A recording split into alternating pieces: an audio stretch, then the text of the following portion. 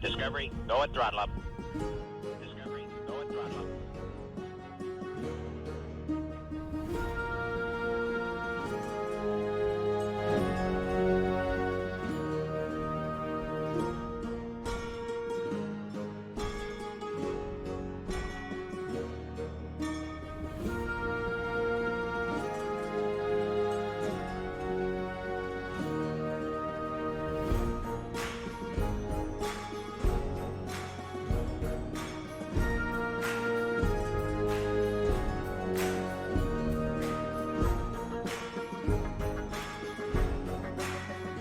Discovery, go at throttle up.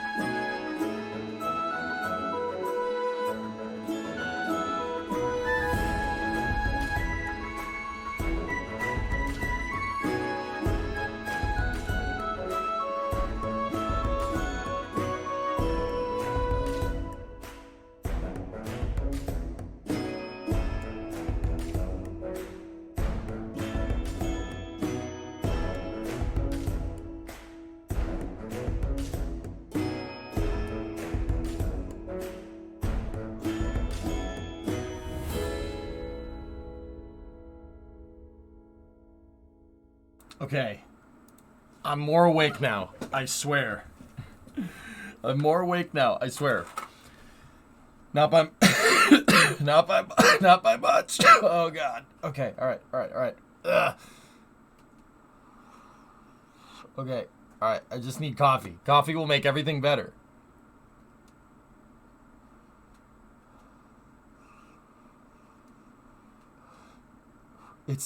Shake it off. Dang.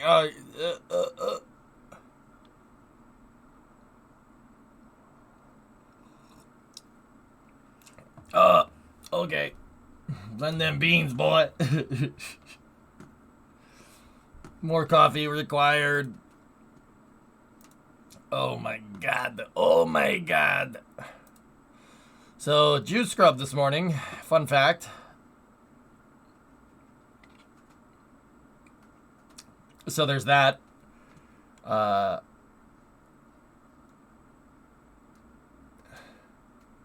way there's that. There's ads on Twitch? I mean... Yeah.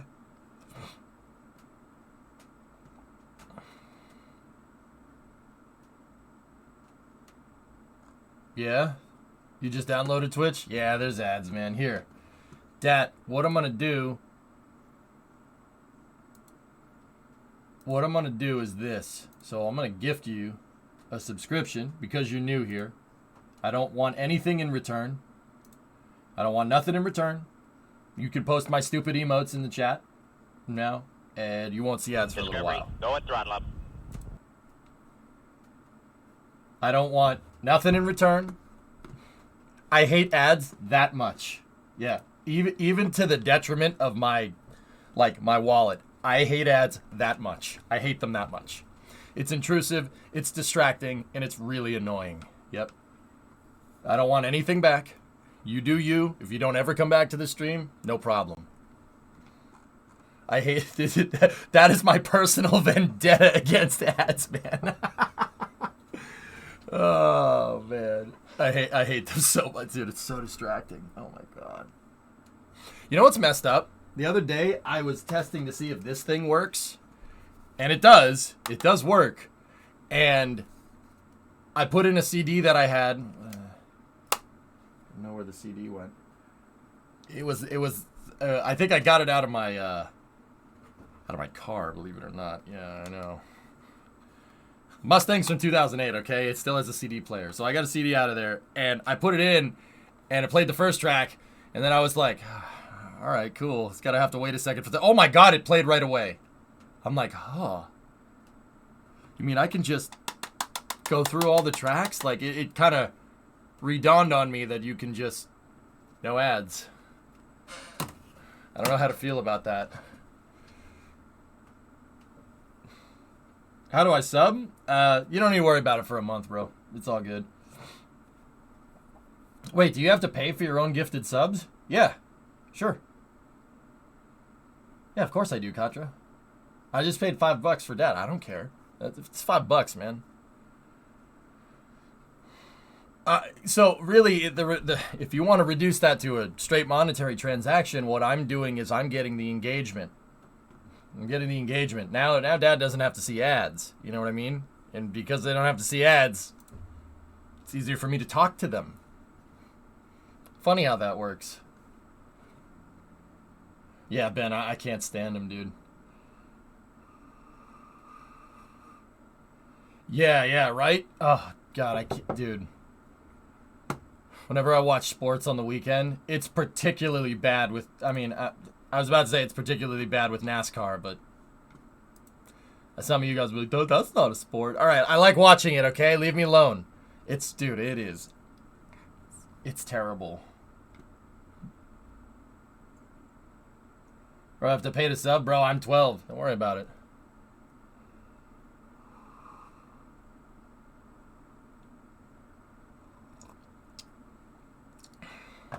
It's all good, though. All right, so we ready to Eve?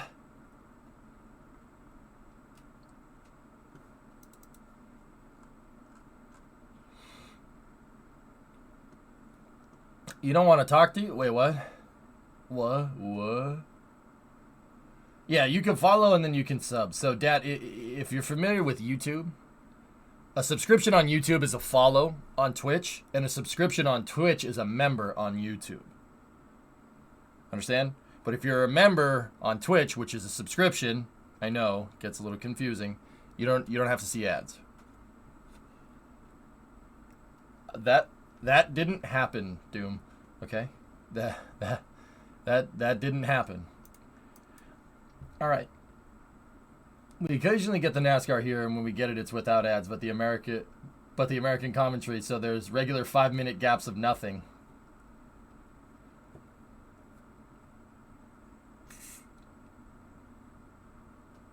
Will you ever come out with any more channel point redemptions?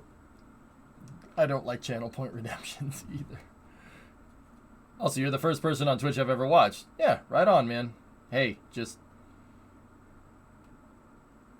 You giving me the frowny face after I paid for your... No, I'm just kidding, man. I'm just kidding. So, Dad, if you don't know me, you clicked on this stream first, and that's kind of cool. I don't know how you clicked on my stream first. I do appreciate it, though.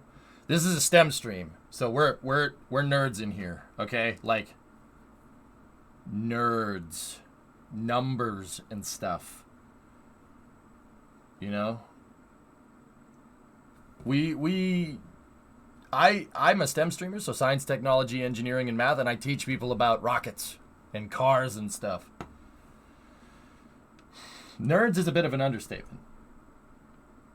Yeah, we're big nerds in here. That's what we do. We do space stuff. Kind of a big deal, yeah. All right. Yeah, I know. Give me that frowny. I know. I saw the thumbs. It's good, man. It's good. It's all good, buddy. All right. So check this out, dudes. It was a mistake. Like it's fine, man. Don't worry about it.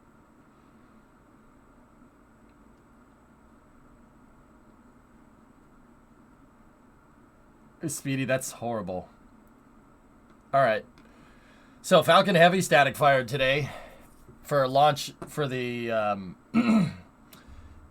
launch next week. Super Heavy and Starship, everything is telling me the 17th, dudes. Everything. Like, just all the signs are pointing towards that. If everything's pointing to the 17th, we saw the Not Mars for Starship. So I'm thinking the 17th. So when do I fly down?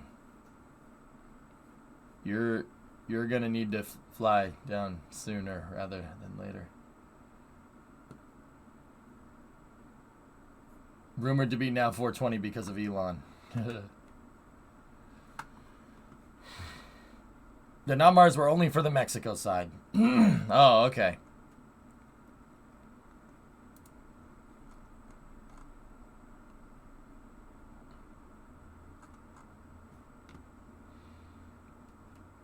Good job on NSF last night. Thank you.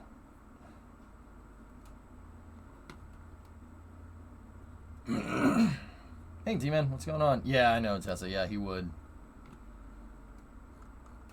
Oh, man. Dude, it is toasty in here. I might need to turn the air conditioner on.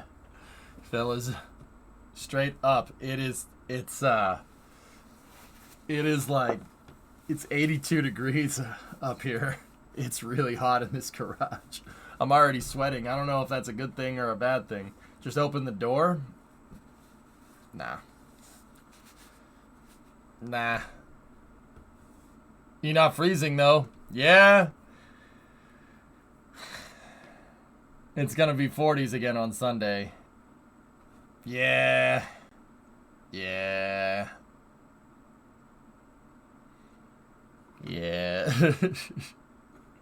Want to swap sweat? No. I'm good.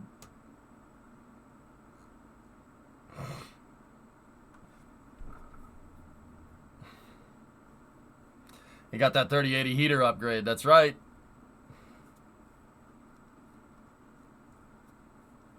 Have you seen Picard yet? No, I haven't watched any Picard since the last season. But I will tell you this, fellas. Little bit of a change here. A little bit of a change in pace. Take a look at that. Look on the back of the truck. See those bags? The e-brake and the brake lines came in. Oh, yeah. This is how it works in Massachusetts. We go from complaining about cold and snow directly into complaining about heat and humidity. Well, the weather has trouble deciding. You know, I was not ready for summer. I was ready for spring, but I guess we're just going right into summer now. I guess I didn't get that memo.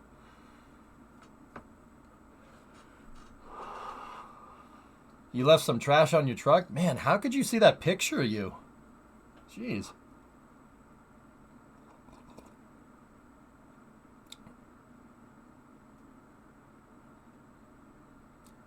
Falcon Heavy completed static fire. That's right. Dad, you clicked the stream because I searched Kerbal Space Program and your stream came up and it looked like you're in a spaceship or something.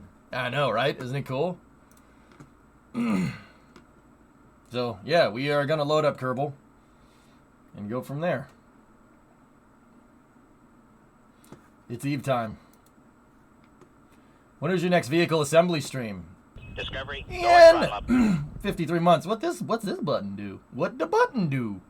So, ARJ, I was thinking tonight after the Eve missions, I wanted to do this before Transporter 7, but I don't think Transporter 7 is going to fly. The fairing recovery ships never left port, so...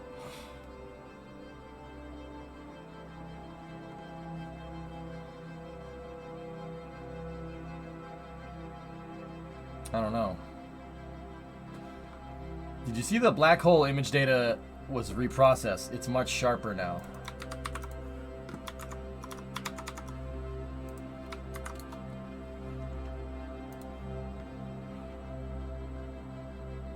Whoa.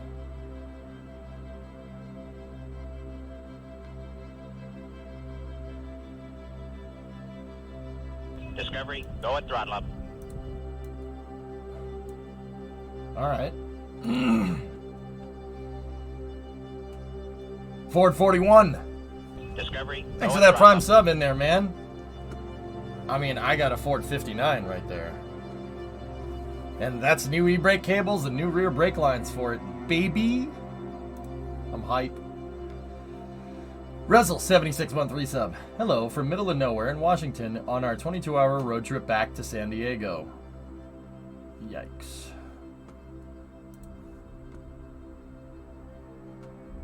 Oh, sure, but when I use filters, everyone complains. I hope you're feeling more awake. Dragon, that is literally... what you saw this morning was me getting out of bed, throwing some clothes on, coming here and hitting the go button. I set everything last night, so I just hit the start button, so that was me, like, straight up out of bed. I'm like, I hate everything. Jews got scrubbed, surface electric field rule. Yep. Okay, JDG, right on. So yeah, hopefully we're gonna do some Eve stuff. We'll do Eve stuff tonight, and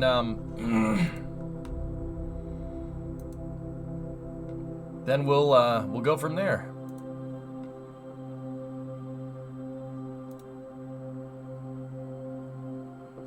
Yep.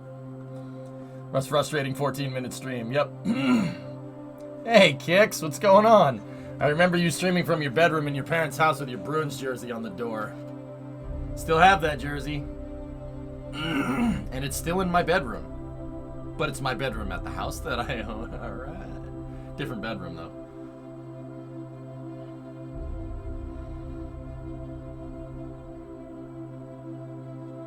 It was great to see you on the NSF stream. Thanks, guys. Hopefully there's more. Should have dropped the license, but not the rocket. Oh, jeez.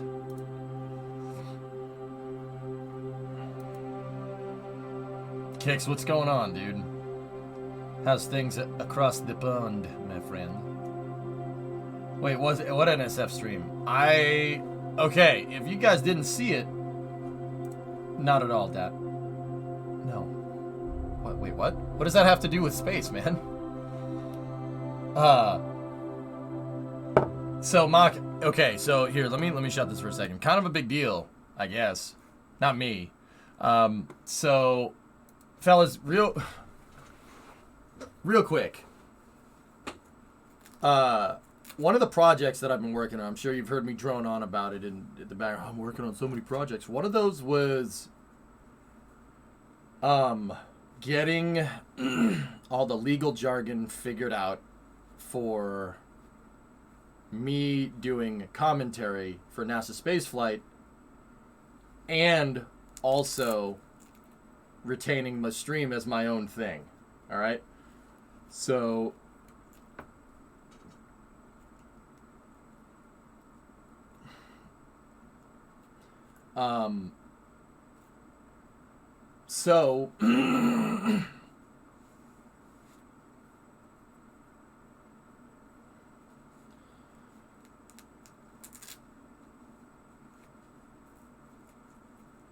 guys, wow, all right.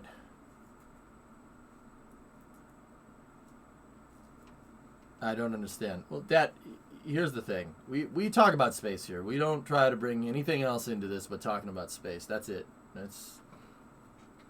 Leave the baggage at the door, man. So, I've been basically trying to, I'm waiting on a contract from them to be able to do commentary on NASA spaceflight, but also stream at the same time, and also working on rebroadcasting to the stream. So I'm not doing every launch for NSF, but the launches that I do for NSF, there's no non-exclusivity here. I can broadcast on NSF and restream the NSF cast onto this stream. Discovery, go at throttle up.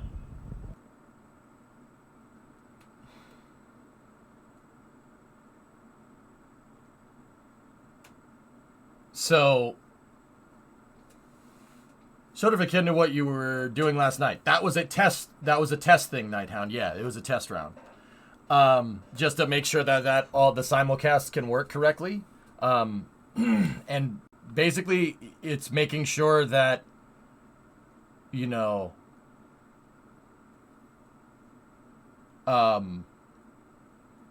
making sure that, like, it's just the legal jargon, guys. It's just all the paperwork to do a contracted service. That's all. That's basically it,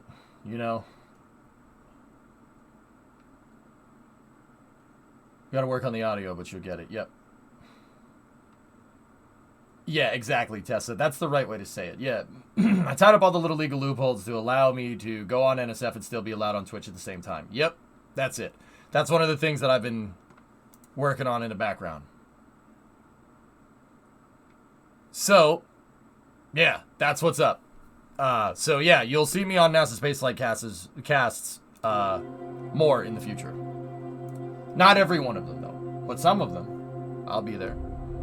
I am a subject matter expert.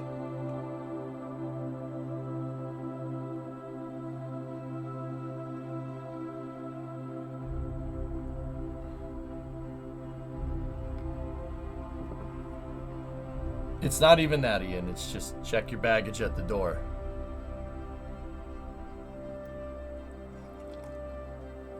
Check your baggage at the door.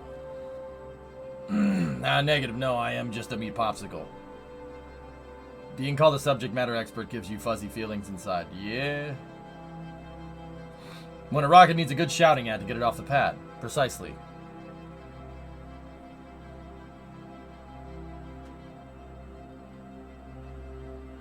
So, that's what's going on. Here, let's jump in.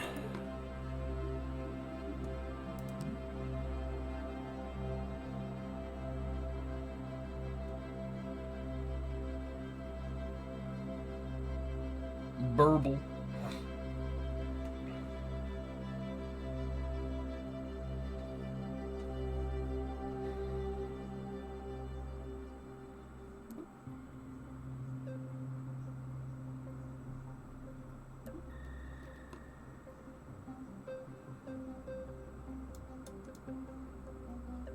Okay, so last night me got this all figured out, I think. I think I got it all figured out. We have our lander in here on its payload attachment fitting. And it's on Triton. Will you launch it? Wouldn't have built it if I wasn't planning on it. See, that's the thing, that's the only thing I'm kind of wondering about.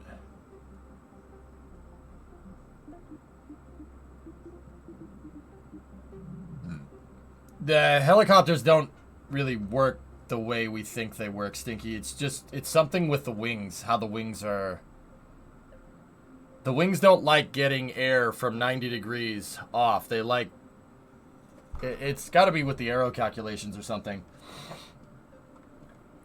So, I mean, I'm kind of going to do an evaluation here and see how much Delta V we have. We should have a lot of Delta V with this stage here. There should be enough to get it to Eve. I'm not exactly sure about circularization. We might need a kick stage up there. So,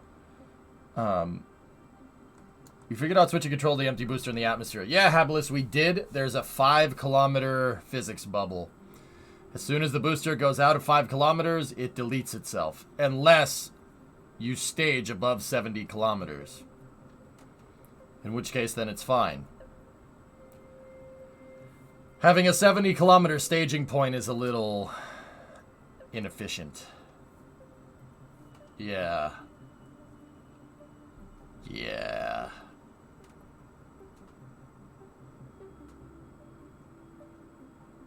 I did figure out a way to get it to work, but you literally have to launch straight up, stage at 70, and then turn that way and circularize, and then the first stage just literally needs to go up and come right back down.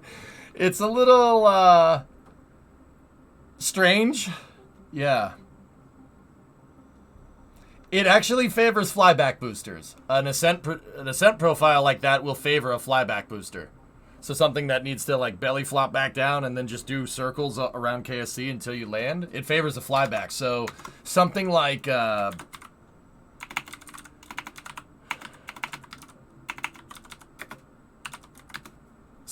Rockwell RLV. Something like that.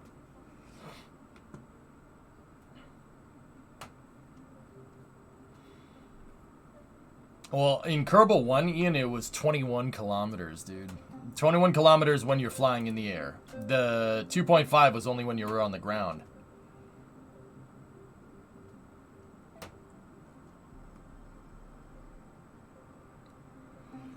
Nice, Aeronite. Yeah, the 21 kilometer thing is... And the game, Kerbal 1 never deleted a booster in the atmosphere. Even if it went out of the 21 kilometer render range, dude, it never deleted a booster in the atmosphere unless its altimeter went below 25 kilometers. So, yeah, I would really like to get that back, if possible.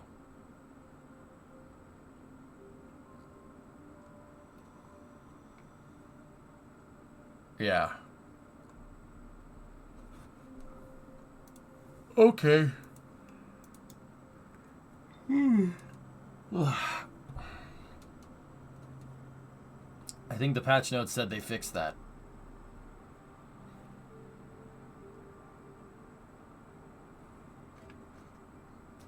They kind of did, but it's a 5 kilometer physics bubble, blue flare, with no exceptions. If you're in the atmosphere, if it goes 5 kilometers away from you, it deletes itself no matter what. Those landing pads at KSC aren't going to get a lot of use until that's changed.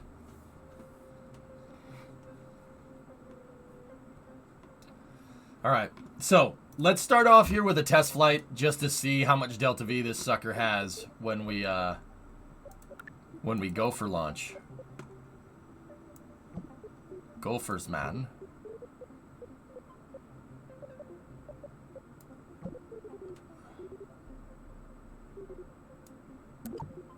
I didn't do the staging, yes. Oh, boy.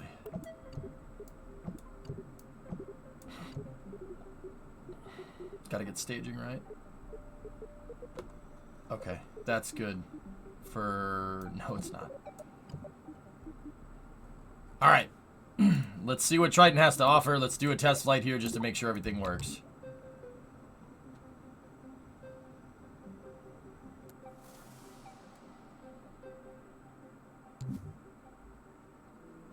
I don't know why the SRBs let out a puff of smoke right there, but they do. Okay. Let's roll. Battles. Sulam. Ortul. Ortap. Sub. Sud. Ornal.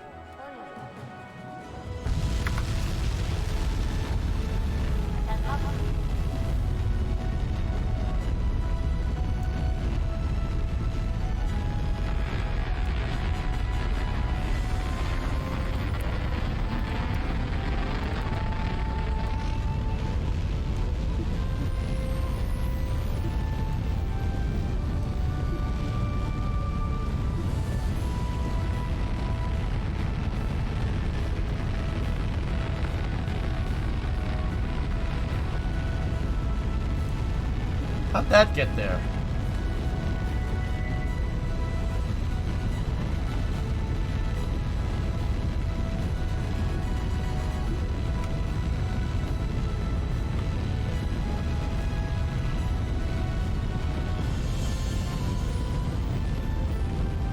No, there's a decoupler in the stage.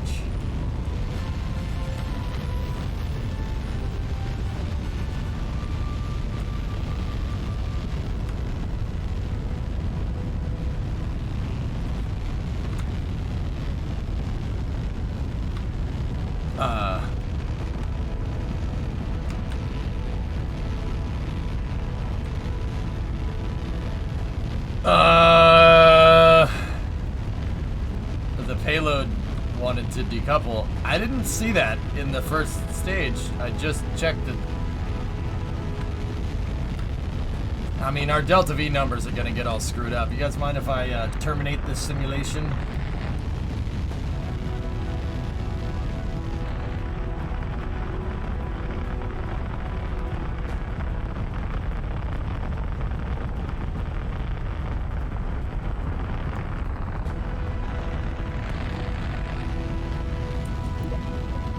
Simulation terminated.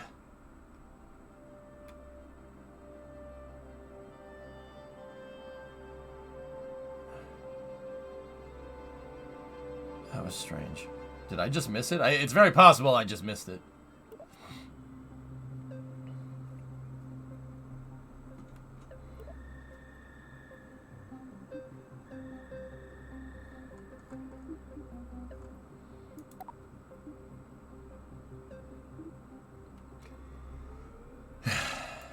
Yep, I missed it.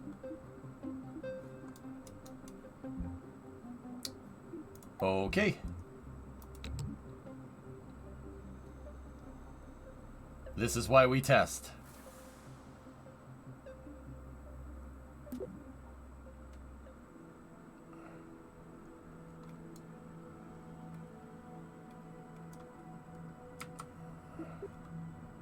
Okay, ready? Now you get to just see the launch again.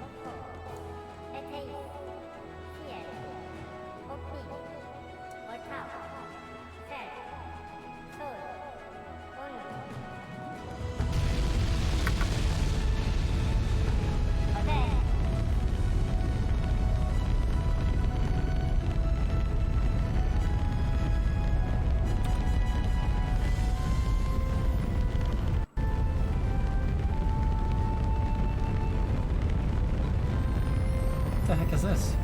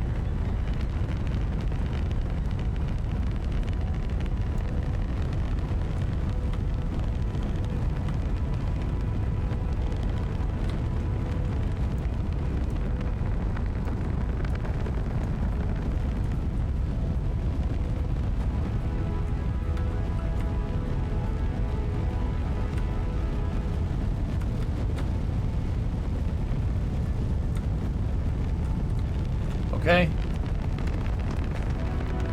It's a little weird coming off the pad there, but I think we're alright.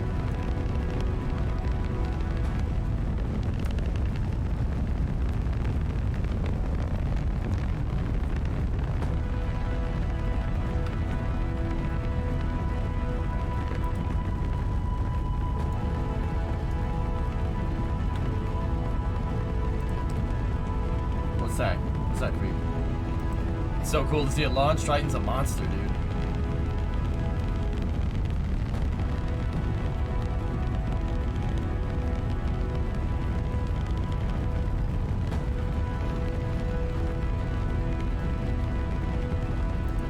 Oh, wait a minute, wait a minute, wait a minute, wait a minute. Hold up.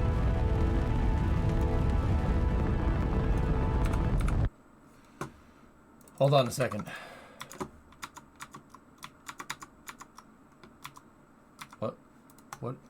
What are you doing? Game.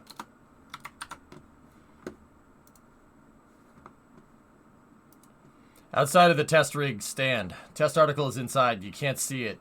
Hydrogen leak. H2 accumulated inside of the rig. Found an ignition source. Burned fast. Overpressure caved in our forward dome and damaged the rig.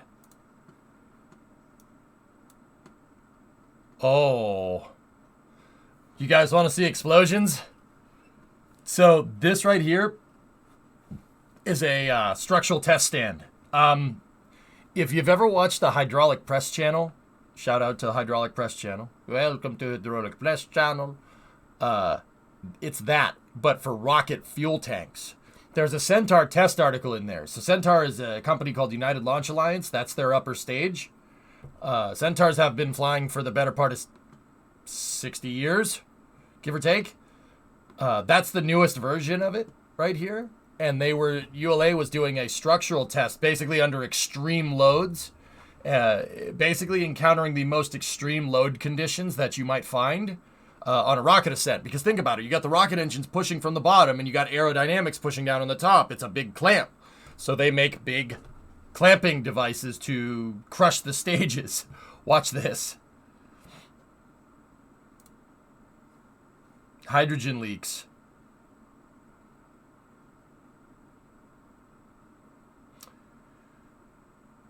Whoops.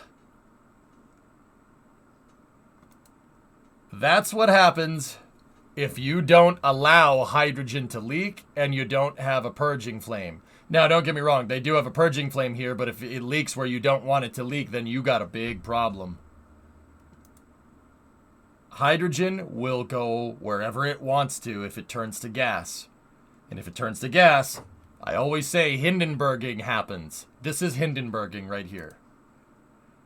That's what they were afraid SLS was going to do, and that's why they did so many. That's why they had so many scrubs with SLS, because they didn't want it doing that. That's not good.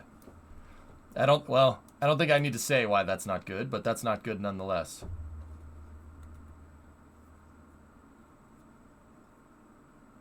Yeah, see, it popped it, and then it popped the nitrogen tank.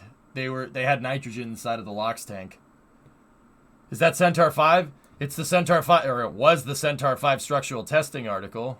Oh, man. Look at it. It pops a leak. It pops a leak first. And then blows up. Oh, man. Look at how quickly it found a source of ignition. Dude. Pfft. It was at this moment that he knew he screwed up. That's why they were worried about it. And that should put into perspective how ballsy that red team, those 3 dudes that went out there and tightened down that bolt on the pad. It should show how ballsy those guys are. Because, yeah, hydrogen. That turns bad real quick. In fact, the thing that extinguishes the flames here is the nitrogen tank blowing up. Oofta. Wow. I can't believe that.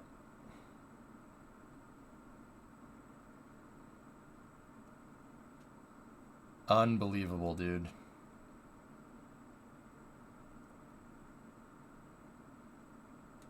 I think the aero industry would call that a whoopsie daisy. I'm gonna take the Mike Seraphin rowdy and we'll call it a funny. Whoopsie daisy and a little bit of a funny. Or the funny, did the funny cause the whoopsie daisy? You can see the lid be, yeah, you see it, right? Freaking can crusher, dude. Oh my gosh. It ripped apart and then it blew up. That's awesome. Dude, credit to Tori Bruno, man. What great footage.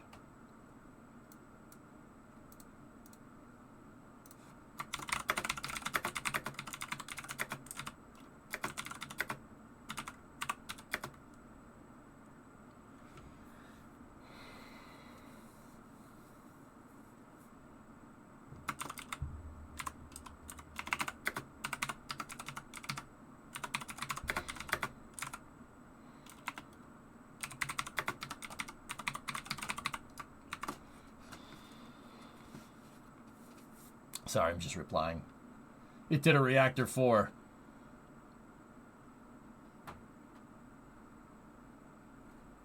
Mother trucker, you're right.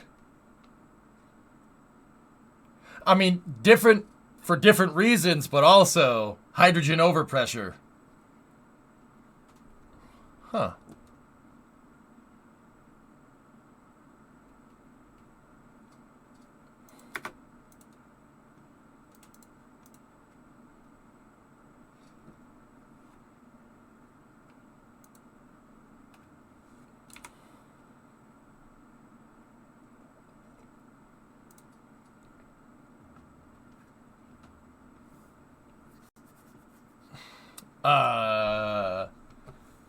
Just got in. Brotherhood, you know how, like, with SLS, I was talking about hydrogen leaks and how high, like, when Artemis 1 launched last year, I was talking about, like, I was droning on and on about hydrogen leaks, how it's going to Hindenburg itself if you're not careful, etc., etc.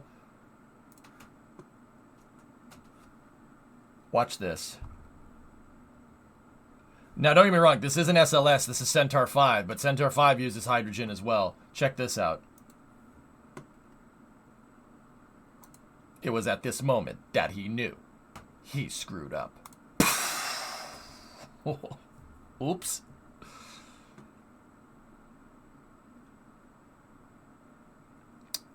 Well then. Thanks, of course. It was at this moment that he knew. He screwed up. Yeah, they were... Now, fortunately, they found this on the test stand. But they have the Centaur 5 structural test article on it. What is this test stand? The structural test stand is basically code for a gigantic hydraulic press. That's what it is. It's designed to subject the stage to loads that it would experience during flight, so it's a can crusher. It's designed to push on both sides. And they may have pushed a little bit too hard. Well, they now know the bursting pressure. Yep, that's the Centaur 5 test stand. What was the pressure test all about? The pressure test was all about testing extreme conditions. So they were testing extreme load cases, guys. So that's not the worst. Do they usually test hydrogen tanks with hydrogen in them? If so, how do they test when it ruptures without hydrogen explosions? Yeah, Broken Orange, that's a good question. This test required hydrogen, but it was hydrogen with nitrogen in the LOX tank. The reason why is because, you know, rocket propellants, nitrogen will mitigate an explosion if one happens, and that's exactly what happened here. Like, watch, the hydrogen ignites, and then it burns off, and then the nitrogen snuffs it out. See all the white smoke? See how the white smoke is interspersed with the orange? The liquid nitrogen tank popping below it actually put it out. See? It snuffed the flames out. Nitrogen is a great fire suppressant because it's inert. It doesn't explode. Non-reactive.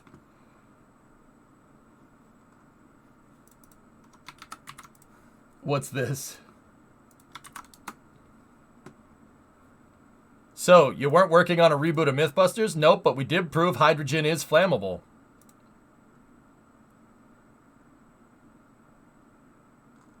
That guy says, watch the rig bend outwards right before conflagration. Let me see.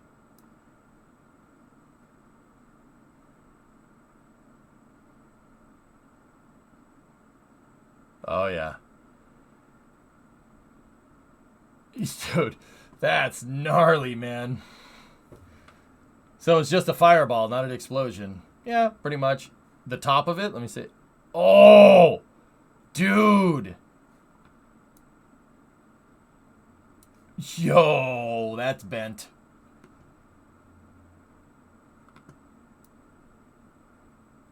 Man, that escalated quickly. Discovery, go at throttle up. What is blowing up? Hydrogen tank. The hydrogen tank ruptured, O-Force. And what do I say about leaky hydrogen? It'll find a place to explode. You either give it a place to explode, or it'll find one. It's the Centaur 5 structural test article, dude. That's what I was referring to with the lid comment. Yeah, I see it up there. I see it up there. So is May 1st for Vulcan definitely off the table? Zay, it really depends. I would say no. I would say give them a little bit of time. So Tori Bruno has actually been super transparent about this. Hey Joe, thanks for the resub. Tori Bruno's been super transparent about this. He says they were testing Centaur extreme load conditions. So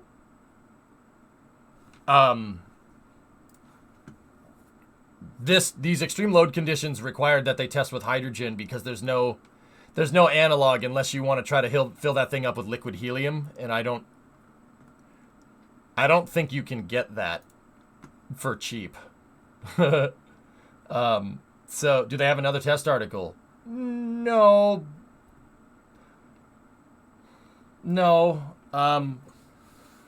So it depends on what is the extreme load case. You'd have to know what their extreme load scenario is. I'd have to know what basically the criteria for that test was.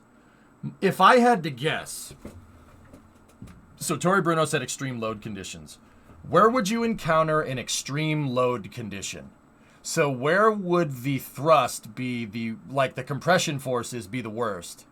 Probably a Vulcan BC6 configuration if I had to guess.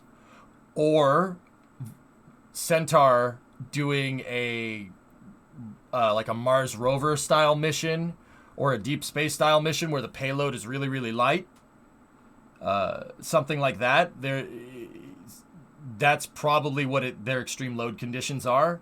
And I'll bet you it's a factor over-engineered of that. And from what I can tell from what Tori Bruno's been saying, they just didn't get... The load factor wasn't exactly as anticipated, which is not that big of a deal considering the test was under extreme conditions.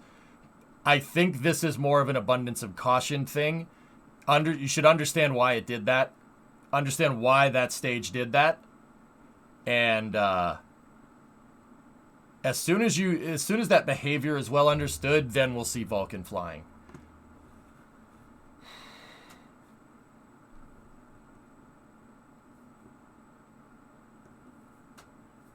Yeah, we don't know, Tessa. Yeah, we don't know I don't know the testing criteria. Without knowing what they were trying to test other than extreme conditions, it's really hard to say if this is bad or not.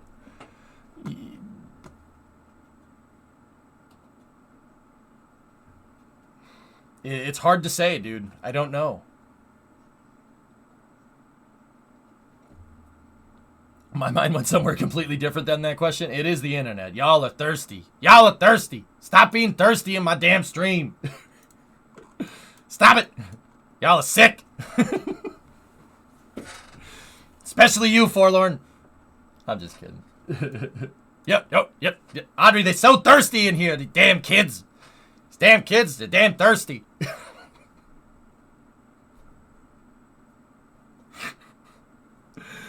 I'm not above it either. Sorry. I'm not even going to sit here and try to turn my nose up at that. Just stop being thirsty. Not in here, damn kids. So how did the colonoscopy go yesterday? Well, by the looks of this, it's going really well. See? I can do that too. Let's go.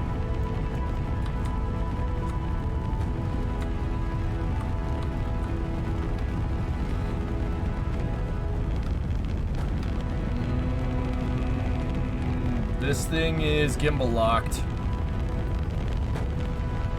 It's gimbal locked because this payload is so ridiculously light.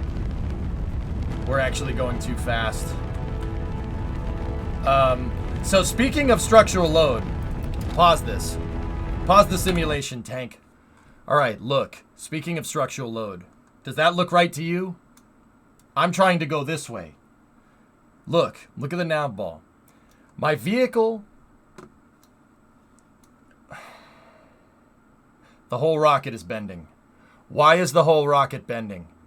The whole rocket is bending because my TWR for this altitude is way too high. The reason why is because I tested this with 280 tons of something up here, not 10 tons of whatever of my Eve lander, okay? So I should have throttled back the engines. If we could still pull up the debug window, I bet you our dynamic pressure is up. The dynamic pressure on the top of the vehicle is probably above 30,000 pascals, if I had to guess, just by looking at this.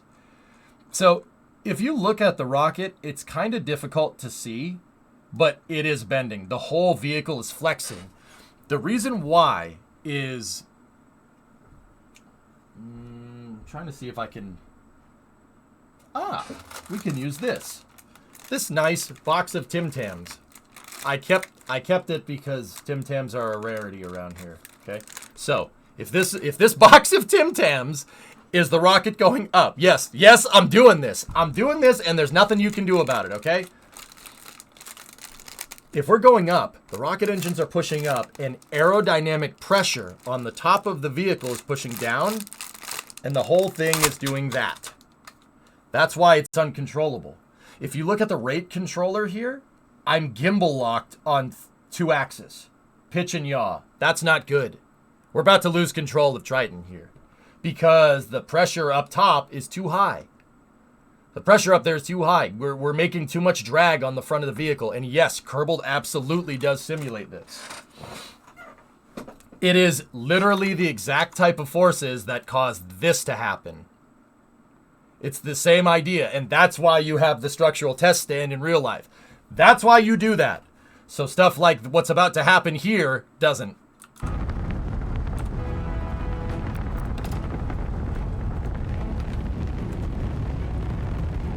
See, I cannot control this. Maybe a prograde lock might fix it.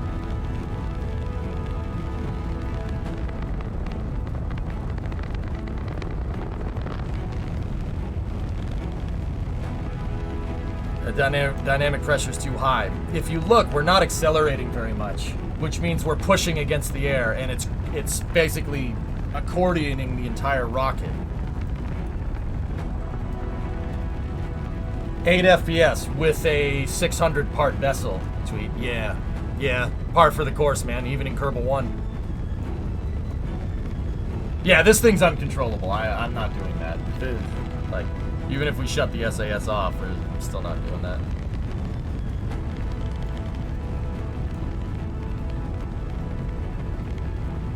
You can push the first stage AP past 70, then coast in stage when above 50 kilometers. Yeah. Actually, Benahabra, sorry, excuse me. My mouth is not going as fast as my brain is. I don't think it's 700 parts, but I'd have to look. It is a lot of parts. Triton is made out of clusters of fuel tanks that are wrapped in fairings. So the entire outside fuselage of this is fairings, and inside of it, the construction is more akin to a Saturn 1B in there. Are you going to publish Triton? Yeah, Yakvi, yeah, I will. I forgot to do it yesterday because of the patch.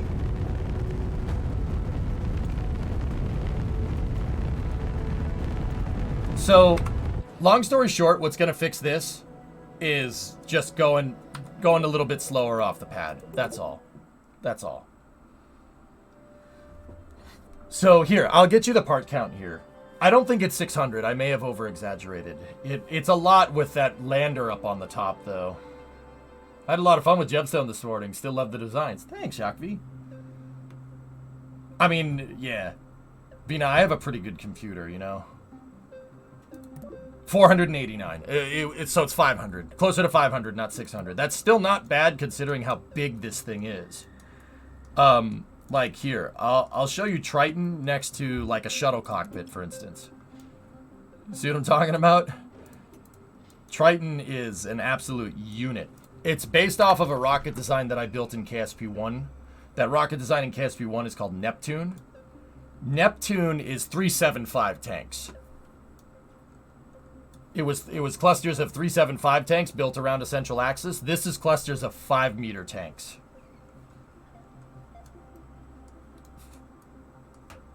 Yeah, Vulcan. Yeah. Dude, it's like we always say. You know, everybody's like, oh my god, why is SLS scrapping so much? What are these hydrogen leaks? They can't be that big of a deal, right? Hydrogen leaking? Oh my god, oh, how do you get hydrogen to leak? What a faulty part. Wow, how would you do that? Why would you do that? I don't understand. Oh. Oh. That's why NASA was scared to all heck about hydrogen leaks on the GUP for Artemis 1. Yeah, they were a little worried because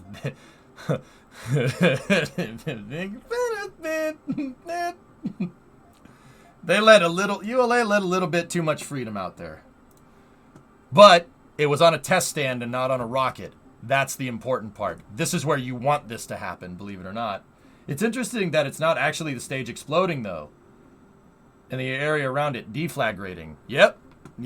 So yeah, hydrogen leaked and overpressurized the test stand.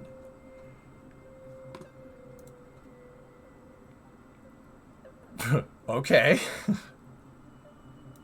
Yeah, Tori, dude, I learned so much from this guy. Guys, if you want a good follow about learning about space stuff, follow Tori Bruno. He's the CEO of ULA.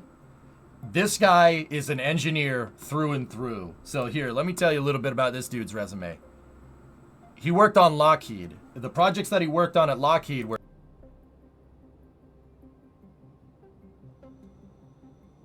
And then the X-33 program on top of that.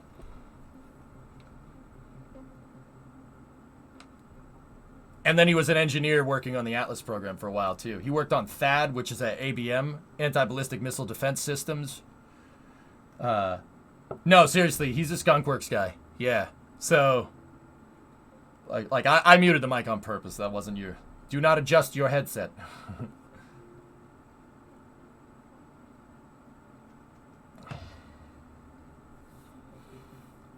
Page intentionally left blank for your privacy. Yep.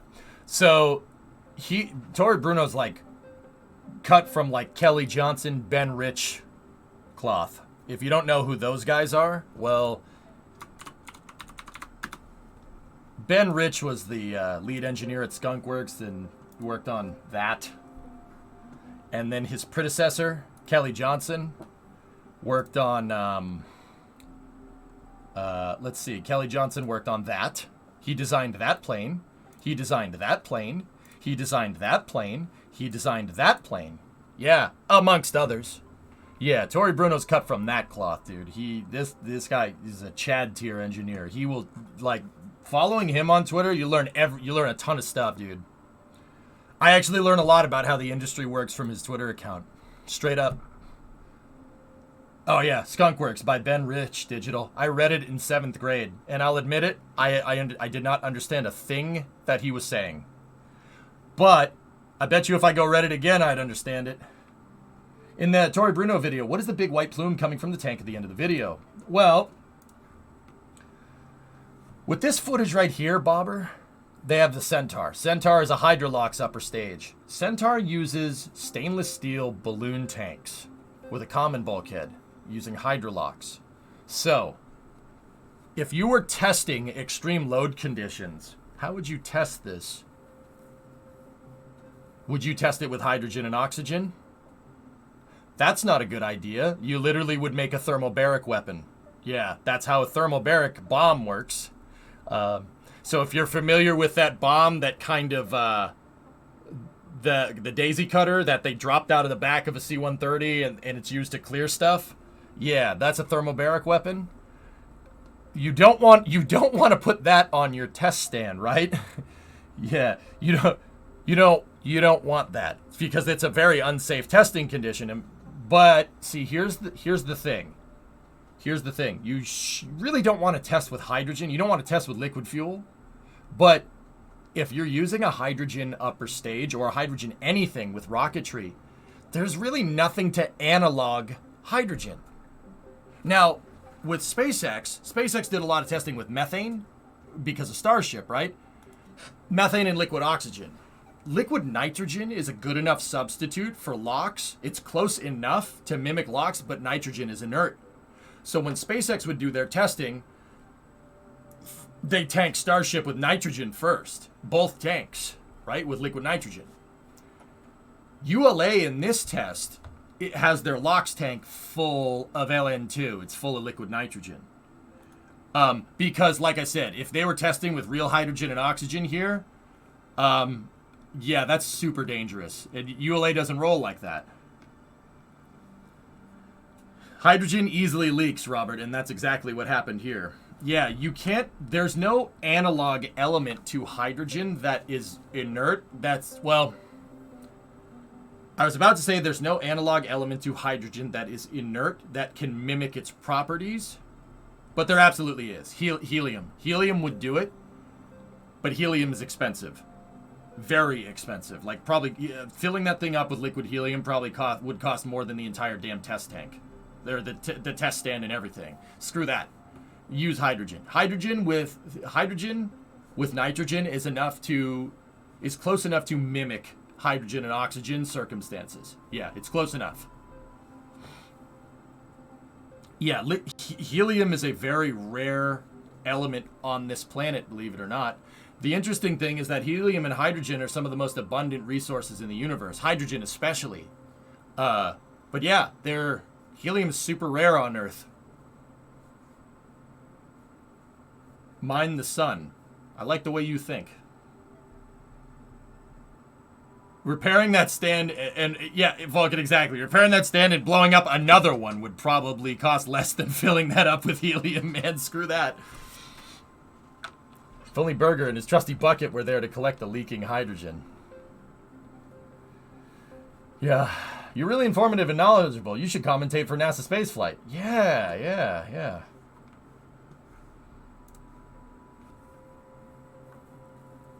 Type 2 civilization, any percentage.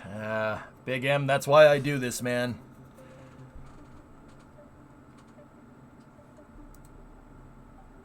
This is why I do this. I would hope that somebody here would see this and be like, that EJ guy is onto something. He's a pretty good guy. He doesn't afraid of anything. I'm going to build a Lightspeed drive. That's my hope. The probability of that happening is low, but I'm not going to not try. Right? If I recall correctly, much of our helium comes from radioactive decay below ground. Sounds right to me. Sure, it'd come up already, but how's the patch? Much better performance, Pacey. Yep, it's not, yeah, exactly, Yak V. It's not zero either. Why is helium so accessible if it's so rare, like party balloons?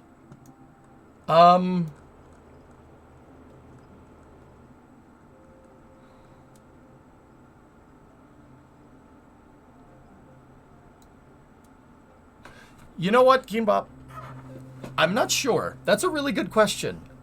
You know what? I probably should know the answer to that one. I'm sure now that I said that, someone in chat will help us out. But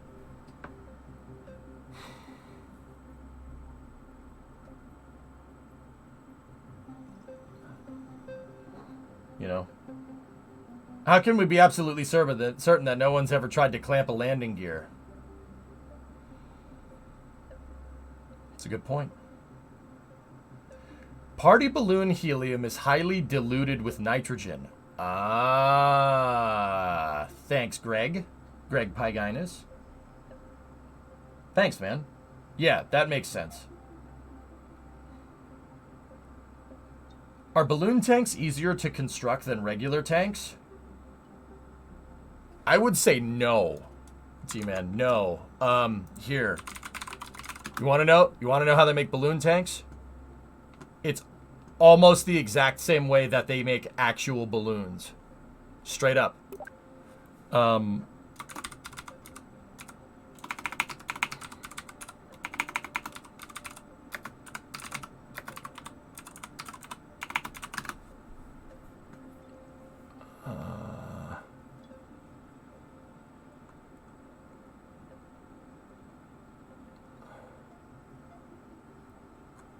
I'm looking around.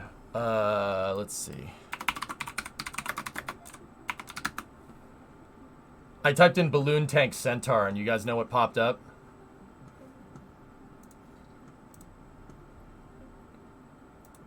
Who knows? If you know your history, you know. You know what that is. No, that's not a tank.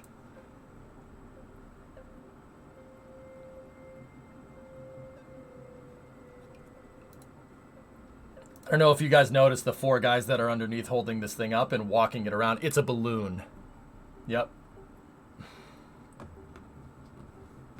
So, a little bit of a history lesson here. The Allies in the upcoming, like, 1944, going up to D-Day, they literally made a bunch of inflatable tanks and put them on one coast, the southeast coast of England, so German reconnaissance planes would see the tanks, because they don't know that it's a balloon. They're just taking pictures from 20,000 feet to even 10,000 feet. That looks like a tank.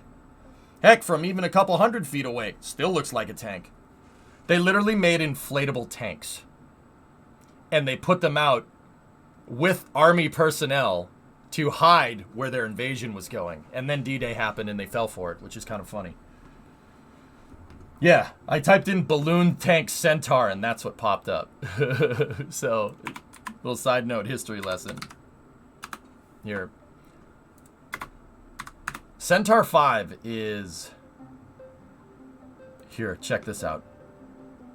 This is coming from ULA themselves. See, these sheets right here, that's 7000 series aluminum. That's what they make Vulcan's first stage out of.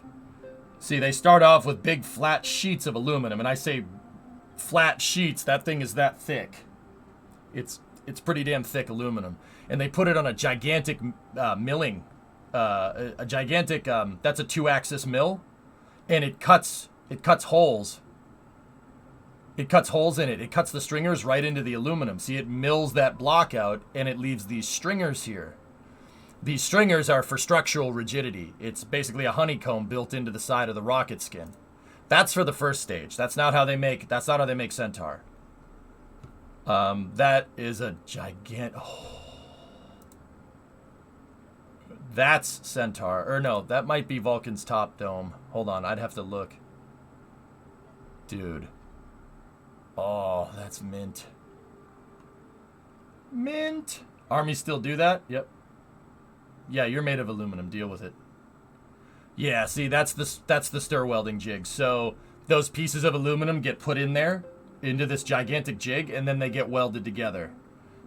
And then it comes out as what's called a barrel. That's the barrel right there.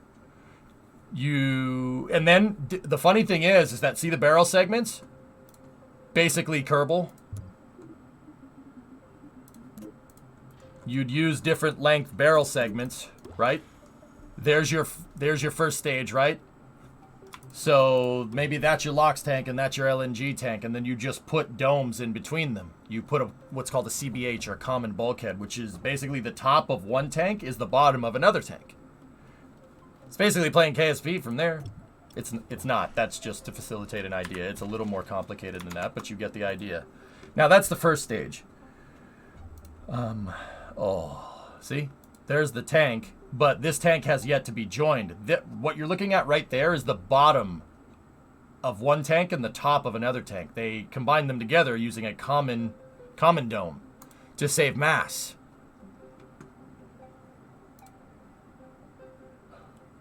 Toll road, feller. Drive on the toll road. Yep. Okay. Now see, they have one barrel segment there to make one tank, and then another barrel segment there to make another tank. See? There's the two barrel segments. And they just welded caps on them. And watch. Okay. Here's the Centaur. T-Man, you want to see something weird? Watch this. You ever have plastic cling wrap and you made some food and you want to save it for later, and you put the cling wrap over the top of the bowl and you put it in the fridge? You ever do that? Watch this piece of stainless steel. That piece of stainless steel is about, I don't know, 1.5 millimeter It's literally like the consistency of tinfoil.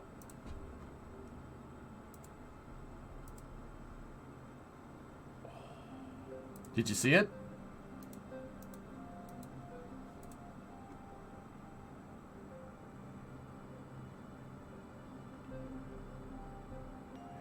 And then, so they stretch those pieces of stainless over. They stretch the pieces of stainless steel over each other, right? And then they TIG weld those together. They TIG weld a bunch of those pie cut pieces that they stretched over that mandrel into a Centaur dome. That's stainless steel right there, like Starship, but that is 25% the thickness of what Starship is using. We're literally talking a piece of paper here. Now, how can they make it so thin? Why would they do that?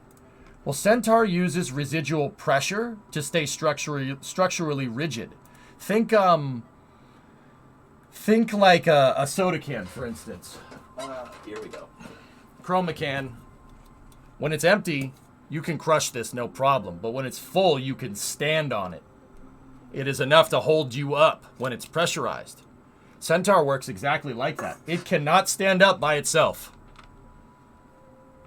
Yeah, and yeah, see, these cans are made out of aluminum, right? Or aluminum, or aluminium, or pick the way you want to pronounce the word. I don't care. All right? I say aluminum just to piss everybody off. It's about the thickness of this can. About that. And that is why I keep an empty can on my desk. Seriously.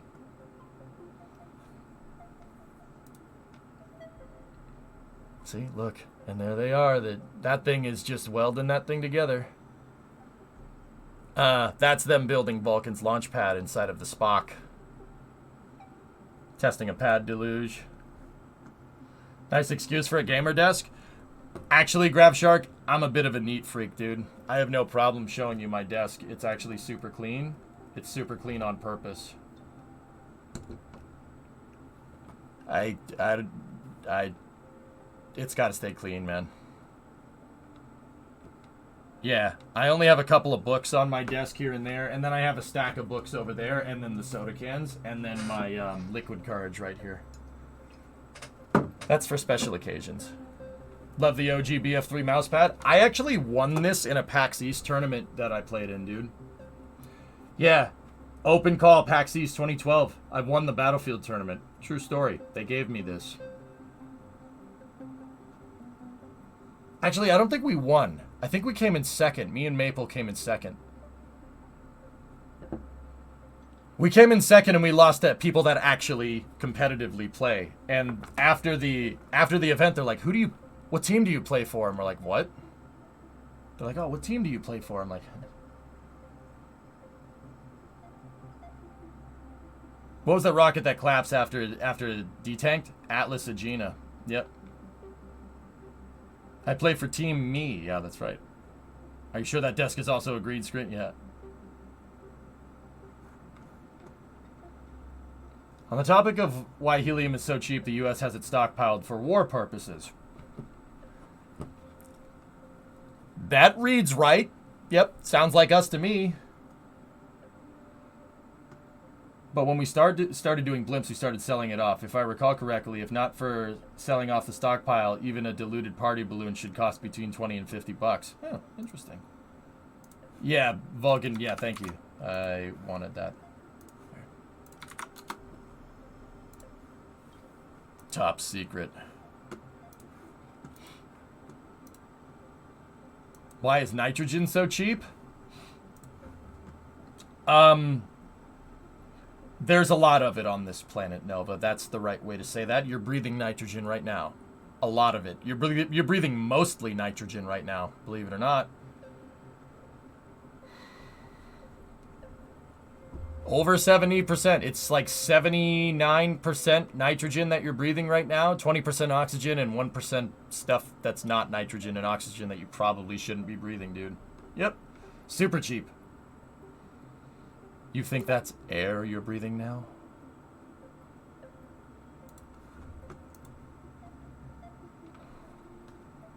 Oh, sorry. Taisetsu. You're aware you're breathing now. My bad. Yeah, Joe, exactly. It's that 1% is fun. You're breathing 1% of fun.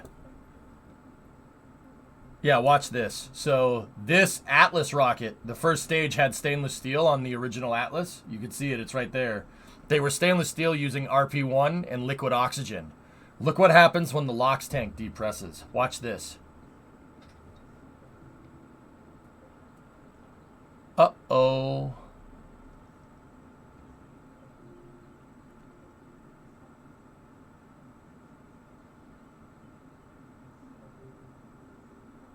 Yeah, that face one, that's literally kerosene spilling everywhere. What went wrong here? They had a leak. The tank leaked, T-Man. That's it. They had a leak. Yeah, that's kerosene spilling all on the ground there. I'm honestly shocked that a tidal wave of kerosene didn't find something to blow up on.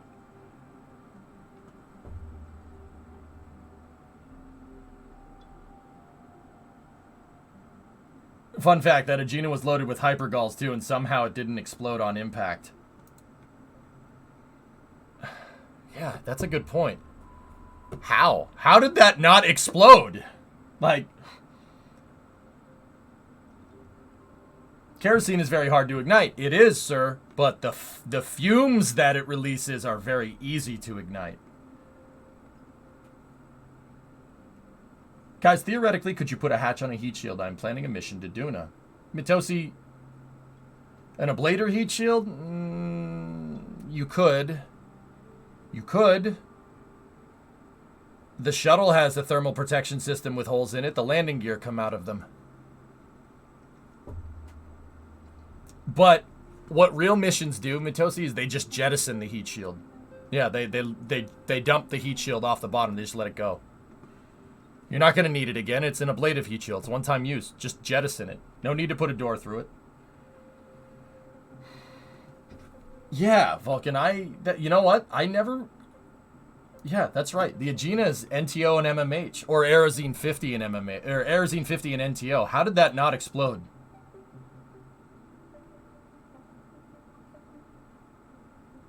Dude, can you imagine the cleanup crew? What do you do?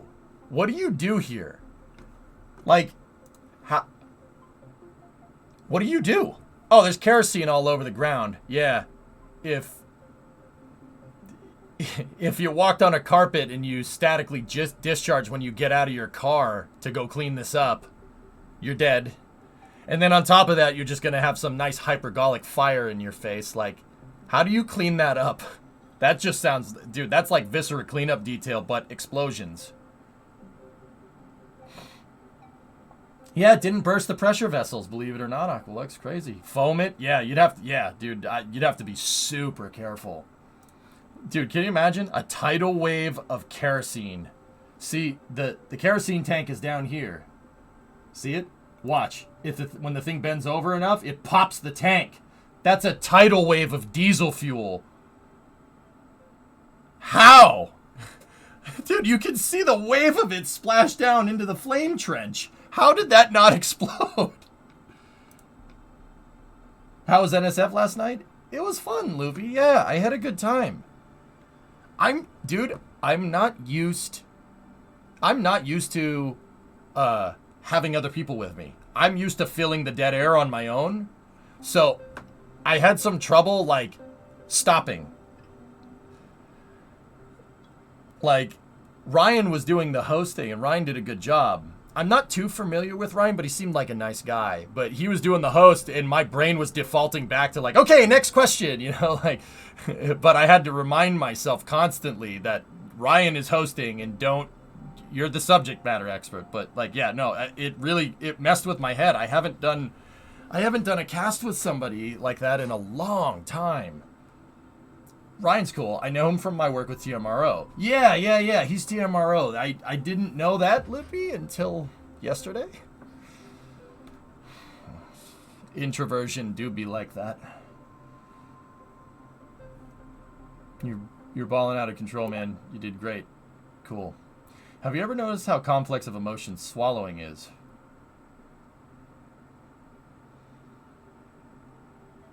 Human body's a pretty cool guy. I now have a large rocket which can survive arrow drops on Kerbal.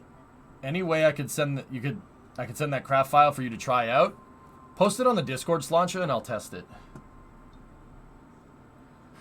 Now you're gonna have to build a pile of notes and anecdotes. I could write down all my explanations, Hellfish, but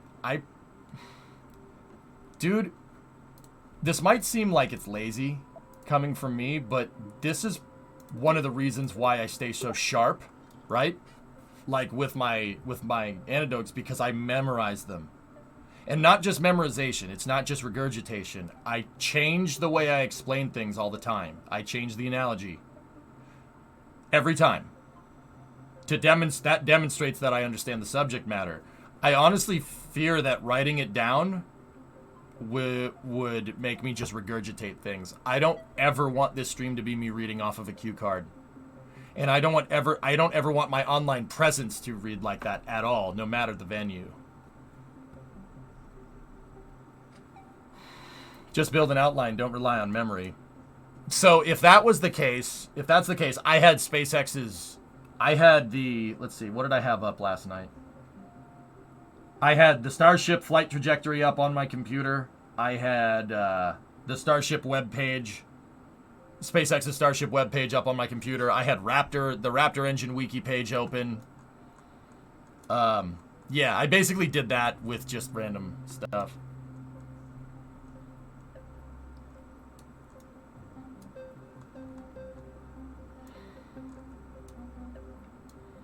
NSF is like a giant Katamari ball of spaceflight media at this point. Yeah. Alright, so... how are we going to do this? Will NSF let you do movie quotes and impressions? Maybe? I don't know, dude. Because it's on YouTube, dad joke, I gotta be careful with that.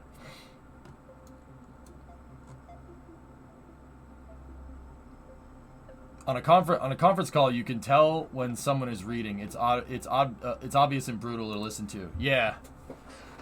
Element, I have a great fear. I would straight up call it a phobia of doing that. Dude, you can, yeah. I know when I'm ranting. I know when I am. I try not to do that.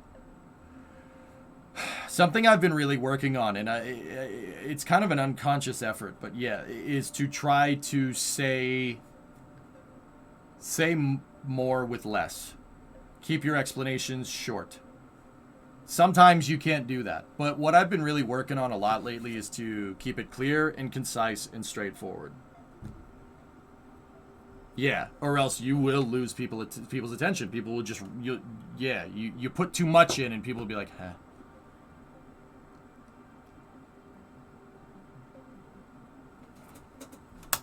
Do we need to use Triton? It's like a semi trying to haul a bicycle. I wanted to use HLV for this mutter, to be honest with you.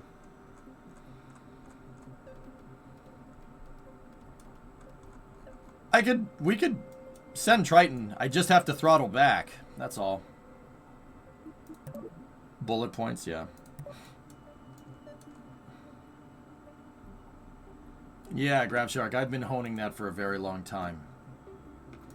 Turns out that people don't just have short attention spans on the internet. They have short attention spans, period.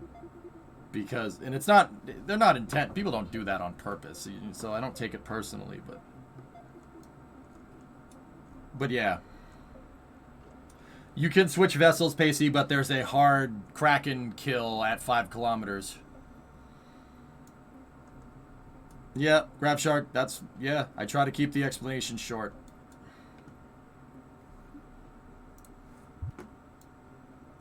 So, Mutter, the idea behind using Triton is that I won't need a kick stage. Triton's second stage should be enough delta V to pretty much get me anywhere. Which is interesting because that doesn't read as 8,000 meters a second delta V.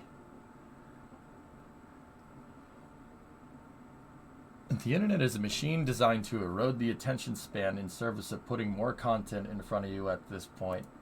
Meter your dopamine. Exactly. Meter it. Loopy, that's like part of that. I don't know if you've noticed this about me. I am for delayed gratification. I do not want to reward myself for anything, so I always make everything more difficult than it needs to be. SSTO launchpads is a good example of that. The reason why is because I'm so scared of giving myself a dopamine hit like that either A, I could get bored of something really, really quick, and now, don't get me wrong, that hasn't happened with space, but it does happen with other things. Or I want more and more and more and more and more and more and more, and it's just like a rat hitting a feeder bar to get a food pellet when they do that experiment to show cocaine addiction. You ever watch those? The rat's just like, coke. You know, like, that's not good. So I very much meter how much stimulation I get from the internet.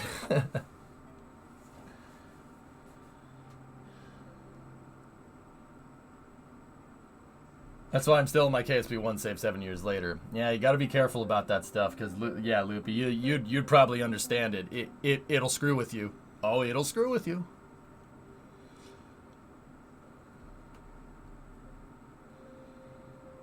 You know?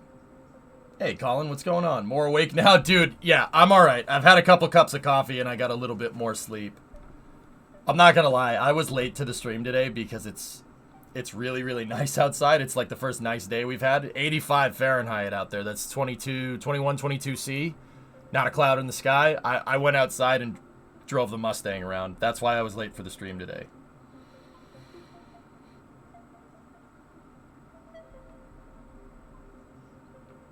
'85 illness, but yeah. I'm sorry, guys. I went out and touched grass today. I'm sorry. But hey, what did I just get through saying about not being on the internet for too long, man? Dude, how dare you touch grass? I was out of my backyard doing the Sound of Music. Oh, the hills are alive with the sound of music, you know.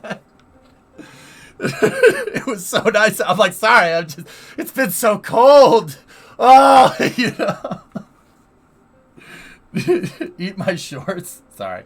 43 there. Pie, that sucks, man. The hills have eyes with a thirst for blood. Yeah, diagonalizer. I was just like, I need to go drive. The hills are alive with the sound of. What year is my Mustang? A 2008 Mustang GT V8 5-speed. 320 gears out back, open diff. It's my daily driver, so it is bonest of the bone stock. I've literally just maintained it. It's got 74,000 miles on it, dude. Yep. Dude, that car is so fun to just roll around through the gears with. So what you're saying is it needs dual overhead cam heads. Can we swap 4-valve heads? Can we do that? Can we do that? Wait, how does my 2015 have more miles on it than your 2008? I don't commute, Vulcan.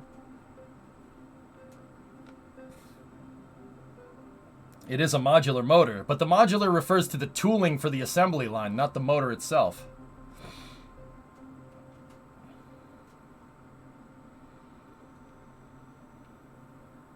Flakin sunblock. 2006 GT, 6-speed, 500. 2006 GT Stoner. 6-speed? 6-speed. How'd you get a 6-speed in there? Unless you're not talking about a Mustang, you're talking about the actual Ford GT, but I still think those Ford GTs came with a 5-speed. What did you do? What motor does that have in it? Though weirdly, it's been over a week since it launched down here, which feels weird. Does your Mustang have the stripes? No, Keen. My Mustang is black on black. It's got black paint and black trim. It looks like a freaking Batmobile. And then I have chrome 18-inch rims. So it's the whole car looks super dark and the wheels are super shiny. It's really cool looking. Supercharged Tremec T56 Magnet. Oh, Stoner, I'm a little jelly, man. The only thing untouched on it is the block. Dude. What motor? Are you using a 4.6, Stoner? Pretty sure you could swap for the quad valves. The 5.0 has a cam. Each have not just sent for one. Yeah, no. Tessa, Ford stopped making cam and block engines like 25 years ago. We switched to overhead cam. Ford switched to overhead cams, and Chevy did not. And I mean, those engines and LS motors. But yeah, it's a stock 3-valve. Huh. Yeah, the 3650 is kind of gutless, isn't it, Stoner? It can really only take the stock engine, and that's about it. You have a 2021 C8 convertible. Ah, you bastard. Do you have a kit on it? Keenbop, it is 100% bone stock. Except for the radio. That's it. Here. I'll show you what mine looks like. I could literally just Google 2008 Mustang GT and you'll probably find a picture of what mine looks like. Yeah. Okay, seriously. This is just a bone stock image. That is exactly what my car looks like, minus the hood scoop. And it doesn't have the GTCS stripe, but it looks exactly like that. Same rims, same everything. Then you swapping from single to dual can be done. Would not surprise me if there are kits already. Yep. Like I said, the whole thing, jet black. The trim is black stripe, and then it's chrome. So it's black on silver, which it's sharp, man. It's a nice car. 05 was the first year for the S197 chassis. Crack carton. Yeah, it's a cool car. That's my daily driver, dude. That's exactly what it looks like. Yeah, I bought that car pretty much right when I started streaming. I saved up forever for that damn thing. Yeah, that was the first car I ever financed by myself. Yep. Yeah, I didn't have my parents co-sign anything on that. I used my own credit to buy that thing. That's the first car that's like 100% mine. Now, the only other car I've had for longer is the 59. But the 59 I bought from my uncle for not a lot of money. They weren't that popular 10 years ago, which is weird, but hood scoop. Yeah, that thing on the hood, Forlorn. I don't see, my car doesn't have that. I don't have the fake hood scoop.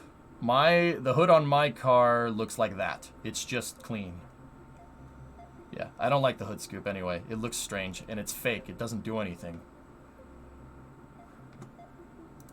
Well, dual overhead cams would be cool. You can make great power with the 3-valve anyways, because you wouldn't be trying to go max effort.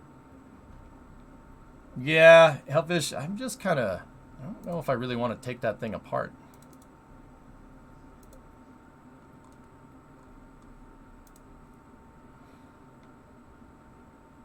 Cutting sound for horsepower doesn't sound like the Mustang way. Same here.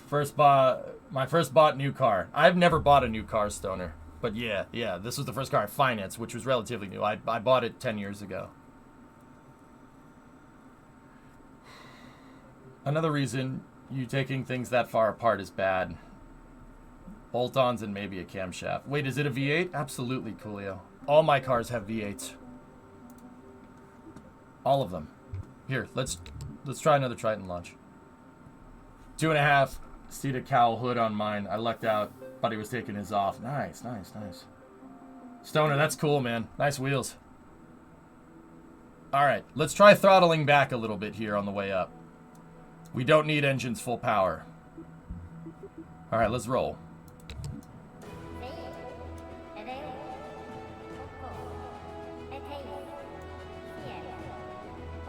88 Corsica? Nice, Popple. The Fusion is Brimo's car, S-Master, technically. Engine's full power.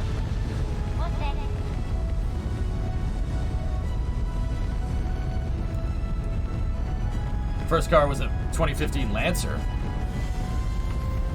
Nice wheels.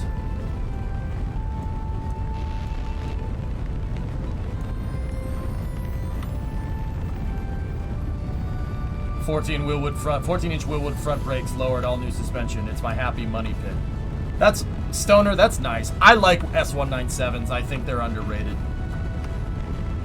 I think they get overshadowed a lot from the S550. But the S197 needed to exist for the S550. It needed to exist.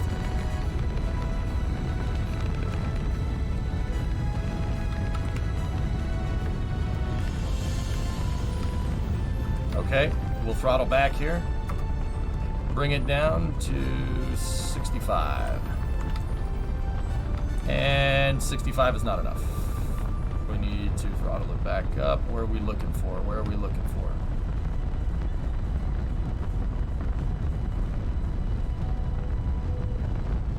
79. Okay. Took a ride in a 65 Shelby Cobra last week in all original VINs. Oh, I'm jelly hapless. 197's finally got decent suspension upgrade away from that awful SN95 chassis. Yeah, the SN95 or stretched Fox body. Yeah. Okay, let's bring it up to 85. I'm just looking for a reasonable acceleration rate here. Done some Googling. Unless you want to upgrade a lot of other things, the single overhead cam, the dual overhead cam isn't worth it. You need a parts car from a Koenigsegg. Tessa, no, you don't need the Koenigsegg parts. Mercury. Ford's old luxury brand, Mercury, makes quad cam heads. It's not just the Koenigsegg. I can't see Max Q anymore, Hando, because they took away the Aero UI. And I can only imagine, guys, that they took away the Aero UI because they're adding something better. That's my guess. Nate talked about that in his AMA that he did 2 weeks ago. They don't want to keep the current Aero UI in the game because it's not forward facing. It's junk. It's crappy. It's not good enough to be in the game.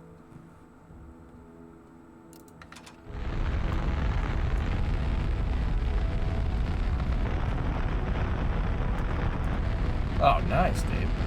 Taking it out on the road course days and done tons of drag strip runs. Been driven hard and not one issue in 17 years.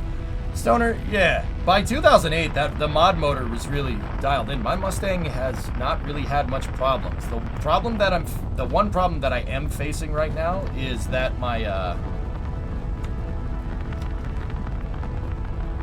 hold on.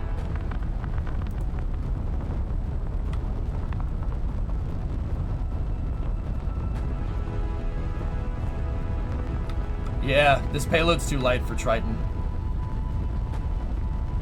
We'd need some other thing here.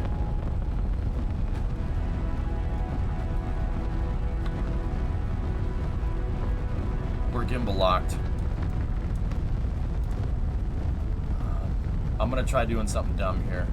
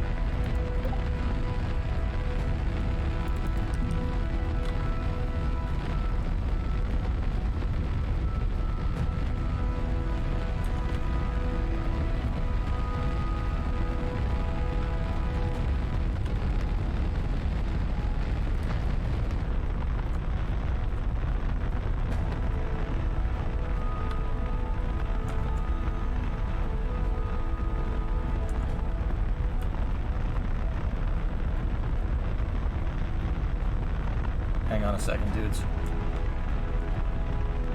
It's the Lods Popple, and this is there's a lot of parts in here. Also, Just on a side note, look at all the lights on the runway. You can actually see the runways now, so that's pretty neat.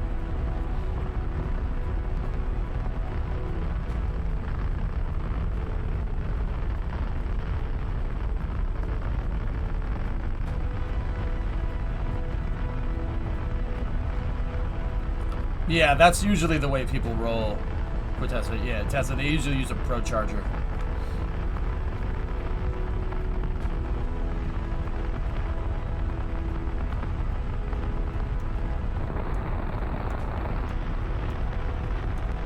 We're gimbal locked, dudes.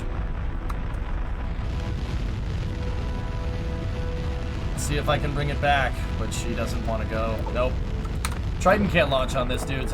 Before I waste anybody else's time, I'm just gonna bring HLV out with a kick stage. What's gimbal locked? It kind of been okay. Gimbal locking is referring to basically where my rocket's control systems can't compensate for what's going on. So say you're flying an airplane. Okay, and you want, say, you're flying an airplane, right? And cargo shifts in the airplane while you're flying, and you need to pitch the plane down to compensate for that something moving around inside of the payload bay, right? So say your center of mass is right here, and say your center of mass moves back a little bit. You're gonna have to compensate. There's an eventual point, and this is why we strap down cargo on airplanes, and this is why you stay in your seat. You don't want to move around too much because you can, no, don't get me wrong, you moving back and forth is not that big of a deal, like walking around in the cabin. But if cargo moves around, there's an eventual point where you're going to have to use the control surfaces on said airplane you're going to have to use the control surfaces just to get the plane to fly straight, right? And if it gets to a point where the control surfaces can't compensate for what's happening, you lose control. It's a loss of control. With rockets, dude, you don't want to have to use the things that make you fly, that make you steer through the air. You don't want to have to use those to compensate just to get the vehicle to fly straight. That's not really a good design. That's not good. Why? Because if your steering system is used to get it to fly straight, right, then now you're flying straight, but what happens if you need to turn? Your steering system is already maxed out. That's what gimbal lock is. It's a loss of control of the vehicle. Does that make sense, dude? Yeah, it's like you can look at any like plane crash or anything and you can see loss of control. It's called LOC or just gimbal lock. You can gimbal lock control surfaces. You can gimbal lock rocket engines because the rockets are moving. They're actually on a gimbal, right? And the rocket engine can swivel to point in the direction that you want to go. If you're using that just to compensate to fly straight, then you got a big problem. Now you can't control it because your control systems are already being used to get your rocket to fly straight.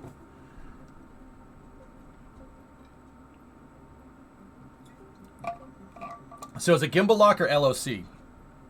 They mean the same thing, Battle. It really depends. With an aircraft, it's called LOC, loss of control. With rockets, it's pretty much called LOC too. I call it gimbal lock. I call it gimbal lock because it's easier to explain when somebody inevitably asks a question. Gimbal lock leads to loss of control. Yeah, that's a better way to say it. Survey, yeah. So, yeah, think about it. Yeah, exactly, Riv. A good example would be a car. So if you're driving down the road and you need to turn the wheel all the way to the right to get the vehicle to go straight, what happens if you need to make a right turn? You're already turned all the way to the right, and that's just making the tires go straight, so you can only turn left. It's not a NASCAR, right? Right? So it's a regular term. It's used in robotic control too. Yeah, a lot of different things can gimbal lock. Rockets can gimbal lock. Rockets can gimbal lock. Planes can. Robotics, cars. Gimbal lock is basically when a control system maxes out and it can't be used anymore for any more control. In this particular case, Triton has too light of a payload. The payload is too small for this type of rocket. This is like putting a shoebox on top of the Saturn V and expecting it to perform the same way, you know, as like putting, you know, 100 tons of payload up there. It's not the same. Did patch improve performance? Yeah, just.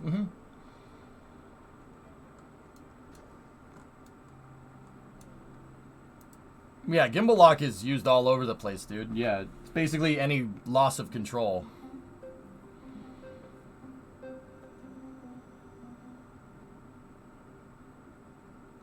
Interestingly enough, a shorter fairing would actually fix this specific problem. Well, chat wanted Triton. I wanted to launch this on HLV with a kick stage. To be 100% honest with you, this is just my heavy launch vehicle. It's not Triton. Triton's a super heavy launch vehicle. Mystic, what's going on? All right, fellas, it's getting too hot in here. I got to turn the air conditioner on. This is getting a little out of hand. It is really warm in here right now. Let me go check the temperature.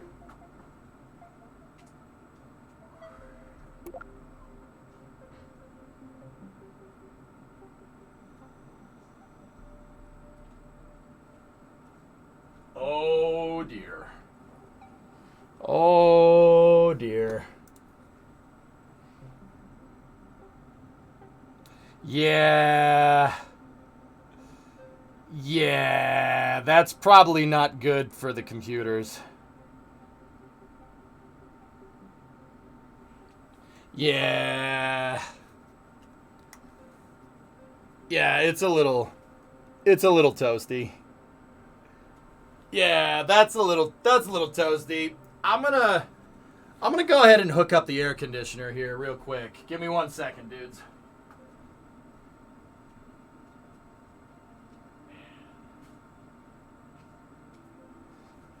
I need that mini split in here real fast. Blue, what's going on, buddy? It's toasty and I'm wearing a dark, heavy cotton shirt, which is not cool. But all right, here, let me load up, see if we can get the air conditioner fired up.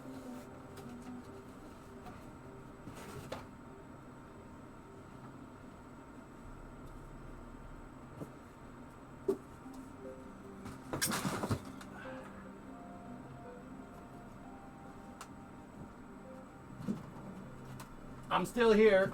Just give me a second.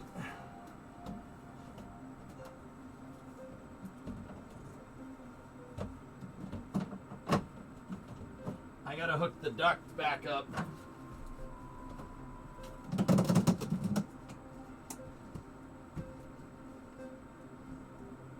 To get the hot air to blow outside.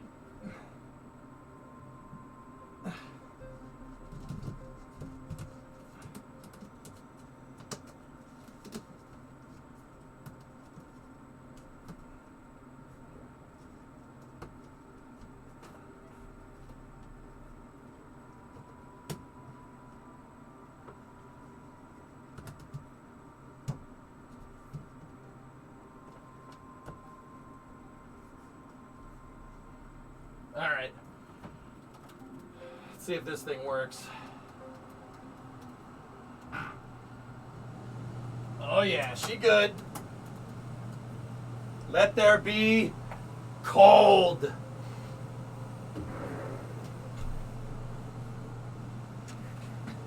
Oh.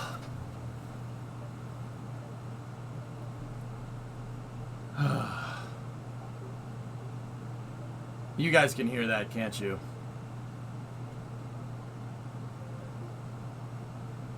Damn it.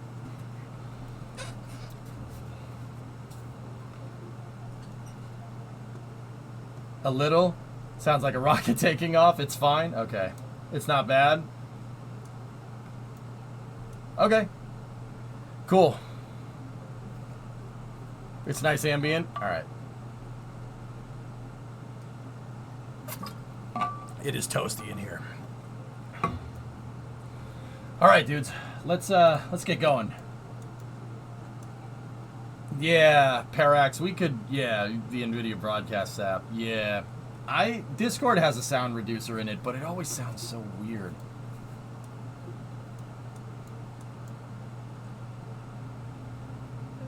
Drummer, what's going on?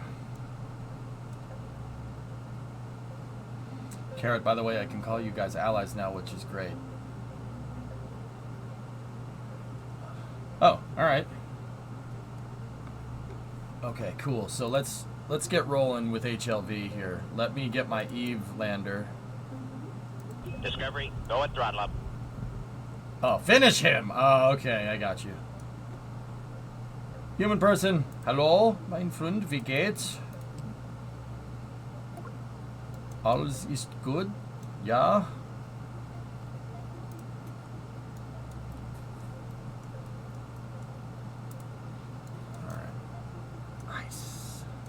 Alright, so if we're gonna go back to this, I need some type of kick stage. Sehr gut und selbst? Ja, gut. Sehr gut. I don't know how to say it's hot.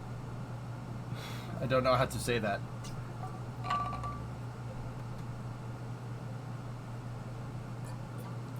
The Eve lander is in there. Es ist sehr heiß. Es ist sehr heiß. Ja. Yeah, it is toasty in here, guys. 25C. It's. Ich habe Frauenproblem. Was? Flammenwerfer. Just unmuted, so not sure on the context, but I see people mentioning RTX voice, what's now called NVIDIA broadcast. Hard recommend against it. Tons of crashing issues. If people can deal with the AC in the background, Shark, I don't care.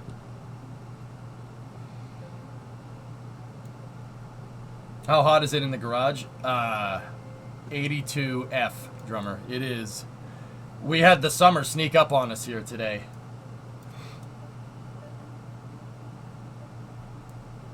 Alright, so I need to build a kick stage for this thing. So I have my SLS core designed not to be able to, with 81 tons of payload, it will not make it all the way into orbit. So I'm going to need something along the lines of an S4B for this thing. Or just some really nice upper stage for this. We need to make something along the lines of that.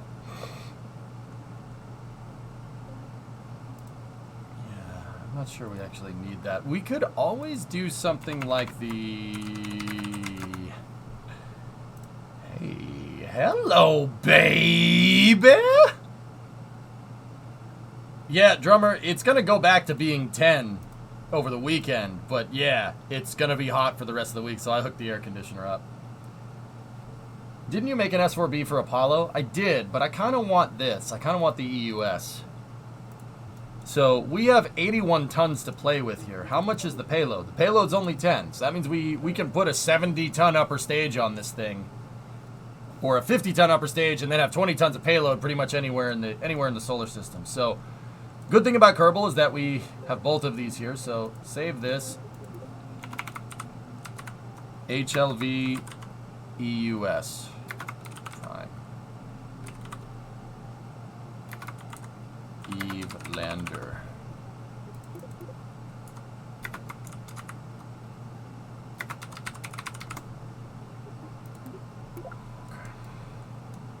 Jesse from SpaceX just tweeted this as a hint to something.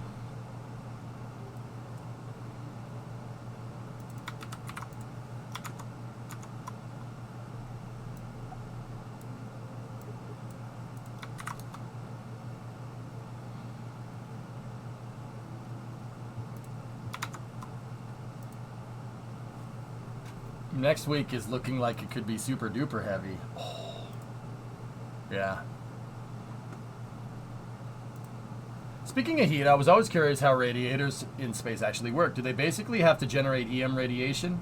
They use infrared, Reverin. Yeah, infrared. They bleed heat out through infrared. You use what you have when you're in space. There's no way, you can't use convection, you can't use air as your thermal medium, right, for cooling, so they use infrared light because that's what's there. Yeah. Black body radiation. Yep. Weird, right? Yeah, we did a inadvertent deep dive on this a little while when I realized I had no idea how they worked. Yeah. Somebody's like, how do they cool? I'm like, well, they use coolant. They're like, well, how does if convection doesn't work, how do they do it? I'm like, well, they don't use gas for cooling. They use light. Or more specifically, the lack of it, which kind of makes sense, I guess. Yeah, they glow IR. Yeah, they glow infrared hot, hellfish. Yeah, they use black body radiation. Yeah. Weird, right? Are the microstruts still bugged in the game? Not 100% sure on that. They do use coolant. Yeah, there's coolant loops on the ISS all days. To be very clear, Spoonman. Yeah, but the coolant, the way the radiators work is they use light. It's weird, dude.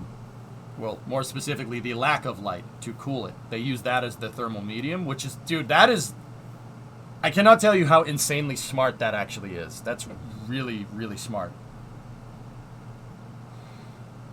Oh, absolutely, Hellfish. Yeah. If you look at it with infrared, yeah, it glows like crazy. Absolutely. You spout so much knowledge.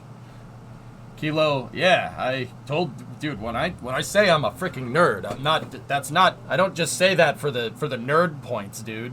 Because being a nerd is cool nowadays, right? No, I'm talking about your boy has, like, rocket propulsion freaking books on my desk here that tell you about, like, how rocket engines work.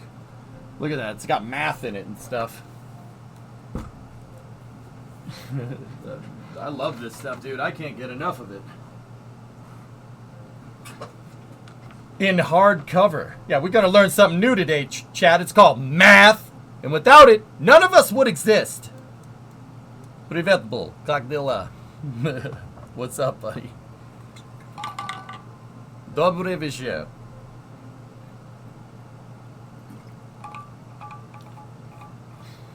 I'm going to mathetize you. All good, thanks. Cool, man. Specifically, this is a good chart. Yeah, let's see what we got. Hey, chat, you know what time it is? It's time to look at this graph!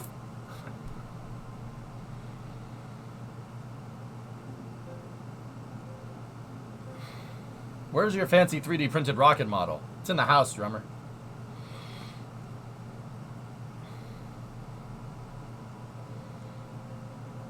Yep. See? Wavelength, man. They use the lack of light to cool it. That's freaking weird, dude. That's bizarre. How are we feeling about the Starship on the 17th? I think it's happening, Matt. I have no evidence to prove otherwise. I think it's happening. I can feel it. They're ready. Well, yeah. I think it's going to happen. I think SpaceX is teeing Starship up for Monday. I literally, guys, I'm going to be here all day Monday and we're just going to watch Starbase. That's what's going to happen. Yeah, that's what's going to happen. They might be ready, but is the FAA? Well, Buck, that's kind of the last thing, huh?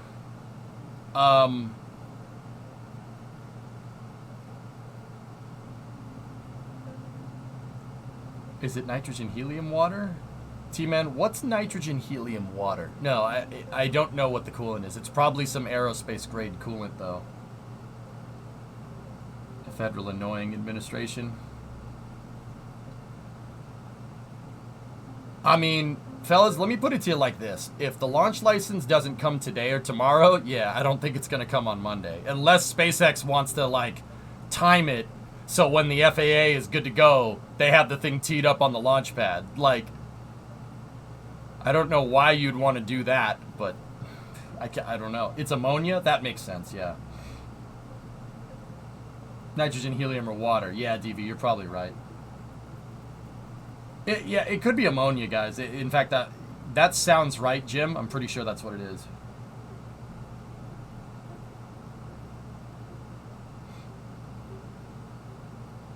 Yeah, Aqualex, that's some mind-bending stuff. To prevent the enviro hackos from being able to get a court order to stop it? You think? Dude, I thought they dealt with that already. I mean, maybe. I don't know. Like...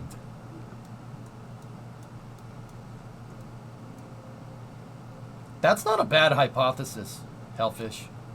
Because, I mean, when you think about it, dude... When you think about it, the 10th and the 17th, they're both Mondays. That actually kind of makes sense, dude. You might be onto something there, now that I'm really thinking about it.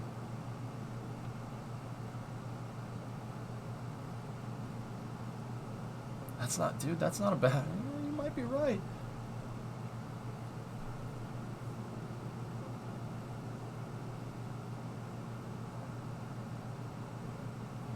Can't fix stupid, Commander.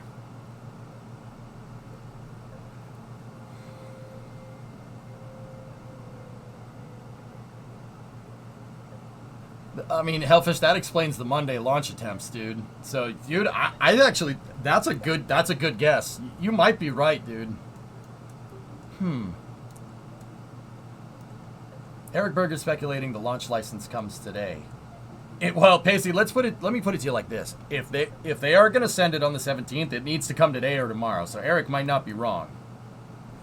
I mean, and it's pretty obvious that he usually gets somebody whispering sweet nothings into his ear, which tells him what to say for his reporting. So, in that regard, yeah, his source, whomever it may be, is probably good. Have SpaceX not done a wet dress rehearsal? They've done a wet dress for the entire stack before, Gaza, yeah. I want sweet nothings. I actually don't, Flykin. I do not want insider information. You know why? I don't get insider information if I can help it. There's some times where people just tell me things and I'm like, eh. But I actually don't want an inside source when I do spaceflight reporting. I want to figure it out. It's a big difference. Big difference between how I conduct business and how others conduct business, you know?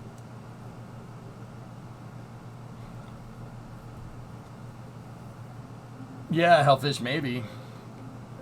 Is it literal paperwork being sent from the FAA? We all know how government entities are. Yeah, I'm not sure, dude. I'm not 100%.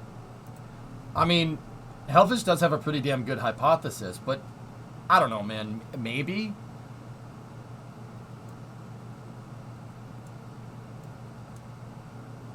Yeah, the reason why I don't like getting insider information like that is because I don't like information without being able to corroborate a source. Now, that's not because I fancy myself as some kind of like just reporter or whatever. You know, everybody has their opinion on journalism nowadays, whether you like it or not. Like, I'm not trying to get into that. I'm a teacher, guys. Like, I consider this a stream where I teach people. And if I don't have verifiable information to teach, then what the hell is the point? That's all speculation at that point. That's why I don't like it when people say sources say, you know? Because I can't teach with that. I can't say, oh, SpaceX is going to launch on the 17th because Elon, or they're going to launch on the 20th because Elon finds 420 funny. There's no way to verify that. And that's not a way to teach. It's not a good way to teach. That's just regurgitating information. Unverifiable information. I don't like doing that if I'm going to take a position of trying to teach people about space. I don't think that's a good idea. Now, I can tell you what I think. I think it's going on the 17th. But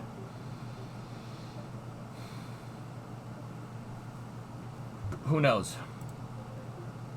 It should depend on the information. If it's nothing proprietary and it's literally just exclusive news, it should be fine. You should be able to corroborate it. You're a teaching journalist at this point.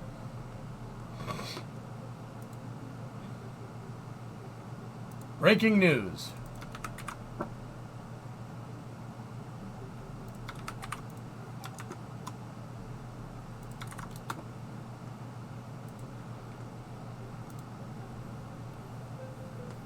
On March 15, 2019, the Commissioner's Court approved an order authorizing County Judge Eddie Trevino Jr. to execute any and all necessary appropriate notices or orders of temporary closure of State Highway 4.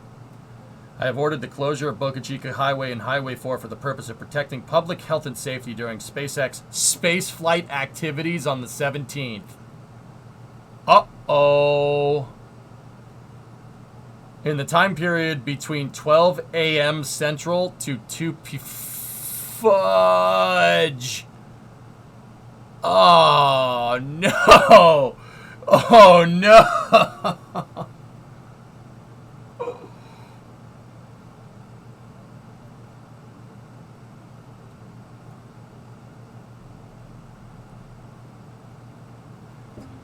That's 1 a.m. Eastern to 3 p.m.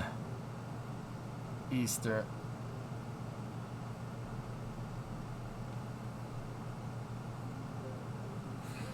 I'm going to need Red Bull on this one, fellas.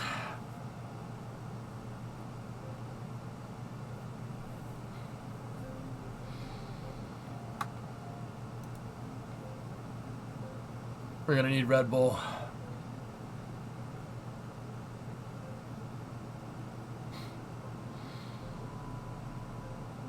It's 1 a.m. Eastern, Pacey. So for the EU guys, that's 7 in the morning to 8 p.m. for you guys. That's Central European time, I think. Yeah, it's good for you guys. It's during the day on Monday. It's bad for me, man.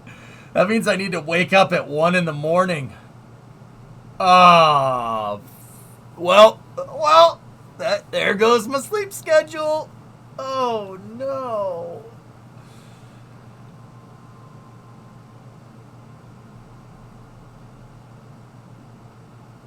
I ain't missing that. No. I ain't missing that. That's not happening.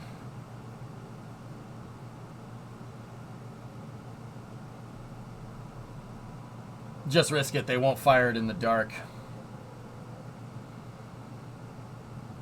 Well, let's use some reasonable logic deductions here. So they've had windows like this for doing the flight tests a couple years ago, right? They're doing the flight tests. And the flight tests ended up, you know, they had like a midnight to 2, 3 in the afternoon window, and they ended up launching near the end of the window. That's what I'm going to guess is going to happen. Yeah. I'll bet the early closure is to keep people off the road instead of needing to clear it. Yeah, that's what I'm thinking, Aqualex, but I'm still going to be here just in case. SpaceX might decide to send it in the middle of the night, dude. Be optimistic. Maybe it'll scrub until the 22nd and you won't have to worry about it. That is my nightmare scenario, Kralani. Yeah.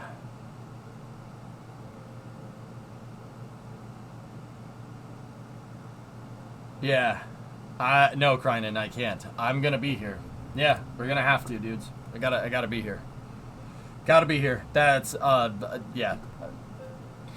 Even if I'm here just playing Kerbal or playing Cities in the background or something, or even working on the truck, gotta be here. Hey, Mohawk, what's going on? Look forward to Starship taking off. It's been a long time waiting. Yep. What is the time range? So we have a Cameron County Judge Eddie Trevino Jr. Ordered the closure of Highway 4 from midnight Central to 2 p.m. Central. So that's 1 a.m. to 3 p.m. for us, Sawyer. And in the alternative, April 18th, 2023, or April 19th, for same time the next day. Should SpaceX not complete its planned space flight activities on the 17th, SpaceX may use the alternative dates to complete its test launch activities. Now, don't get me wrong, guys. We don't have the launch license. Once again, it has to be today or tomorrow. If it's not today or tomorrow, it's not happening.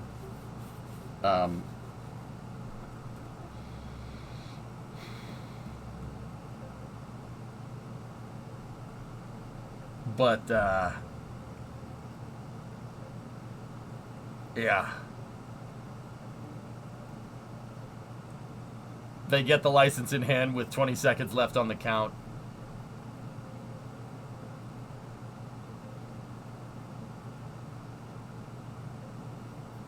I can't believe this is happening. I can't believe we're here. How did this snuck up on us, didn't it? Dudes. That freaking thing. This is something that you'd see in some cheesy sci-fi, but it actually exists. I mean,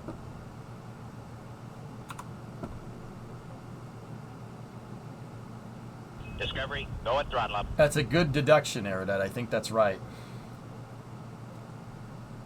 I mean, dudes, you want to understand scale. Look at the people in the man basket right there. Look at the size of that frickin' thing.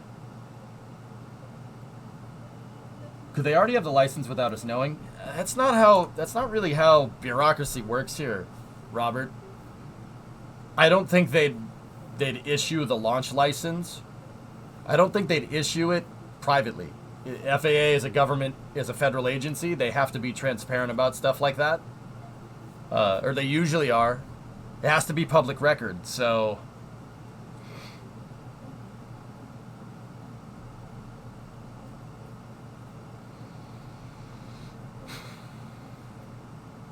Only the military launches are off the record. But you still get the TFRs for them, Hellfish, right? Like... Discovery, go at throttle up. That thing's gonna freaking fly, man. What?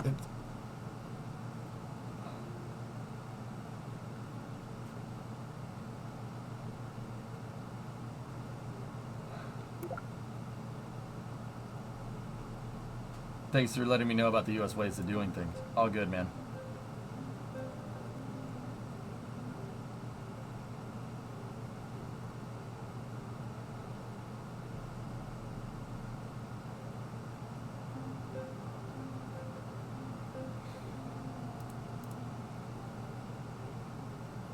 Are they planning some sort of recovery from the Pacific? Jim, from what I understand from SpaceX's flight profile, there's no propulsive landing for Starship, so it's literally just going to do that. It's going to belly flop like that into the water. They're not going to flip and burn. It's just going to go bloop right into the water. And honestly, I don't think it'll land and be intact in one piece if that happens.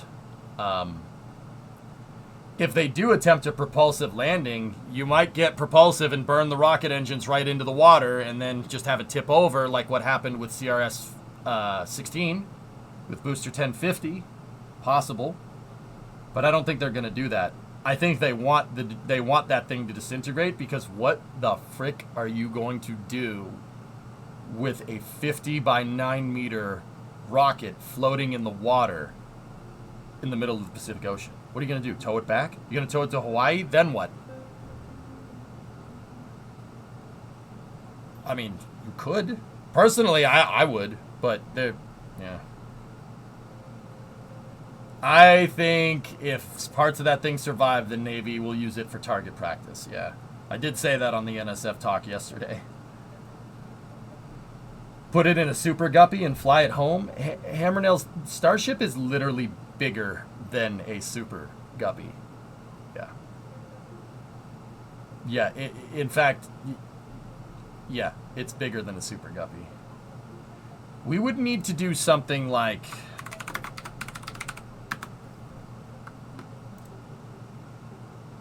You would need to do something like what the Soviets did with the VMT Atlant, but even then,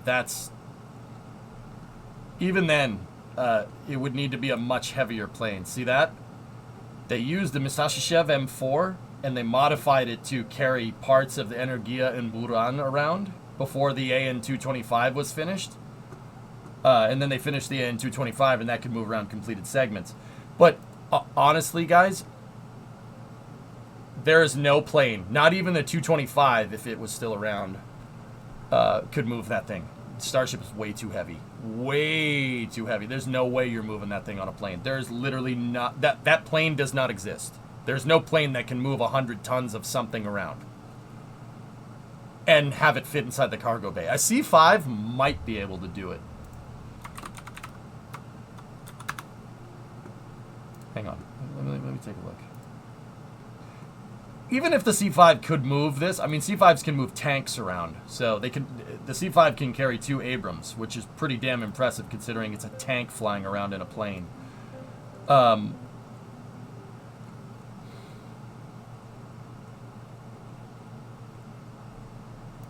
C5s can carry 100 tons.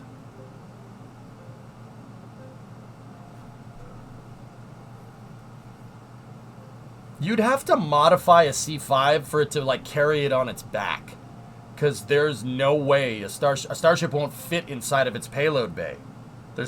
Starship is bigger than the diameter of the C5 fuselage, like way bigger.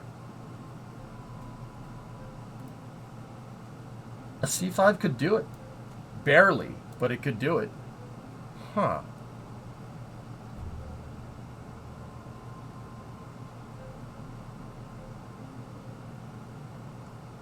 Yeah. Now I'm curious. Now I'm curious. Could that thing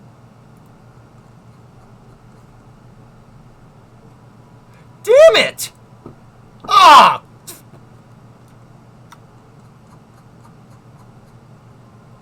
Crap!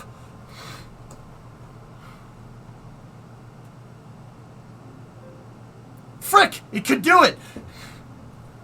And it could carry it on its back! Oh! Yeah, dude, yeah, no, it's perfect. Look, 420,000. Oh my god, dude, it could do it. Yeah, that would be one hell of a rig to do that. So C5 could do it. The 225, that thing could almost do it out of the box, but damn it. Damn it. Ugh, I can't look at that. I can't look at that picture. That picture just pisses me off.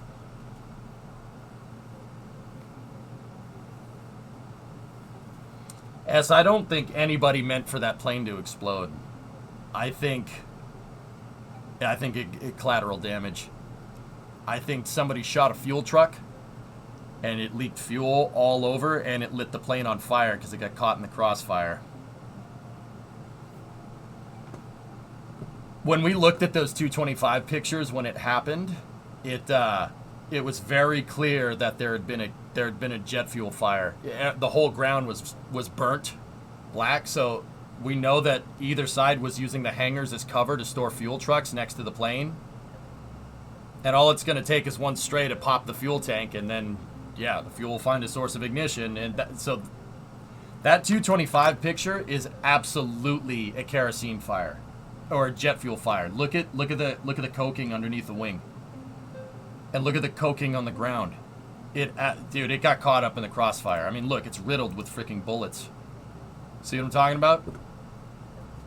It just got caught in the crossfire, which sucks. I don't think either side wanted to blow that thing up because think about it. Why? Why would you mess with it? But if the other guy is storing their BMPs and fuel trucks right there. See? They're storing it in the hangar, using it as cover so you can't see them. See the BMP right there? It gets caught up in the crossfire, dude. I don't think either side wanted that thing to explode. But it did, which kind of sucks, but whatever. Antonov said they would repair it. Yeah, they do have another 225 shell around, guys.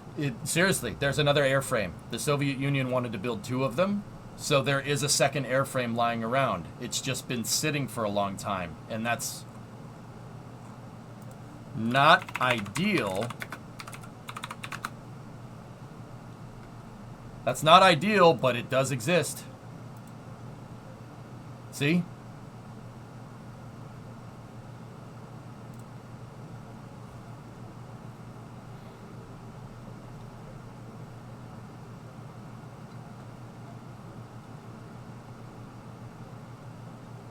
What's that, Lance? Uh-oh. What is this?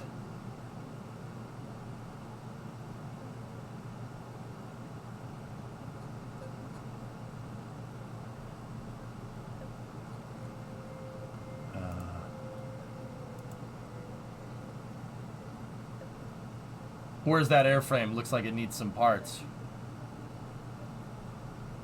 If Super Heavy lands in the ocean, just activate the FTS. I think that's what's going to happen. Soviets moved Buran on it, didn't they?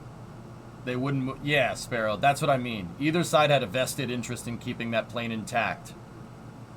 But they also stored fuel and tanks next to it, which is collateral damage, bro. That's what happens in war. That's why I don't like it. Because stuff like this happens.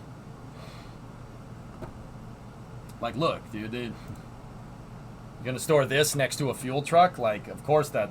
See this thing? You're going to store that next to a fuel truck? Okay. Okay. Okay. I'm amazed that there is a discernible piece of the plane. It definitely looks like from the pictures that they tried to put the fire out.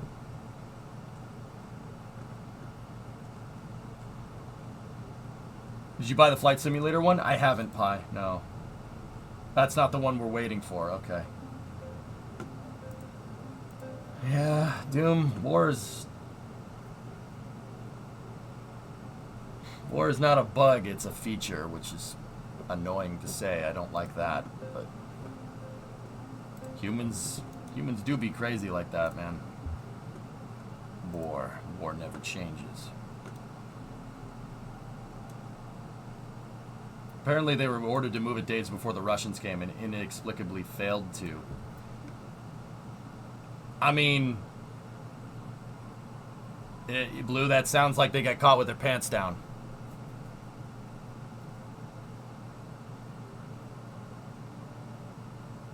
It sounds like they get caught with their pants down, man. That happens.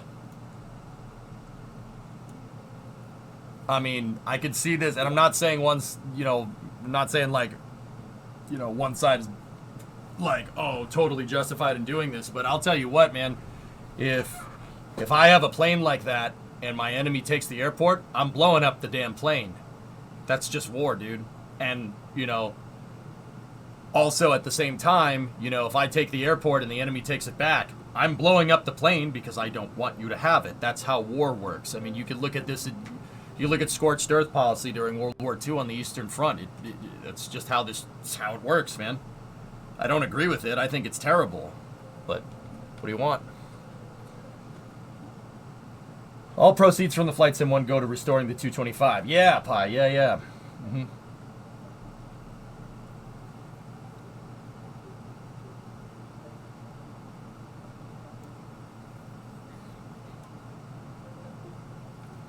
Anyway, let's build our EUS for this thing, shall we? We need to make an EUS variant of HLV today for our EVE mission. So, if I just put this on the top here, we have no third stage. So, this thing will just get it up into space and maybe a little bit further. But I don't want to lug around my core stage in space. That's a lot of extra mass to lug around. We need to build something like the EUS, so let's do that. The EUS is SLS's next generation upper stage. Quite frankly, it's the stage that SLS should be flying with right now, but we decided that engineering two upper stages for a super heavy launch vehicle would be less expensive than one.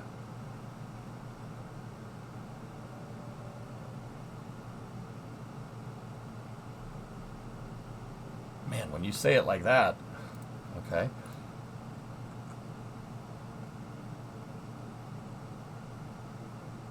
Huh. Anyway, the EUS has passed critical design review, and NASA is working on building it in anticipation of the Artemis 4 mission in 2027. They're actually working on building the tooling for it right now, so it is being made, which is good. Something, risk reduction, something.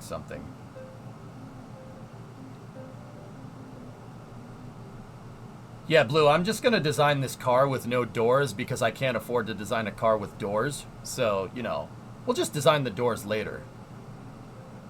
I'm just going to design this plane with no wings because, we can't afford wings. So I'm going to give it shorter wings. And then we'll get bigger wings for it later.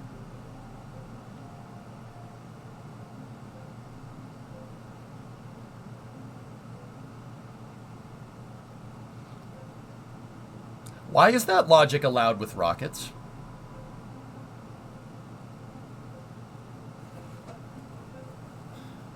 We have wings at home. Wings at home. Yeah, bad analogy, Hibbit. We hit the enter key too early. I agree. That's a better analogy. We'll just design another car body with doors for it later because that'll be cheaper.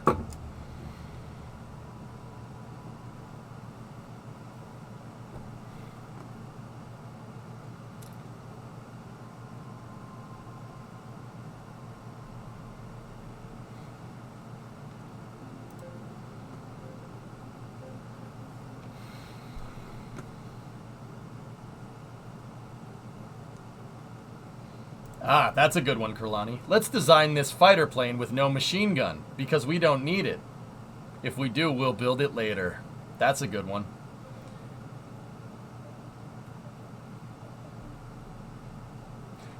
Yeah, but we're gonna give this muscle car a 2-cylinder engine now because we can't afford to design a V8 for it. That will come later. That's actually happened before, dude. That's actually happened in car design before. That happened with this car, the XJ220. Yep, that happened with that. They said engineer the chassis and we'll design the engine later. And we'll give it a smaller engine. And they did, and it was terrible. Yeah, true story. That actually has happened. Yep. On the flip side of that, why pay the mortgage? Just buy the house. Yeah, that's true. They should have stuck with the V12. Yep, the concept came with a 6.2 liter, 6,200cc V12. And then the production car came with a 3.5 liter twin turbo V6. They literally said, we'll design the engine for it later. Oops.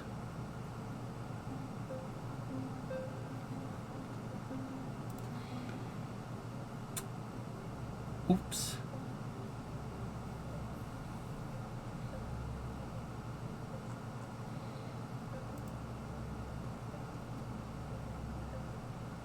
Concept was also all-wheel drive. The point that I'm trying to get, guys, is just go for the whole thing. You think it's going to be cheaper, but it's not. Yeah, I know, Tessa. I know. It's frustrating. I get frustrated about that just like I get frustrated about this. But we don't have to worry about that in Kerbal because we're going to make one. Yeah, boy.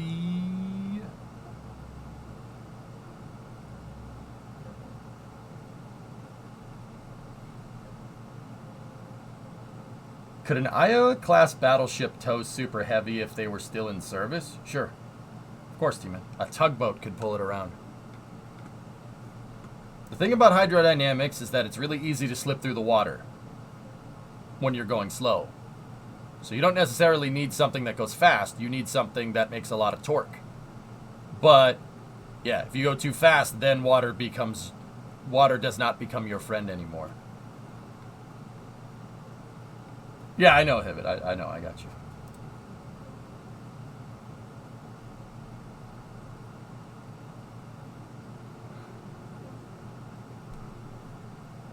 It's too expensive to be poor anecdote about how much a pair of boots cost in the short and the long term. Yeah, you get what you pay for. You get what you pay for, man. Dude, I said this in 2014 when I started streaming. I said it now. Just design the upper stage. An interim stage? Interim? That's not an interim stage. No. No.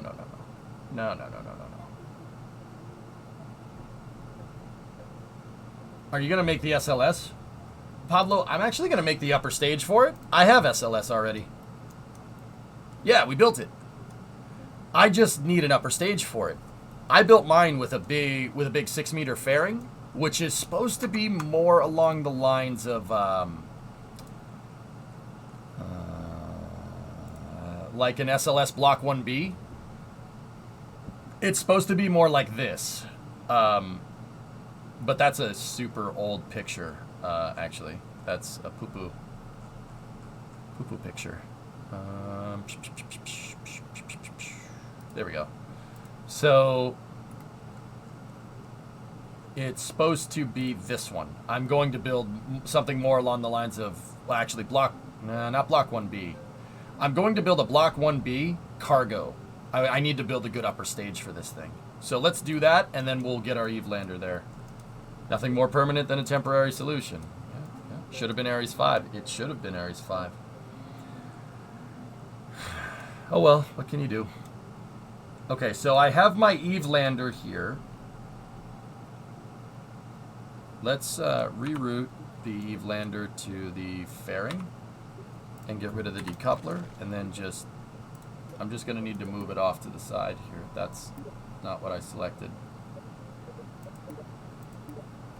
Really?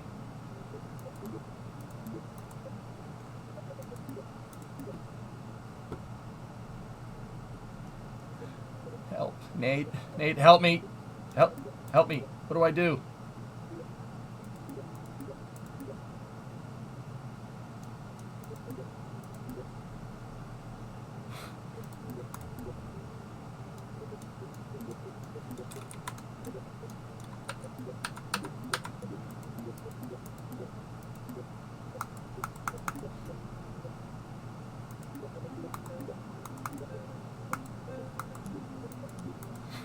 Ah! I got it.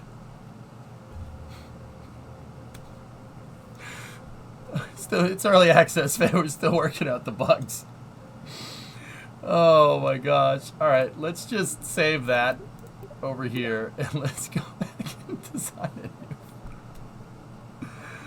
Oh my goodness.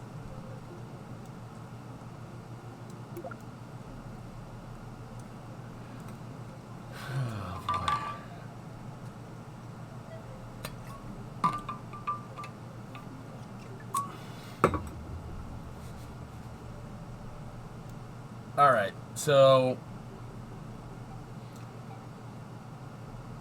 I'm wondering now if I should just keep the fairing and design the stage inside of here.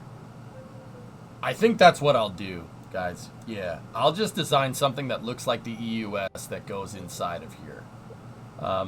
Now, this stage as tested can get 81 tons basically to the edge of space, to the edge of orbit. That's designed like that on purpose. 81 tons is pretty good for HLV. So yeah, I will build an EUS off of this, and we'll carry the EUS inside of the fairing like Atlas V. There are some rockets. Now, if you look, the exploration upper stage is partially forward load. All right. So what does that mean? So if you notice, the EUS here is made out of. Here, hold on. Actually, let me just... exploration upper stage. If you look, the EUS is made out of two big components, okay? So you have your hydrogen tank up here, and then you have your LOX tank here. And the LOX tank is hanging, basically, using these carbon fiber struts. It's hanging from the hydrogen tank. Now, why would you want this? Why do you want to do this way? Well, there's a couple of reasons. There's a couple of reasons why you want this. And then down, attached to the bottom of the LOX tank, there is the 4 RL10. It's a variant of the C variant. I think it's an RL10CX, which are super efficient, low thrust motors. All right, so remember that, low thrust. All right, so why would you do this way? Now, the reason why you do this way is you basically are using the hydrogen tank with a forward and aft skirt on it like that as what basically a forward load reactor, or an FLR. Now, what's a forward load reactor? What does that do? The forward load reactor in this particular design is basically hanging the LOX tank. All right, so the LOX tank inside of SLS is basically just hanging there with the engines. Now, why do you do that? Well, the reason why you do that is so you don't have to build as much structure into your liquid oxygen tank. Your liquid oxygen tank, under the extreme loads when the core stage and the boosters ignite, is just hanging there. And remember, I said those engines are low thrust. So all you basically need to do is you can take a lot of thickness out of the tank wall design and the engine section here, And you could save a lot of mass by hanging the stage like that. That's why I call it a forward load reactor, because a forward load reactor basically means that the load is being carried from the forward parts of the stage. In this case, the hydrogen tank is the primary structural carriage here for this entire stage. This makes it so you don't need to make your LOX tank as thick. And now, I know this is what I know people are going to ask this, right? People are going to say, like, well, what about the rocket engines that are at the bottom there? They're low thrust. So they don't push very hard. So basically all this is engineered to basically just take the force of the 4 rocket engines, and that's it. That makes it so you don't need to build structure into your tankage. That's why they have this weird half hanging stage design. It's actually really smart. Now, okay, so the next question is, well, why don't you just hang the entire upper stage? Why do they not hang the hydrogen tank too? Well, that has to do with how hydrogen is stored. Hydrogen is stored at a much lower density than liquid oxygen. Much lower. Why? Hydrogen leaks. And when hydrogen leaks, stuff explodes. Like that. So they have to store it at a much lower density, or else it'll leak. So the hydrogen tank has to be bigger. And as long as it's bigger, you might as well have it carry load here, because that means only this part of the tank needs to be strong enough to hold up the entire stage. That's why this is called a forward load reactor stage. There are other rockets that do this. Neutron is a rocket that has the entire stage hanging inside of a payload bay. This rocket hasn't been made yet, but if you look, the stage is hanging from its payload attachment fitting, and it has a four petal openable payload bay that opens and closes like a flower almost. And hanging your second stage inside of the payload bay basically means that your second stage doesn't have to carry the structural load. You're just pulling it with you. It actually makes it so you don't have to build a lot of structure into this design. All you got to do is build the structure for your upper stage engine to carry the load from the upper stage. That's it.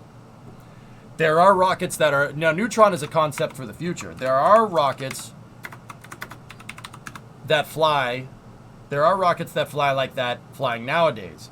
So, Atlas V in the 551 configuration, or any Atlas V 500 series with us carrying a Centaur 3, actually uses a hybrid load reactor system. Meaning the load from the Centaur stage is actually carried in 2 spots. Now, Centaurs aren't very structural because they're very thin tank walls, because you want to save as much mass as possible. What I always say with rockets is that the more fuel you have on your rocket and the less rocket you have on your rocket will make it go further. That's called a mass fraction, all right? So how much fuel do you have on your rocket? How much rocket do you have on your rocket? That correlation right there, or that ratio between, L plus ratio, that ratio between how much fuel and how much rocket you have will directly denote how far you can go in space.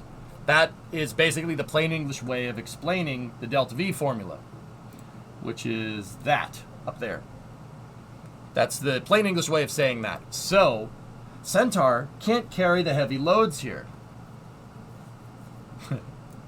Centaur can't carry that heavy load because it's designed to be so ridiculously light because it's an upper stage. Now, the problem here is that your payload's on the top of Centaur, and then you have one of the most powerful liquid fuel rocket engines in the world in your first stage, and then 4 of these bad boys attached to it. That is enough to basically crunch a Centaur stage, and that's why ULA tests for this kind of stuff. This is the new Centaur 5 test. This is the new Centaur 5 tank for ULA's next generation launch vehicle called Vulcan Centaur. They put it in a gigantic can crusher. This is what happened. It was at this moment that he knew he screwed up. Yeah, it'll do that. You don't want that to happen. I'm pretty sure that's not what you want, right? Pretty sure that's not what you want. So with Atlas, they have a CFLR right here. This is a Centaur forward load reactor.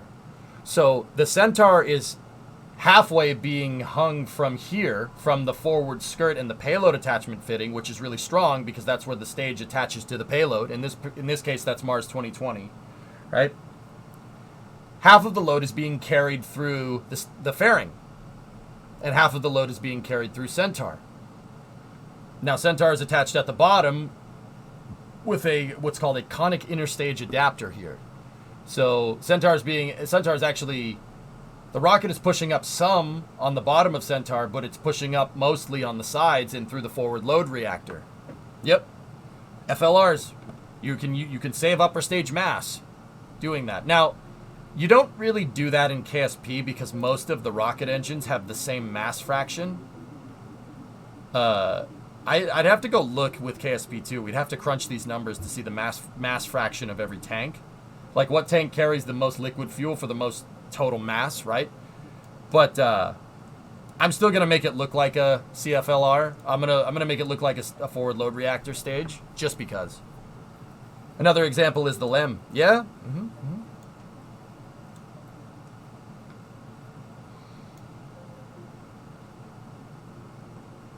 Yeah, Equilux, that's right. All right, so let's build out something here. Let's see what we can see.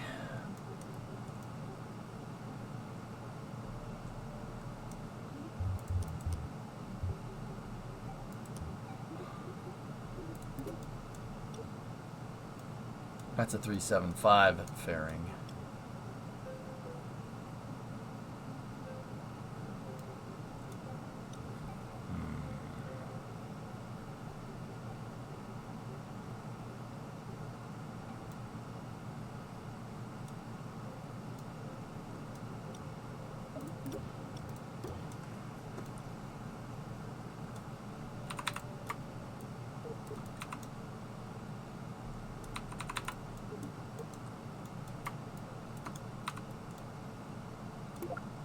Okay, that's probably not the best decoupler to use, just because it could be, well,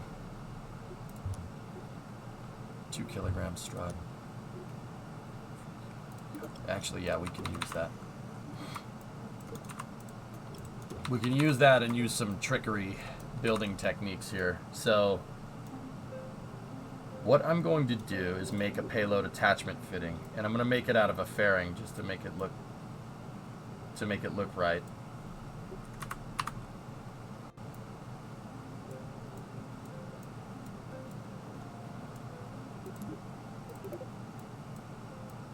Or, you know, we'll just make the fairing plate and then just give it a forward skirt that looks right. No, still in the way. All right, screw that. I'm over it. We don't have time to mess around with that. So here's what we'll do. We'll do 3 struts here going to the decoupler. And then I'll do another set of 3 struts here. Oh, parts manager. Didn't know I needed that.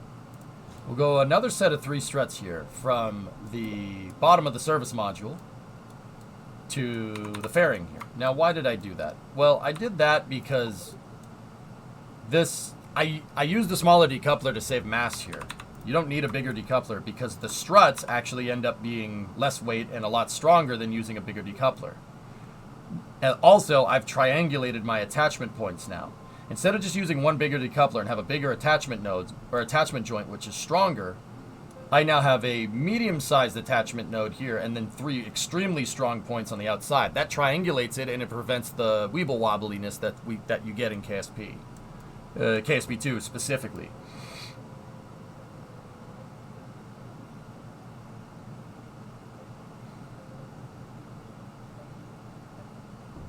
Someone did a Starship simulation and they found that if 3 engines on one side next to each other cut off before liftoff, the booster would immediately slam into the OLM and topple over sideways. Aaron, I didn't get a chance to say this on the NSF stream last night, but rockets have these things called auto sequencers. Erudite, do you remember when we were watching Terran, the Terran 1 launch, and I said it's probably an improper auto sequencer parameter? They're probably really conservatively in their auto sequencer parameters, and it probably caused a scrub, and then that's literally what happened. SpaceX is probably doing something very similar. The likelihood of that happening is probably going to be low. Why? Why would that be like that? Why would that be the way that that is? Well, honestly, the computers on the rocket are probably... The computers on the rocket, as with most rockets, are probably commanded to let the vehicle go only if they have 33 healthy engines. In fact, I'm going to go ahead and guess that that's, you know, I want it to work, and I think it will. But I'm going to go ahead and guess that that might be the problem if it does scrub on the 17th when they try, if they do try. That's probably going to be why. Yeah, they probably won't be able to command 33 engines to start, and a conservatively configured parameter for the auto sequencer will probably shut the launch off.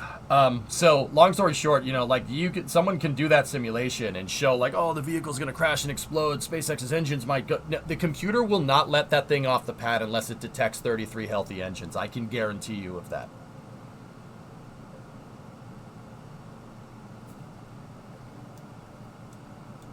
I can guarantee you it will never, ever get to that point. Discovery, go at throttle up. Now, why did it let me make that? Whatever.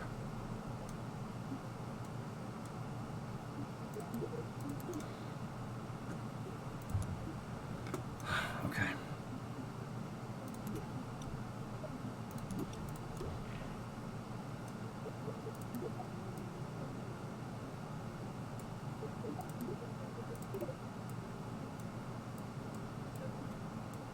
Hey, Brew. To Eve, let's go. I'm in.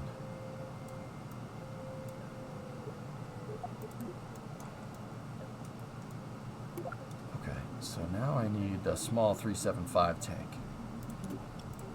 Like that. This will act as our LOX tank here.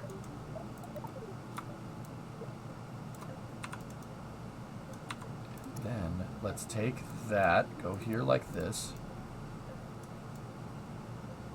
And then let's go over here. Give us a nice orange. Give that orange a good rub.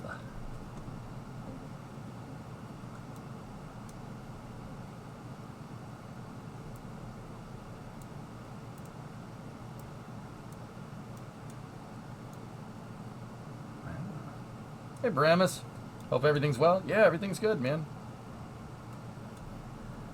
Wasn't it ULA snipers for one?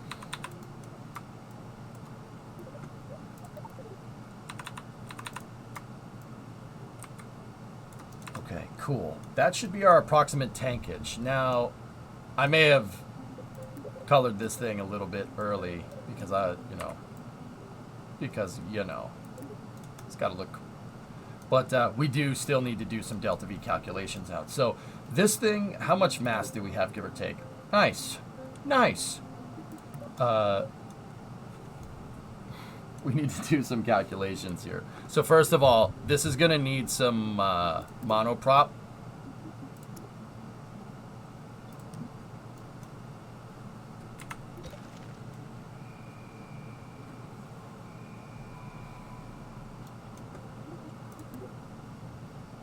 Let's just put stuff on here that's going to imitate. Those will imitate the helium tanks for the most part. And then we're going to need 4 engines in the back here. Terriers would be our closest analog to our L10s.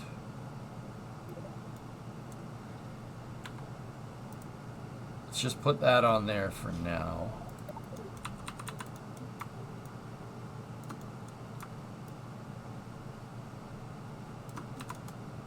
Looks weird with those short nozzles.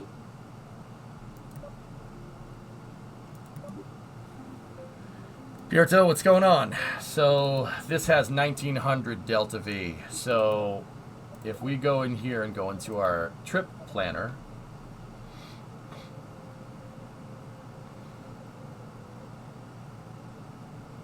that is not anywhere near enough. Nice.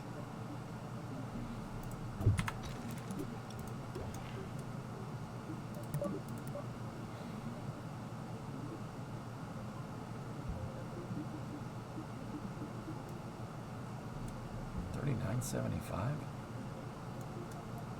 Discovery, go at throttle up. Hey, Jindex. 55-month resub. Thank you. That's... Guido, what's going on?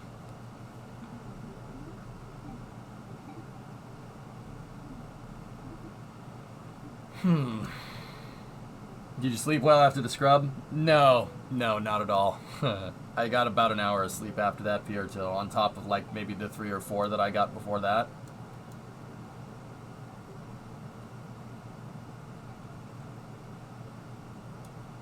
That's 39.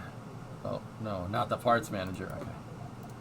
So 39.75 here. So Kerbal, let's figure 400 delta V there for circularization after the core stage flames out.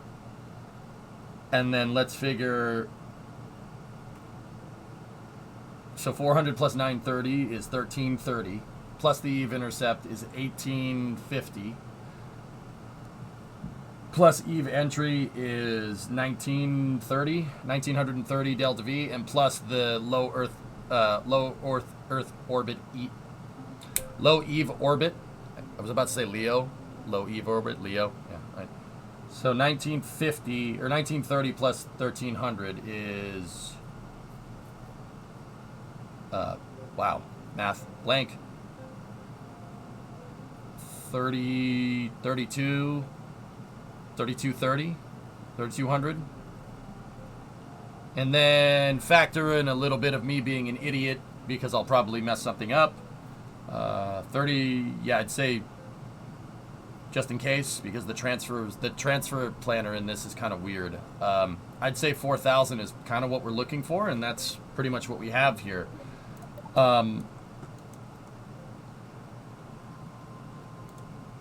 Let me just take the aerospike. Okay, the aerospike has 0 thrust on it, so that is pretty much what this thing will get us.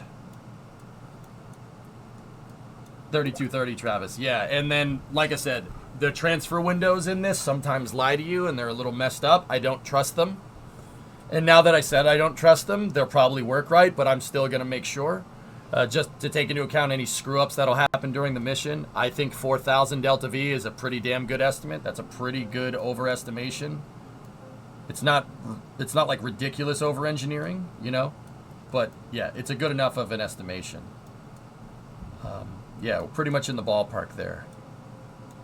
Now, there is some other stuff I want to attach and I want to build out on this stage here, but yeah, should be good.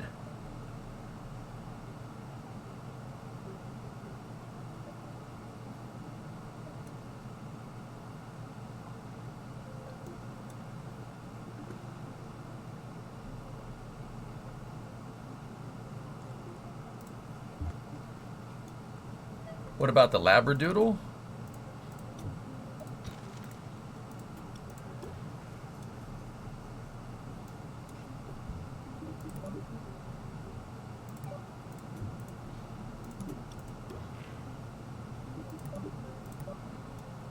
$39.75 comparatively to $36.69, but we have way better thrust to weight with that.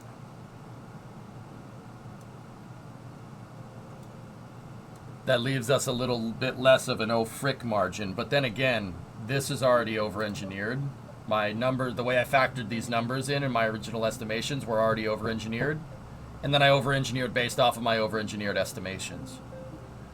The Labradoodle definitely looks the part, for sure. I actually forgot that and I keep forgetting that and the Mammoth are in the game, dude.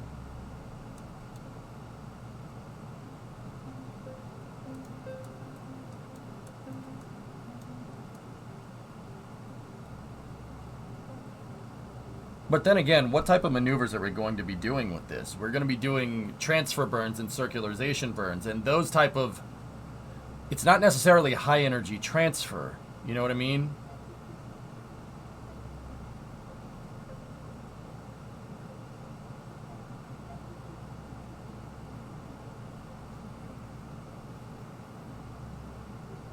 It'd be funny if Houston tell the ISS to touch grass. They're growing plants up there, Blue. They have aeroponic controls up there. They grow lettuce and peppers and stuff. So they technically, they can't touch grass, but they can touch plants. Does that help? Yeah, Drac, I'm aiming for polar. That's right. Touch lettuce. Dan, touch lettuce. L plus ratio plus you fell off. Touch lettuce. I don't know, man. Plus didn't ask, Dan. I even got the crazy eyes. L plus ratio plus touch grass. Do better. Sorry, man. Oh my gosh. Twitter, man. What a wild place.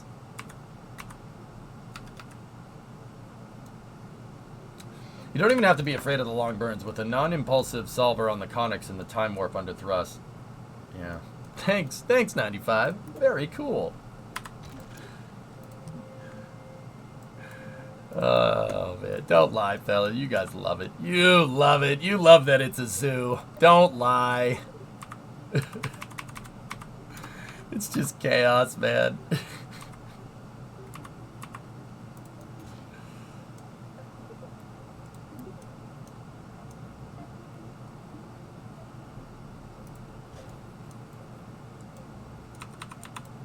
Okay, so I'm going to move that 2 ticks that way. And we're going to take that on the local and move it 2 ticks that way. And now the next thing that we're going to do is this. Why was Falcon Heavy static fire near Black Plume? Was it because the deluge was off? I actually haven't seen it, Erudite. I'll have to take a look.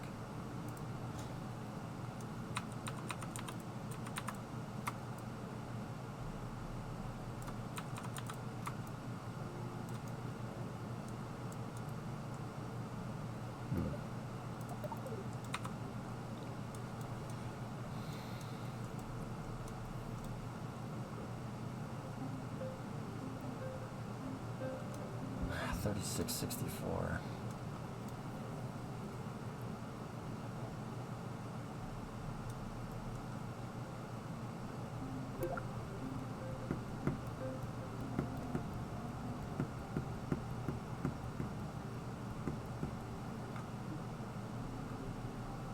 Space grass. There it is.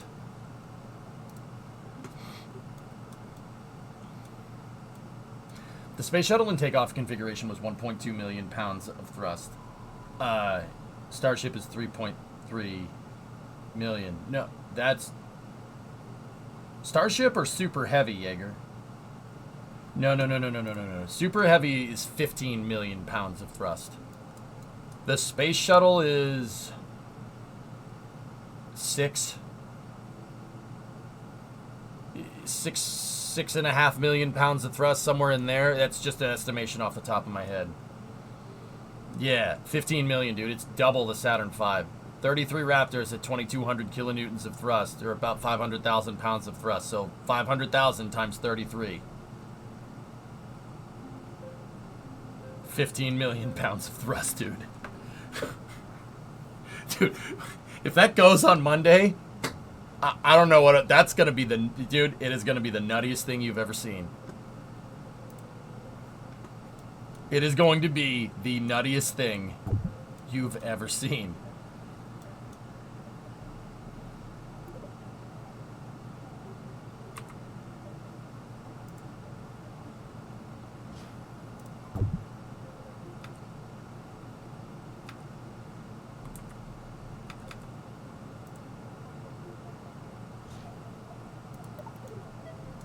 $15 million pounds of thrust. How much is that in dad sneezes? Oh, at least 3.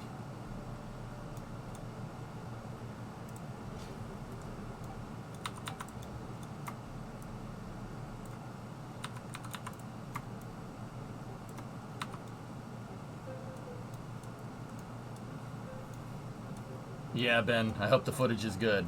Yeah, I'm with you. I don't know, guys. Should we go with the Labradoodle? Actually, you know what? Let me check something. So the Labradoodle is 5.2 tons. It gives you 650 kilonewtons at 343 second specific impulse in vacuum. That's really good, but it is heavy. What about you? This is 215 at 1.7 tons of mass. 215 kilonewtons in vacuum, 1.7 tons of mass at 340 seconds specific impulse. Interesting thing. A Labradoodle is going to give us 3,600 meters a second, right? It's going to give us 3,600 meters a second.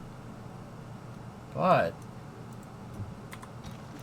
this obviously gives us delta V, but we don't make as much thrust at the behest of TWR. It's 0.15 instead of 0.45, right? But what if we did this?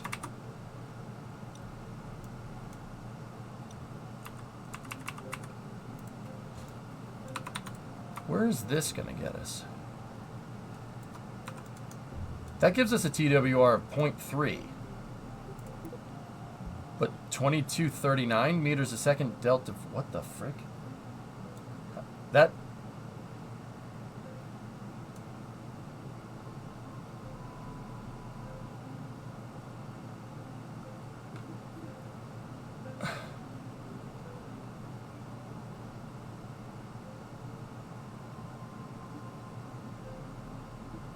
Am I missing something here? That should be 3.2 or 3.4 tons. It should be 3.4 tons, so we should get slightly better thrust at slightly less specific impulse.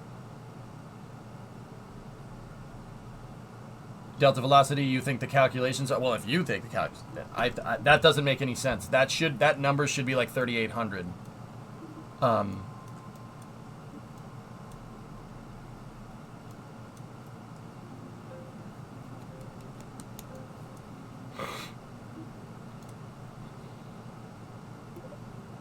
Screw it. I'll do the calculations out myself. We haven't done this in a while.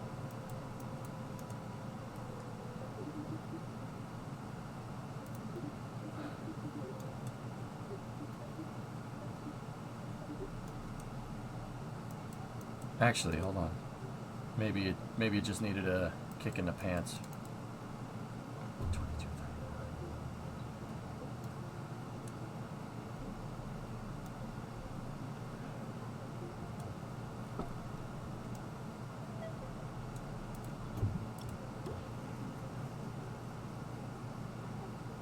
Yeah, all right. I'll have to do the calculation manually. The game is failing to understand what's going on here. My only other guess would be to put an engine plate here. And see if the logic understands that.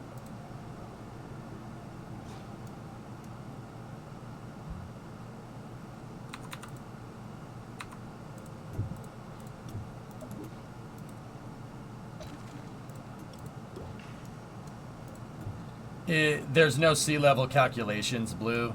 It's the indicator is always vacuum right now. All right, I'll do the calculations out manually. That's fine. All right, so that's what I'm looking for right there. Okay, let's do something like this. So get my hydrogen tank, and do that, and then get my LOX tank, and do that.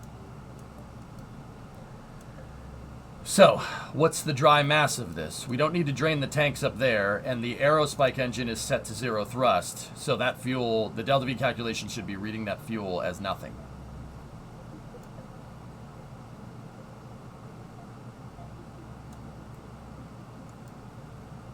Would it calculate it if you launch it?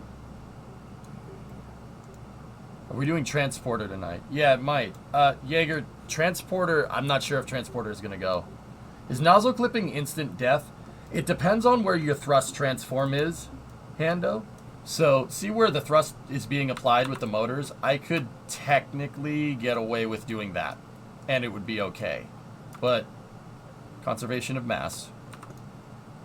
But if I wanted to clip this into a part that looked like an engine section, then yeah, I can clip it as far as that. That's where thrust is applied to the vehicle.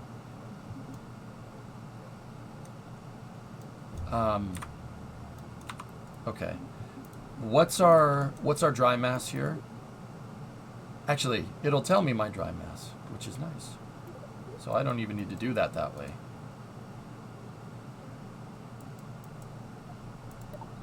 And if we're going to do this right, I still need to add stuff to this stage.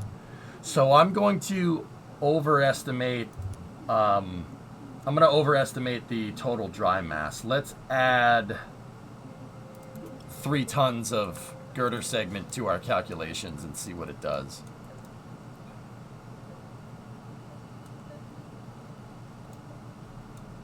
Isn't that dry all tanks, including the top ones? Yeah, Mutter.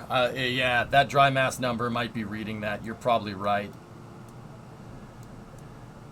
Oh, boy. Okay. Yeah, I'll figure 3 tons of extra stuff. That's why I put the girder segment on, because the girder segment is 3,100 kilos. So let's do this out. Let's do these numbers out correctly. If we're trying to get the dry mass in the delta V of just this, the payload, we're not using the payload fuel to get where we need to go. So leave those tanks like that and empty those 2 tanks and see what it does. What is our total mass in this particular scenario? 26.72. Okay, so let me go over here like this. So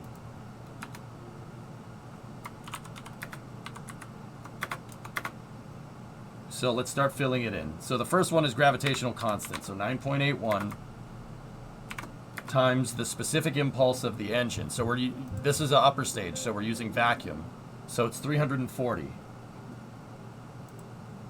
340. And then we need to use a natural logarithmic function to do basically the mass fraction here. So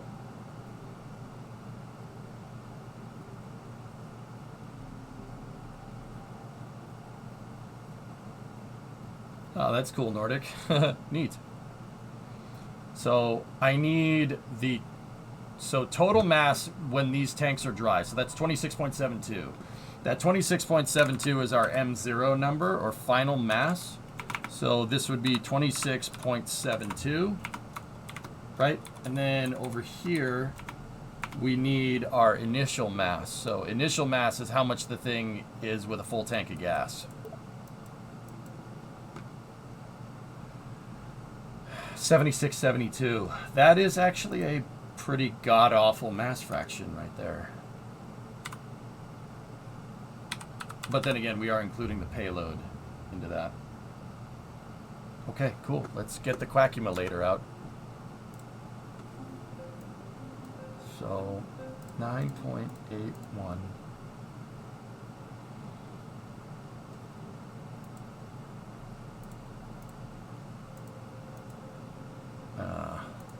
Hold on. Do we have log? Yeah, okay, we do. All right. 9.81 times,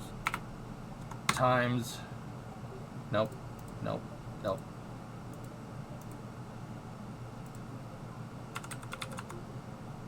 I messed this up.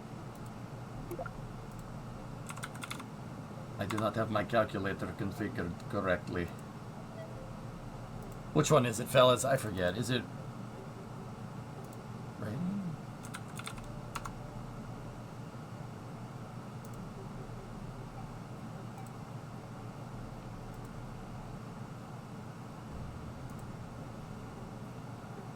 Yeah, I think it's radian. I'm pretty sure. 9.81 times. Nope. Okay, it must not be reading that as the right number. So 9.81 times. Okay.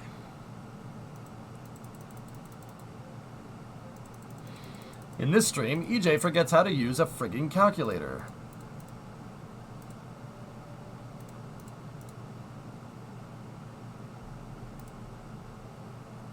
Oh, okay. 9.81 times.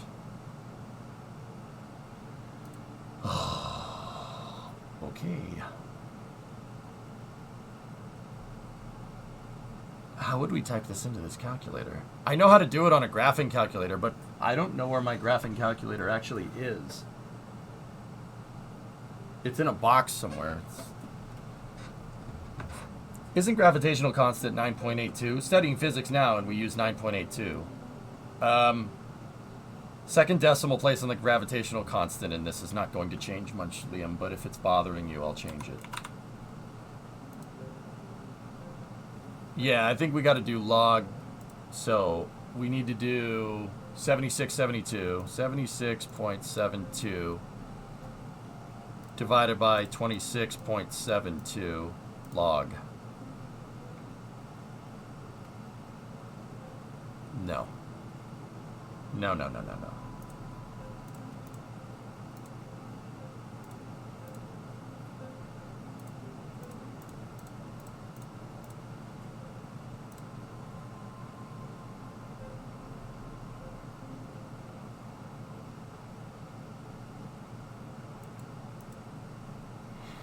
Yeah, it's in scientific.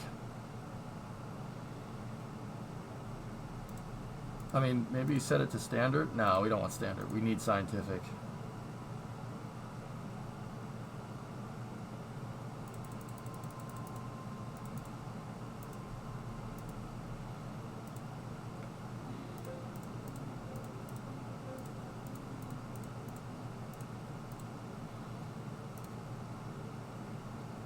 Okay, 1.054. There's your logarithmic function. Okay, so now we need 9.81 times 340 times 1.054. 3515. There's your delta V. Yeah, see? So the delta V calculator is absolutely lying to us. And I think it's lying to us because I don't have it set as the right root part. So 3515.51.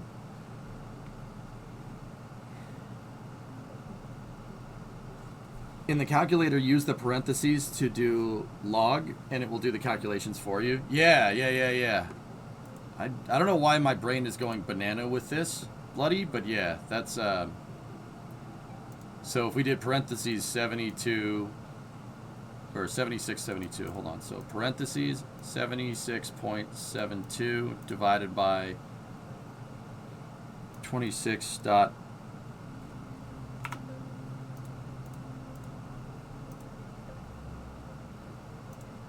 Yeah, okay, cool.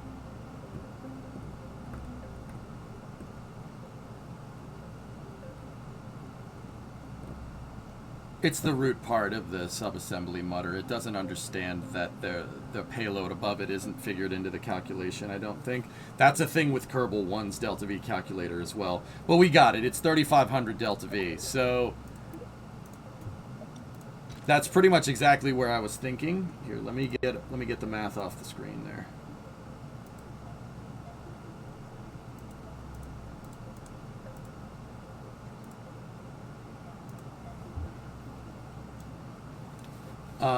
All right. So that's 3,500 meters a second, delta V. So this gives us decent TWR, and it doesn't give us the most amount of delta V. The most amount of delta V would have one of these engines. Now I'm kind of curious to see if the other configurations are for real or not. Yeah, bloody dude, I know exactly what you mean, man. It definitely does feel like a Friday, but that's probably because it's super sunny and nice out, and my brain is like, nice day, it should be the weekend. I don't care if it's Thursday. Brain says it's Friday. Transporter 7 might be happening.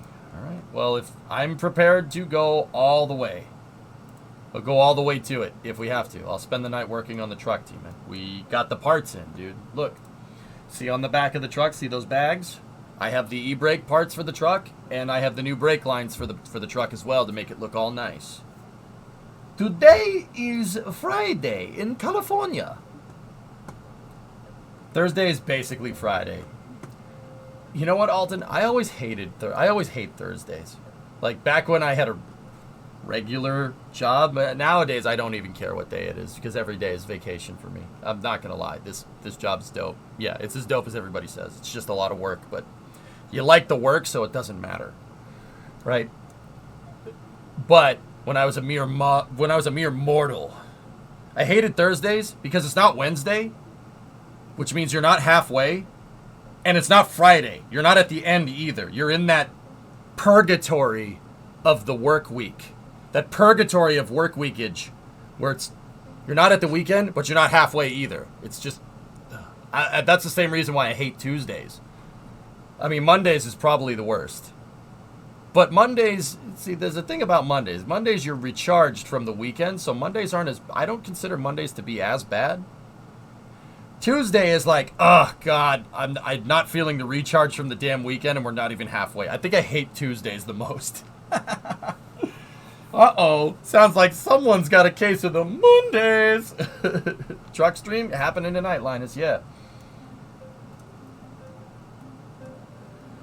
Shouldn't there be an engine plate between the tank and the engines? Doom, yeah, this is just me kind of spitballing. You know how I was, when we built Triton, I just put all the tanks out? This is just kind of a mock-up to get us some right numbers. Now I'm wondering if this number is correct. If it was 3,500 with 2 engines, well, that engine's only 1,700 kilos, man. That's not a lot of extra mass. That's not enough to screw up your mass fraction enough. That number might be lying to us as well. It might be even more. That should be, I'm going to guess if we do this calculation out, we're over 4,000. Over 4,000 delta V. I'd guess like 4,200. That's what my gut's telling me. So let's just give it a little calculation here. So let's do the same thing. We have a different full mass here. 7184. And then dry mass of the stage right there. 2184. Let me go back over here because this is where the math accumulator is. So the first one with, two poodles equals about 35, I think it's 35.15 meters a second, right?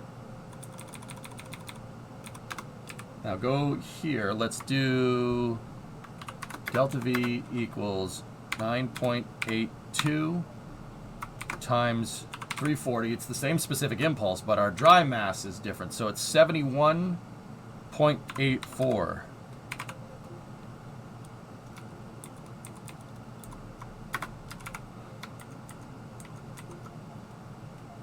Divided by, what's that number? 2184. Boop. All right, now let me just get my quaccumulator up.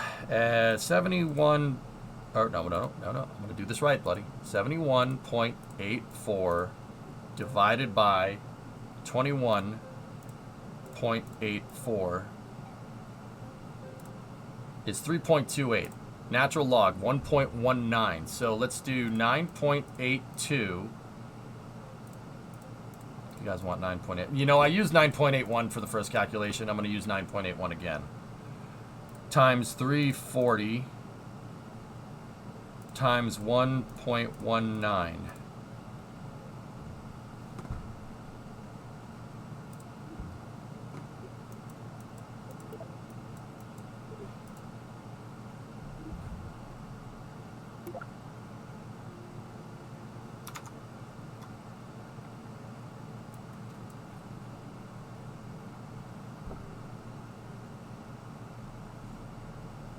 What the Why?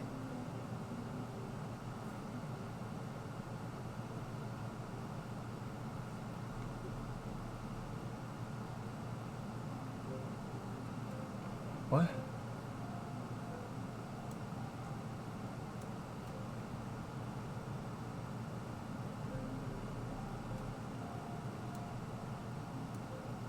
So I was wrong. And that number is actually correct. But if I took this and placed 2 motors, it's not correct. So that tells me that the Labradoodle calculation, because it's node snapped to it with 1 engine, we're attaching right directly to the back of the tank, that tells me that that number is right. Okay, so what are the options here? We have the twin poodle option, which gives us 0.3. Actually, let's just go with what's on there. So the highest TWR option here, but lowest delta V.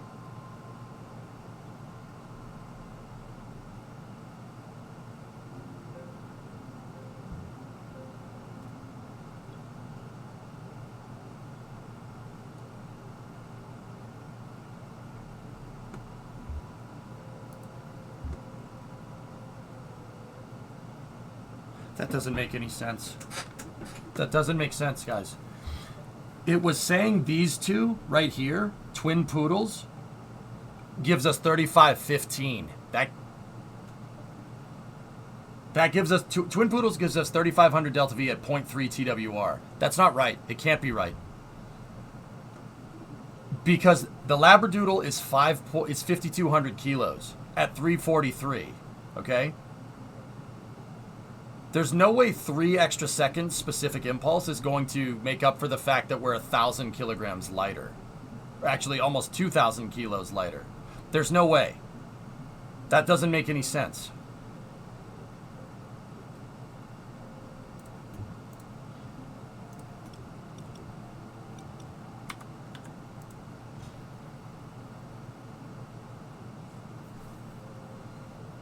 It's all vacuum, O-Force. This is all vacuum calculations.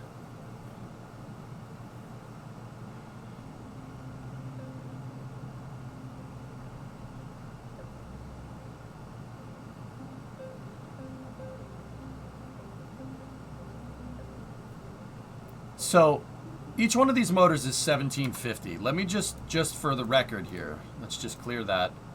1.750. Actually, let's do this right. We'll do it in kilos. 17 times 2. 3.5 tons. Okay, so 73.59. 73.59 minus 3.5. 70.09.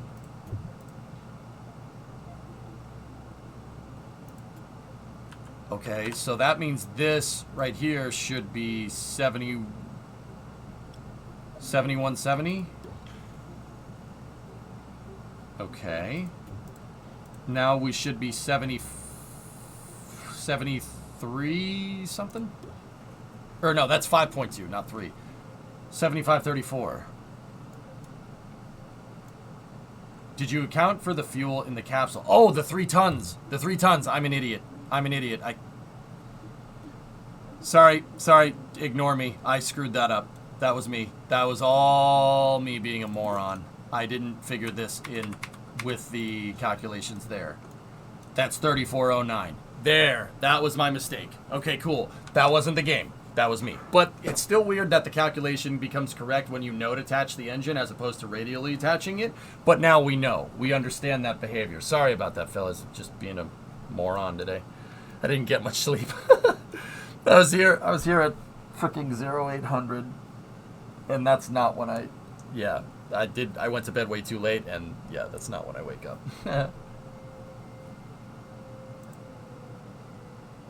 All right, Wicked. You have a big dentist operation today. Nah, they'll just knock you out, dude. You won't even feel it. You'll be all right.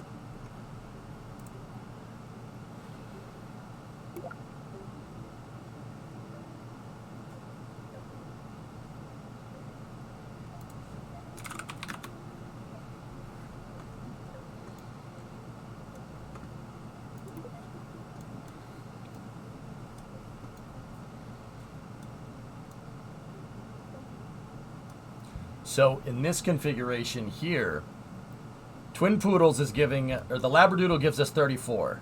And just as I thought, Twin Poodles gives us 35. This favors TWR here, okay? That favors TWR. So we have 0.44 thrust to weight with this at 3,400 delta V. With the double Poodles, double Poodles, what does it mean? We have wait, let me just see, just be sure. 0.44, this one is 0.2. Actually, it's 0.3. So we have 0.4, 0.3. That one is 3,500 meters a second. And then what's a single? The single one is 36, but it's 0.15. So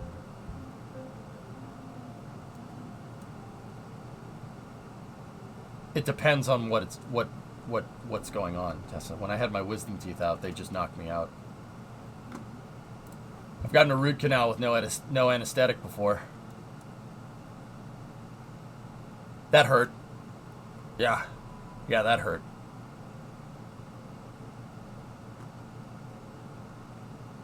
Yeah, they missed. They missed where they put the Novocaine. Oh yeah, they missed. Felt that one. Literally one of the worst pains I've ever felt. I screamed right in the dentist office. Because I wasn't ready. They were like, oh, you shouldn't feel a thing. And then all of a sudden it felt like someone put a knife through my mouth. And I went, whoa! No! Oh, what did you just do? And the dentist was like, I seem to have missed with the Novocaine. I'm like, yeah, no, not you mother... You know? Dude, it hurts so much. It hurts so much. That was the worst pain ever. Oh, my God. Yeah, she's like, I seem to have missed. I'm like, oh, gee whiz, you think?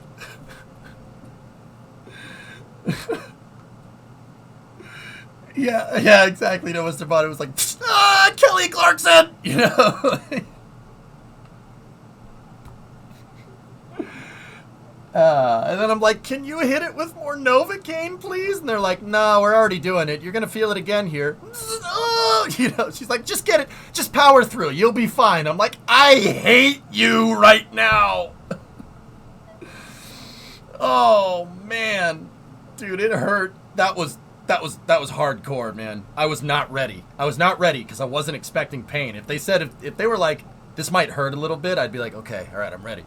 But they were like, oh, you shouldn't feel a thing. You shouldn't feel a thing at all. Here, let me just drill this nerve out of your tooth. And I'm like, oh, okay. Yeah, green teeth. I was like, who are you people? I didn't go back to that place. They did a good job. They crowned a tooth back here, and they did a good job. But, man, did that hurt. How'd you keep your mouth open? I don't know, man. I don't know how I didn't just bite the freaking tool right out of her hand. Like, dude, I was like, oh, man, that hurts so much, dude. That was one of the worst pains I've ever felt. Like, I've broken my wrist before. Like, bone. That, dude, didn't even come close. Broken wrist, I was like, that really hurts. Okay, just try to keep it still. This literally felt, yeah, that was like the worst pain I've ever felt, dude. Well, not making my dentist appointment. I'm sorry, I don't mean to deter you. Dude, it hurts.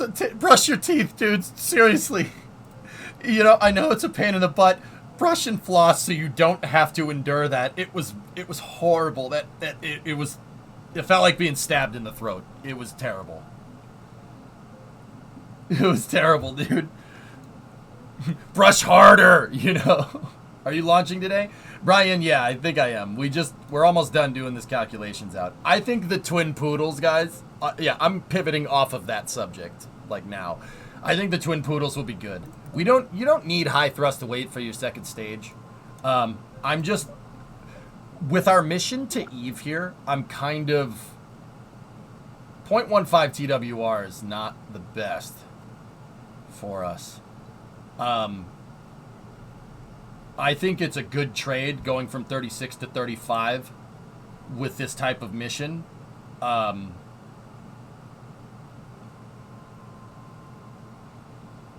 it was a joke, Tessa. Yeah.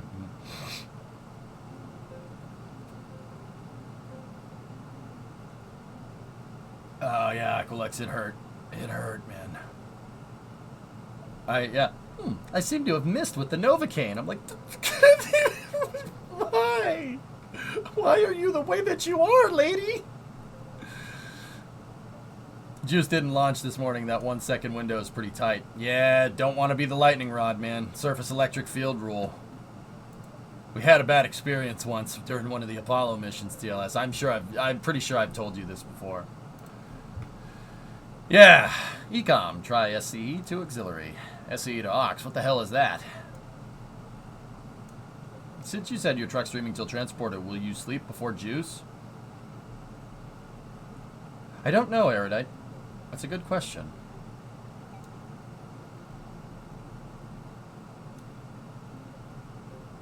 That's a good question, dude. Who knows? Maybe I'll save the truck stuff for tomorrow.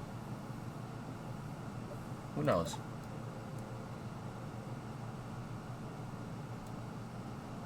Gives the transporter 65 to 6 hours apart.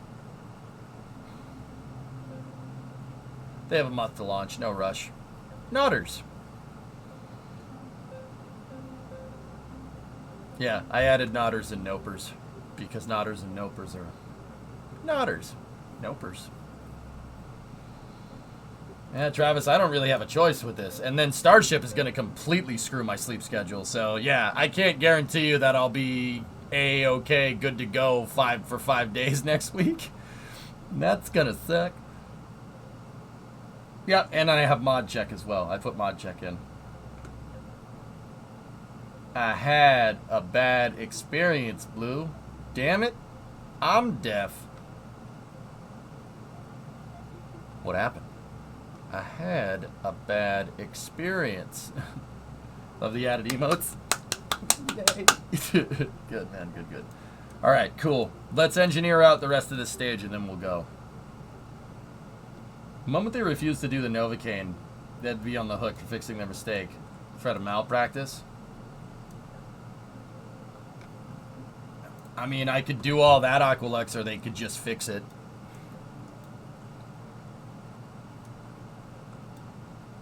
I was like, please, just get out of my mouth as soon as possible. And yep. Fortunately, my insurance covered it, and then I never went back to that place ever again.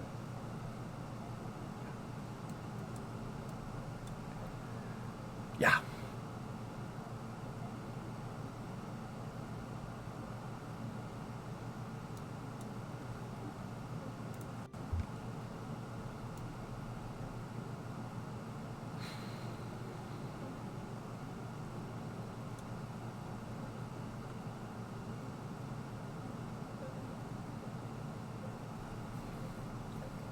Think the Monday window is bad? Wait until they push it to 2 p.m. on Monday. I'll be fine. Good dentists are worth their weight in gold. Yeah. Starship Hype, go orbit. Bloody, I think it's going to make it, dude. I think she'll make it. Seriously. Now, you guys are jonesing for an Eve mission. I know. So let me finish up this stage and then we'll get to stepping.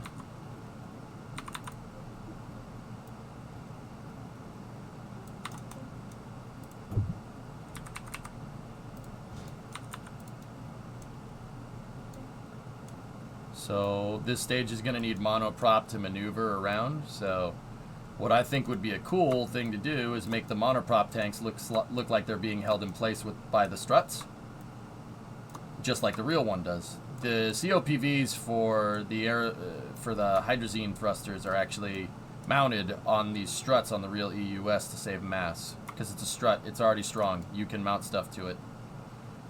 Fun fact.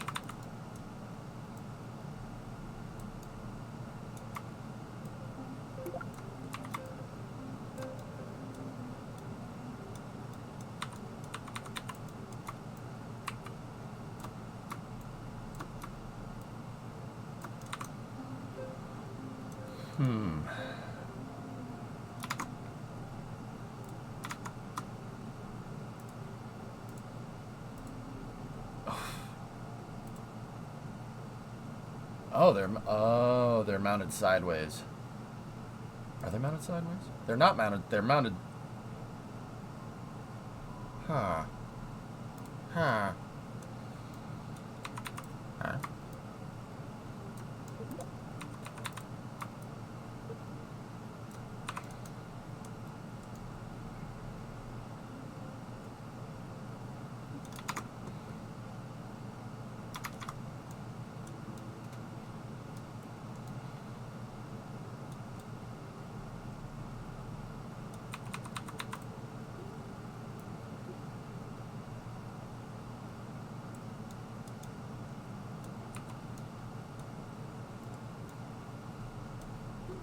Huh. Huh. Huh. Huh. Huh. Huh.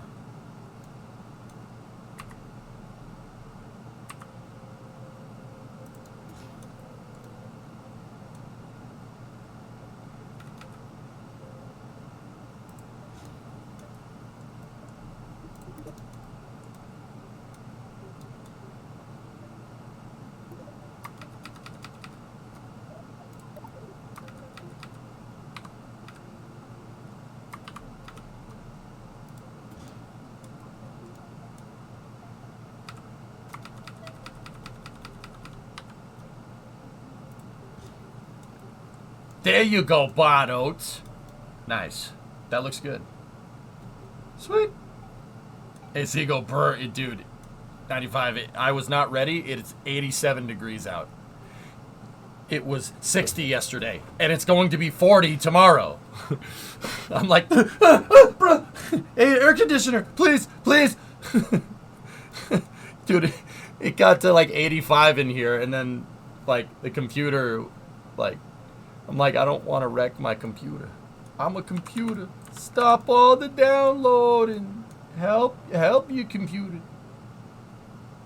Nice, Brian. Yeah, dude. It's mint. Come on.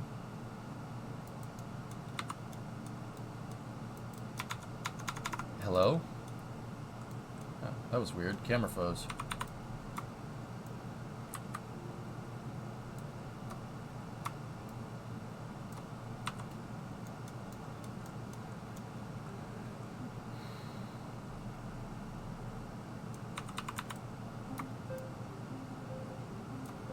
I don't know nothing about them computers. My mom got one. She put a couple games on it. Alright, get rid of that.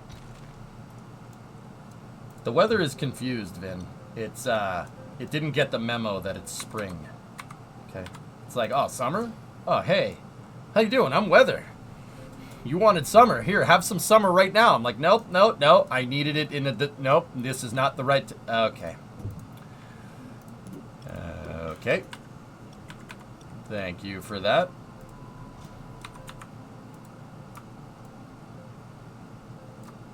You know what, Dimit?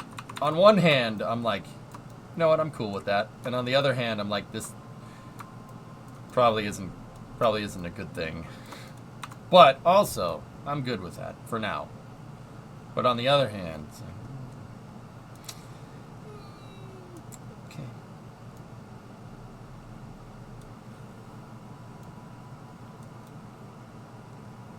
All right, dudes. There's our stage there.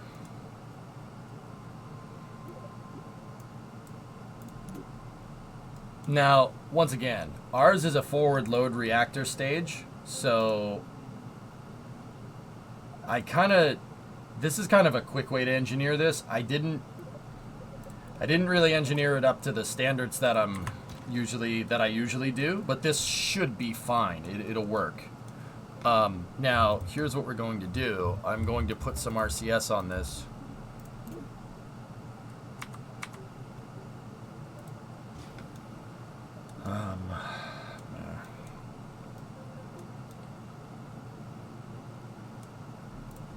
Now, let's see if the game understands this now.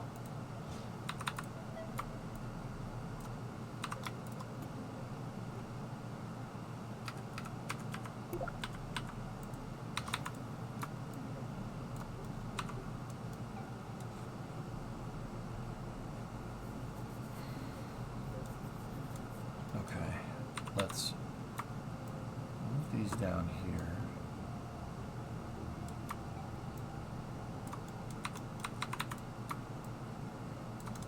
Right, and then I need one more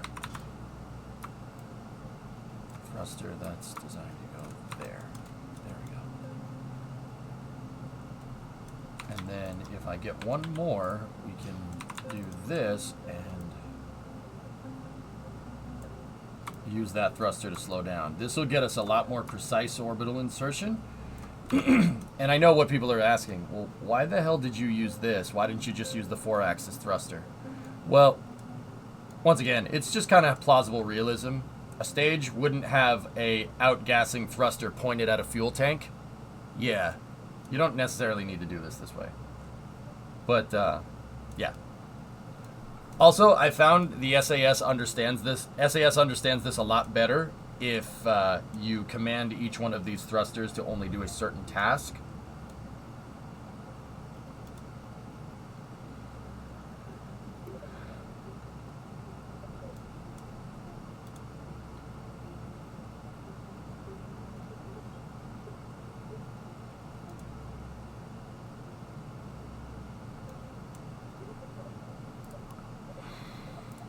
I might have to make each one individually in that regard.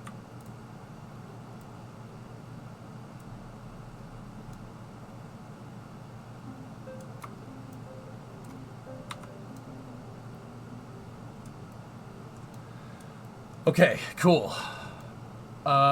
So now what I'm gonna do is get a set of struts here. We're gonna get one in 3 times symmetry, basically going to the oxidizer tank like that. And then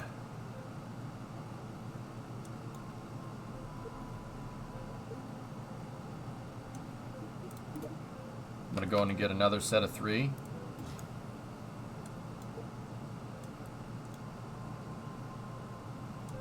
And those struts get attached to the engine section, like that.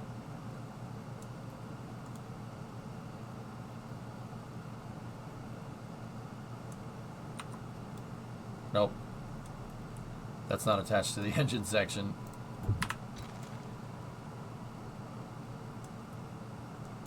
It attached to one of the motors.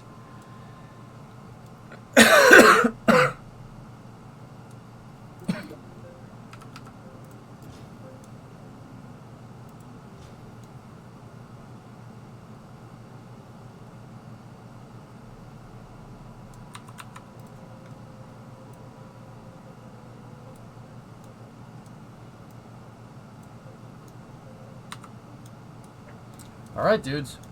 Well, let's set our staging and see where this takes us.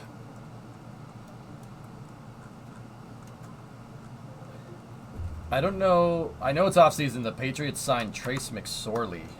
Trace McSorley.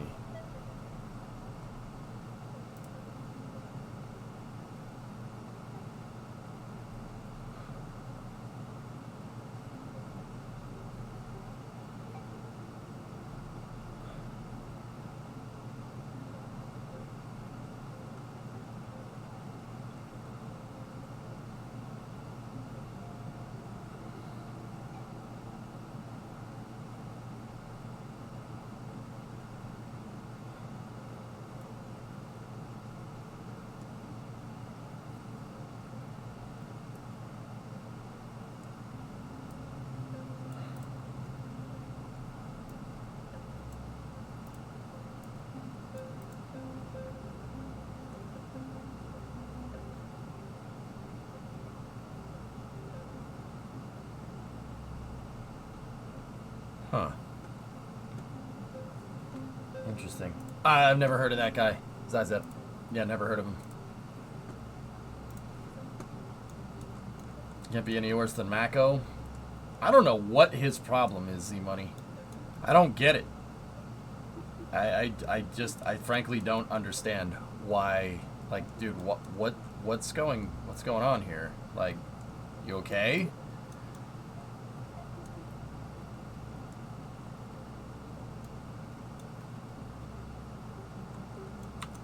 Matt Jones's problem is Matt Patricia. Pat's like an OC. Yeah, but that was Matt's first time being an offensive coordinator, dude.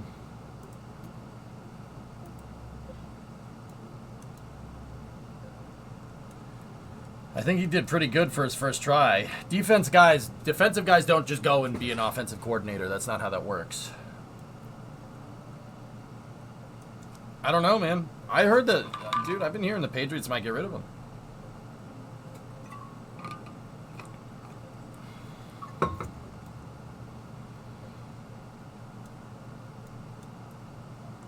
This year, quarterback isn't a super creep like my Browns.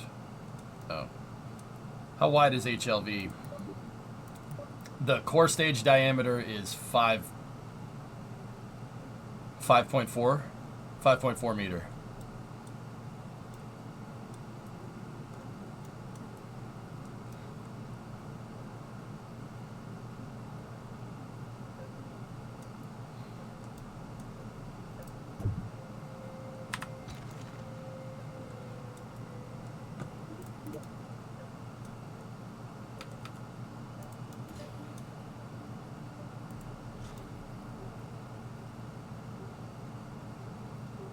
We'll clamp it like it's hanging. Partial forward load reactor should work just fine. The EUS does need a probe core, actually, now that I'm here.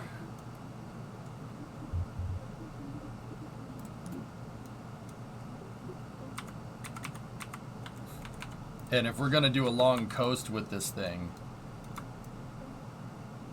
might do with some power generation systems as well. I forgot to put the probe core on it. That'll do just fine. We need batteries.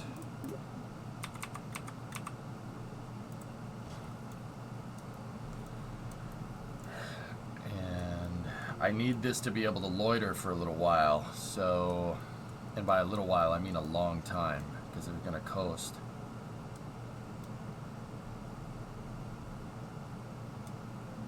I'm just putting the final touches on it.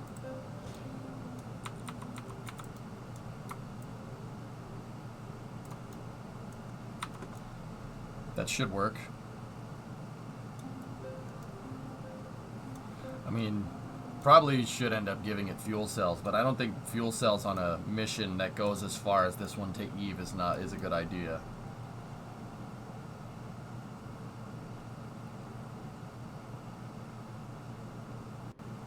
Sense of awareness on the field sucks. The guy can't read a defense, man. Can't read a defense, dude. I don't know what that's about, but yeah. Alright, let's get our staging here. So that's booster ignition. That goes up there. Booster ignition needs to go there. Where are my shuttle motors?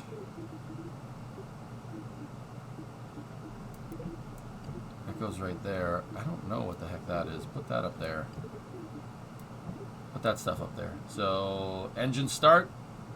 Boosters.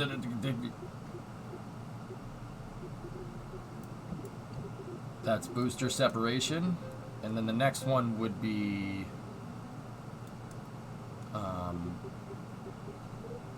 that decoupler right there. Take that one, put it in its own stage. That's EUS separation. Oh, we also need fairing separation. That's right. So, fairing before EUS.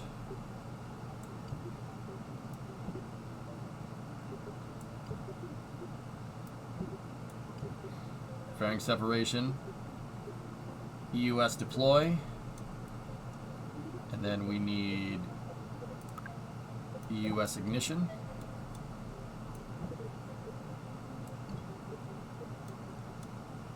That fairing can go all the way up the top. We don't need that. And then from there,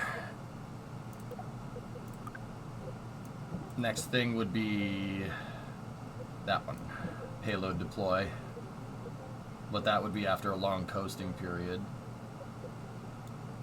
And then after that, it's service module jettison. The antennas are there already.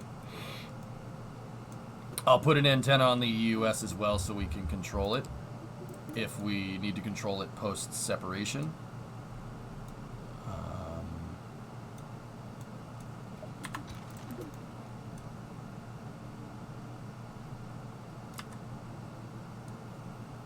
I don't know where the antennas would be on this thing. Let's just put a set up there. There we go. I gotta make sure that those thrusters are disabled.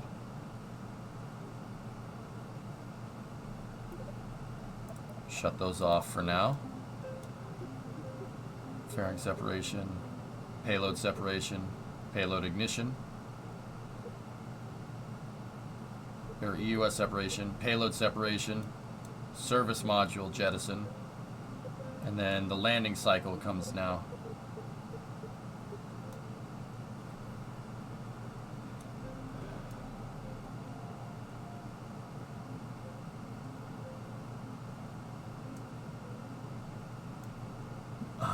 You know what I realized? We're basically ballistic through re-entry here.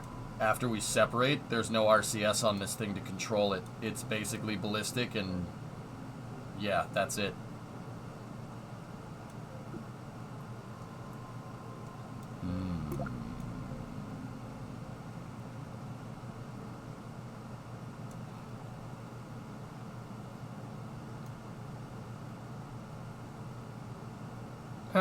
No, Nova, it should be okay. This is a test flight anyway, so we'll roll with it. I'll roll with it. That If that comes back to bite me, remember this. The capsule is basically going to be ballistic, so if it tumbles or whatever, yeah, we're basically screwed. But the service module should make it so that doesn't happen.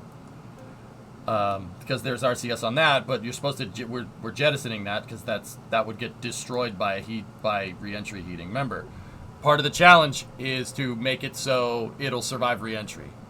I know this will survive re-entry. Can we talk about the socks for a second? No. Okay, that's drogue. We need drogue deploy after that. Then we need heat shield. That's heat shield separation. That's post re-entry. Then we get the rover popping out, or the lander popping out there with its 3 main chutes.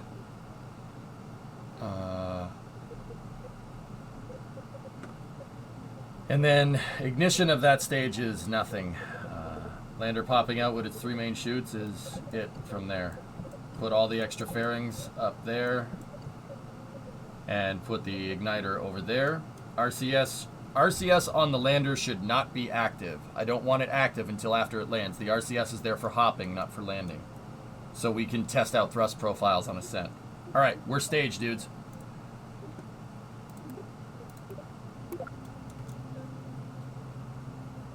I'm probably, when we're not so hard pressed for the challenge, because the challenge basically needs to be done by tomorrow. I don't know if we're going to get the 4th one.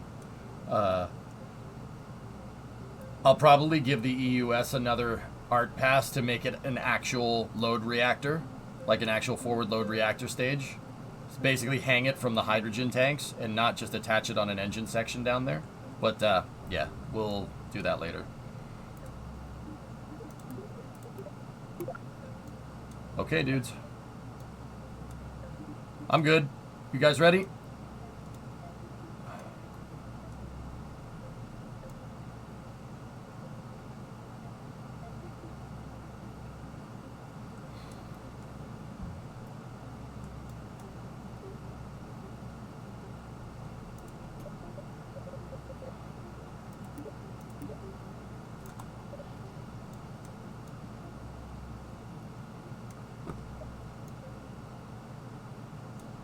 Will you be able to control the lander on re-entry through the fairing? Yeah, of course.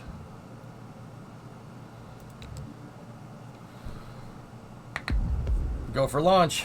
Alright. Well. Oh, we should probably make sure we're in an Eve transfer window, huh? Yeah, that probably is a good idea. Alright, Zwinkle.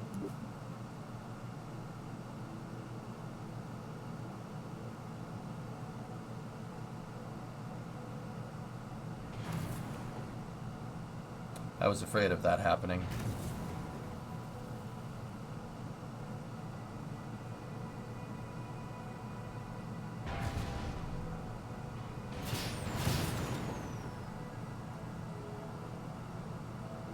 You done? Oh. Oh, now, yeah, now that's where we draw the line, not after my boosters just decided to explode.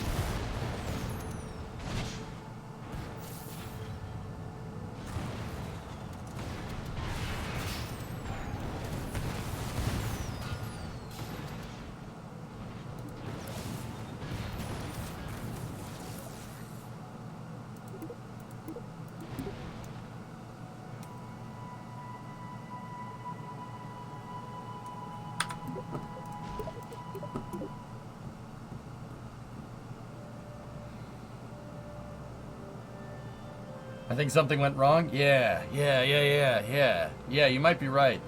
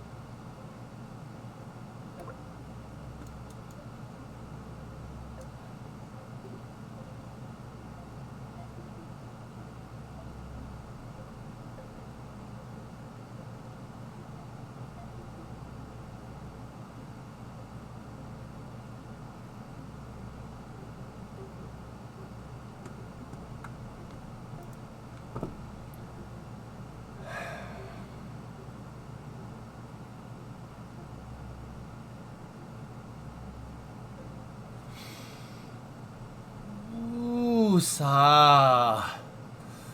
Woo-sa. Woo-sa.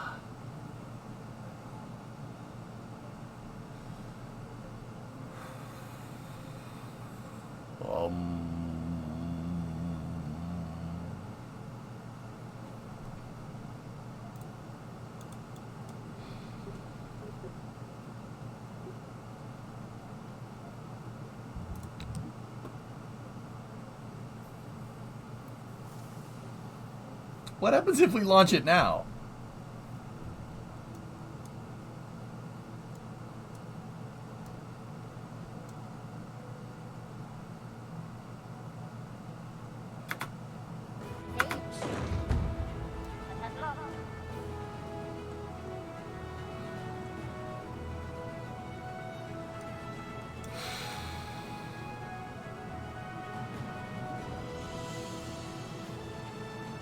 Early access, guys. What do you want? Yeah, Alex, that's a different glitch than what happened last time.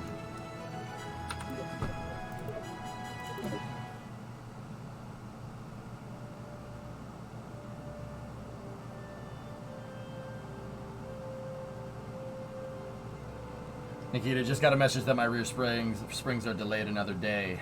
Those that I need for your daily driver. Guys, yeah, it somehow put the rest of the rocket down there. And it's every single part of the rocket is disconnected. I'm going...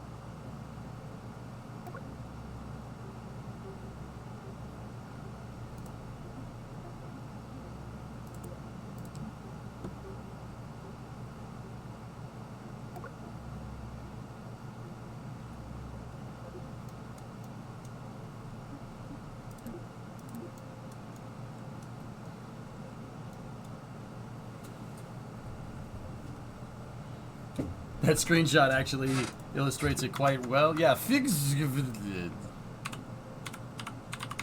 FDS is an old meme, guys. It's an older meme, sir, but it checks out. This is Figs. It's a meme. It is a meme from my youth.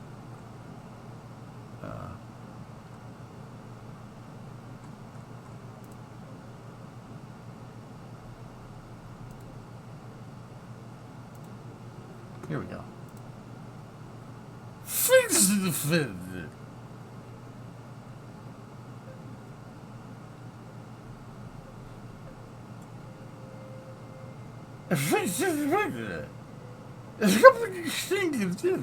I am a science man.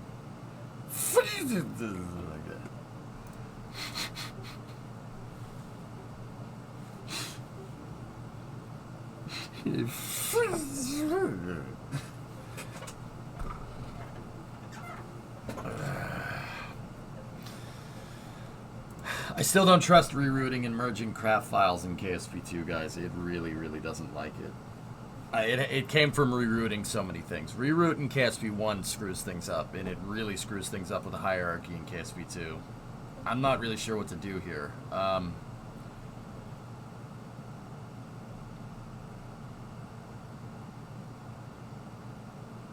Here. Okay. I got an idea.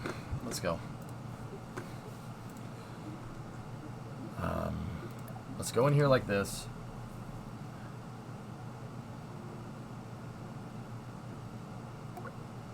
Well, clearly this is borked, so get rid of it. Get rid of that.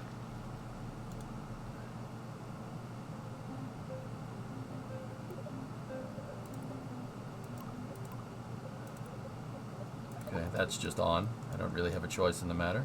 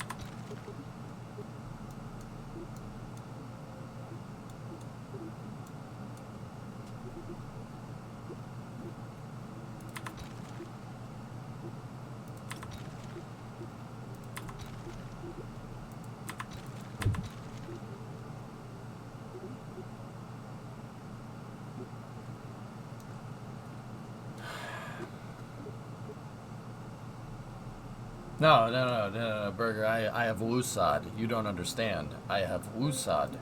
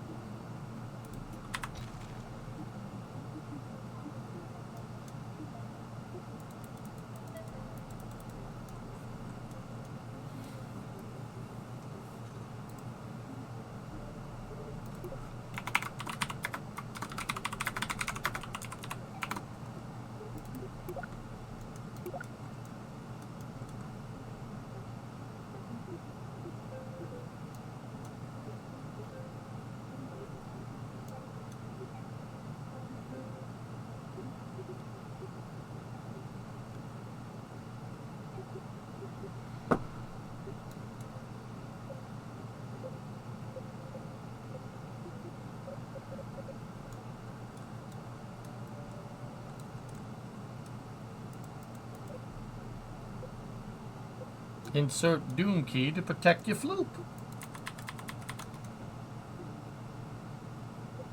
Well, 62! 62! There you are! Best of luck to you, sir, on the upcoming play. I'll be playing with your mama tonight. 62. It looks like Boucher drop-kicked him and he knocked him out.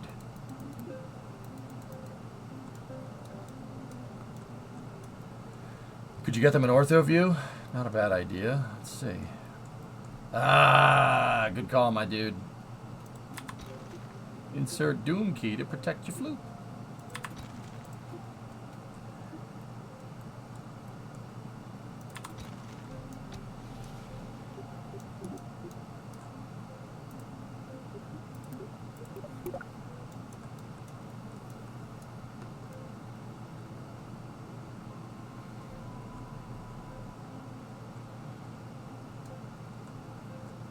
So, I'm going to save this. And, no,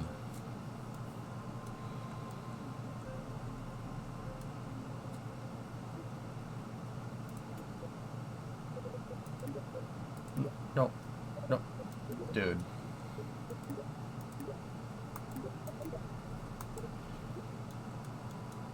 Okay, so we'll save this like this, right? And then load HLV prime merge. Okay.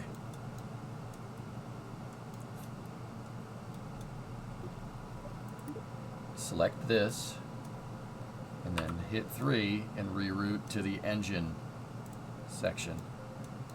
Right? Take this.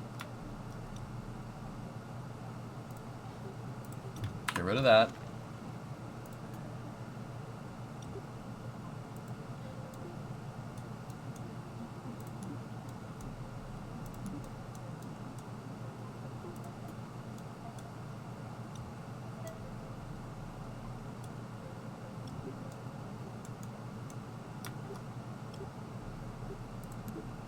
No.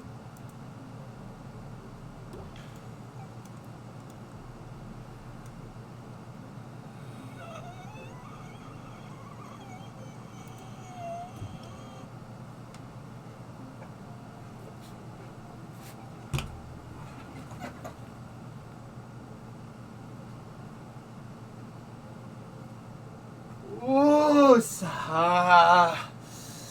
Woosa. Early access, early access, early access, early access, early access.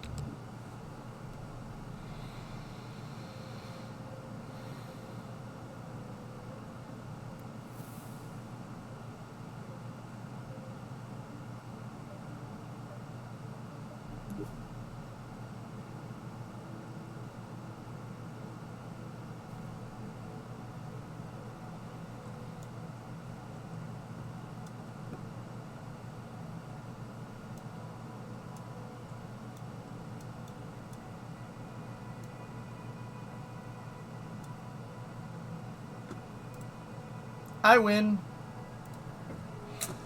Okay. I still needed to adjust the staging and lock out the RCS, but yeah, she works.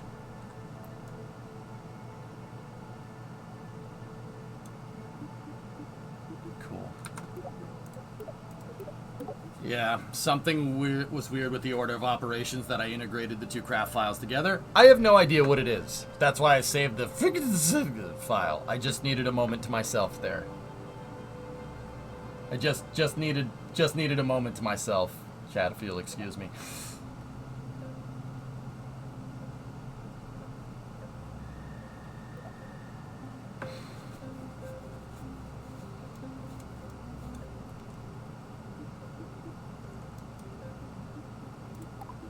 One truck. Later, after the Eve missions. Okay, engines. Put that up there. Boosters in Ignignot.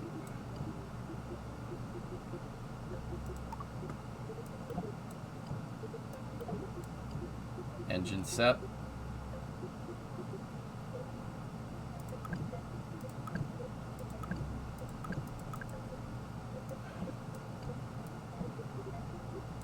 Fairing separation.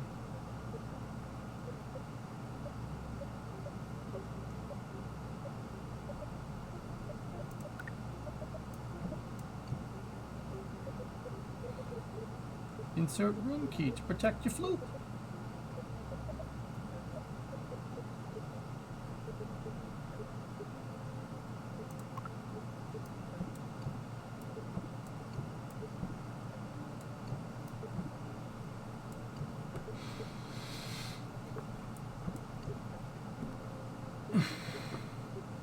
EUS separation.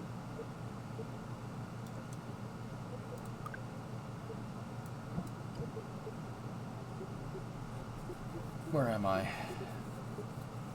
EUS Ignignot. That goes up there.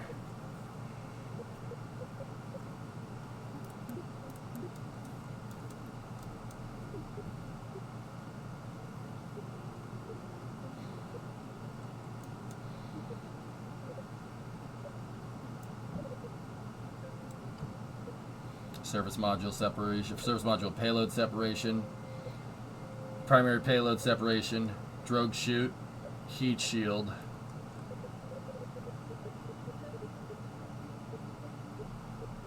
Three mains unfurl upon arrow shell jettison right there. Arrow spike and all the extra fairings can go up here.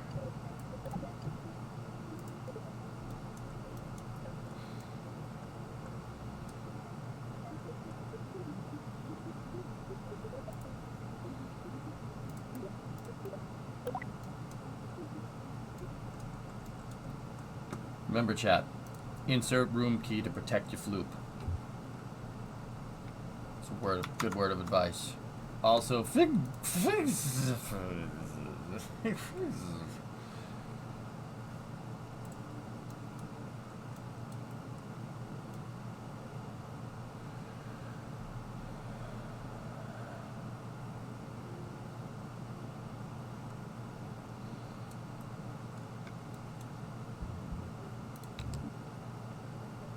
we're not in an Eve transfer window, but I'm working on it. My floop has teeth. It protects itself. But you didn't insert the room key in it to protect your floop. Don't you dare freaking break on me.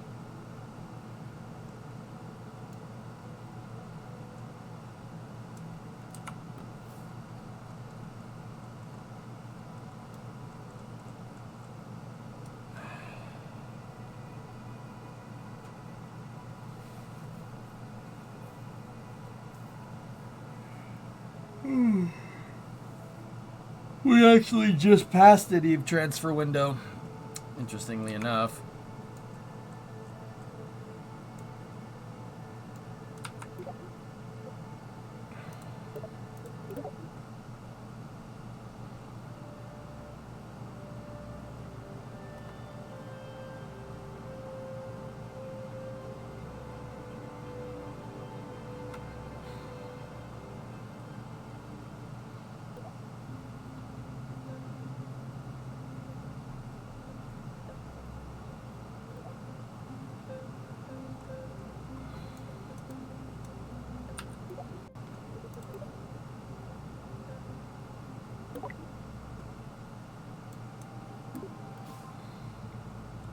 Nice, Mackie. Congratulations. All right. Eve needs to be like right here.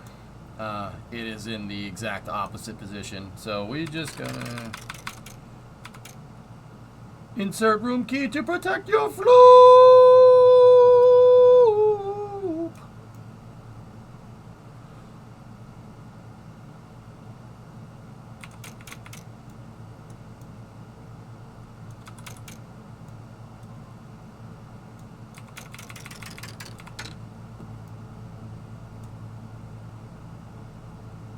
Yeah, that should be about right.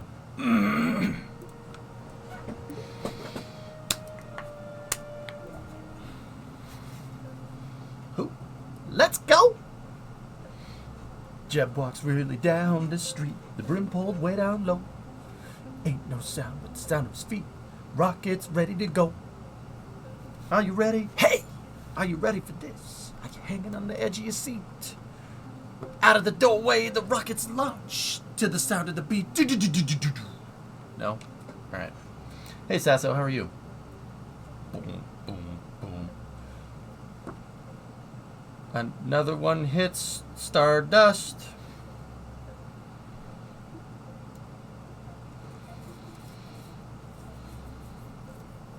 Another one rides the bus. And another gets on, and another gets on. Another one rides the bus. Hey! Boo this man! Boo!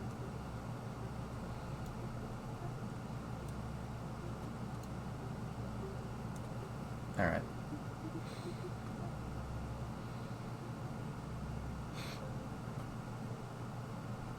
So drag shoots break at 170 meters a second. Drag shoot? What is a drag shoot? 95. Let's just go from Launchpad 1. Let's go. Isn't this incredible? It's gotta be some kind of a record! Everyone loves a slinky. You gotta get a slinky. Slinky, slinky, go, slinky, go! Oh, man! Can you believe it? It was right there! Can I do it again?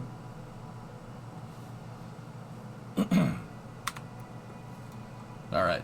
Chat, get all the movie quotes out of your system. It's time for game time. We're in the Eve transfer window. We're going to fly up. Vehicle will pitch over. We're aiming for a 90-degree flight azimuth, 0-degree inclined. Yeah, should be a good MEO insertion with this. I'm aiming for MEO insertion just like SLS, so we really want to get that AP up as high as we can. So I'm not going to like throttle down, pitch the stage down or whatever. Basically going to fly on a normal ascent trajectory and my AP is going to shoot up over 500. We will do a direct MEO insertion or MTO, medium Earth orbit, direct medium Earth or medium Kerbal orbit transfer. That'll basically yield us a little bit more delta V with our stage.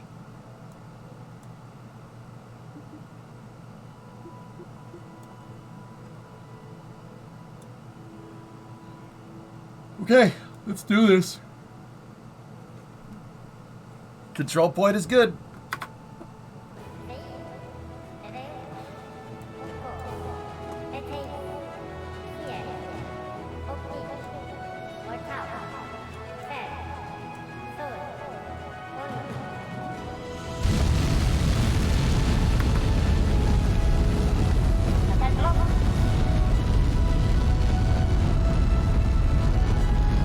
Booster detected.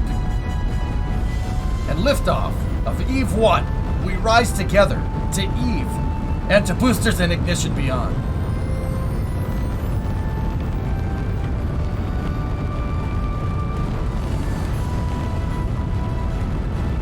Okay, we cleared the tower. Roll program. Roll program is complete. HLV is pitching down range.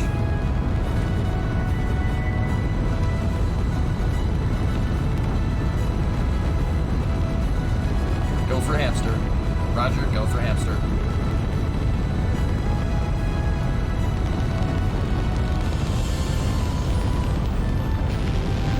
may sound stupid, would flames have the shadow like that? The plume, yeah, plume casts a shadow.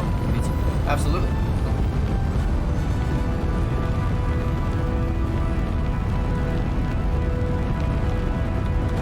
Throttling back engines to 64% rated. All systems still looking good. That always happens, Mr. Bond. A certain distance off the ground. I'm not sure exactly why. It's registering a collision there, but it doesn't do anything. It's probably registering a collision with something that's not a convex mesh glider if I had to, or just a mesh glider if I had to guess.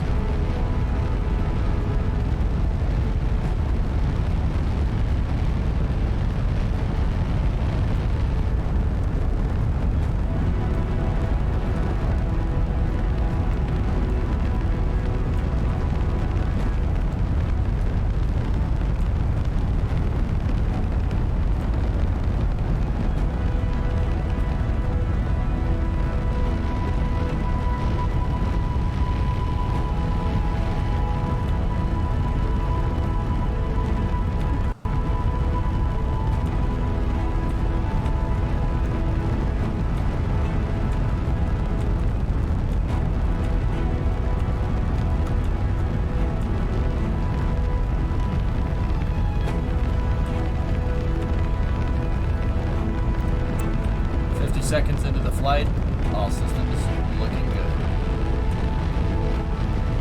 I would check our dynamic pressure, but the game doesn't tell you anymore. They took the debug menu away, which I don't know why they do that, but they did.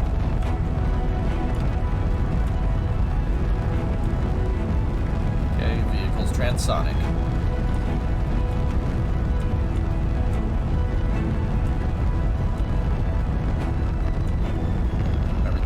Good. G plus 60 into the flight here. Go and throttle up. Roger. Go and throttle up. 4 main engines. DHLV core stage throttling back up to 100% rated performance.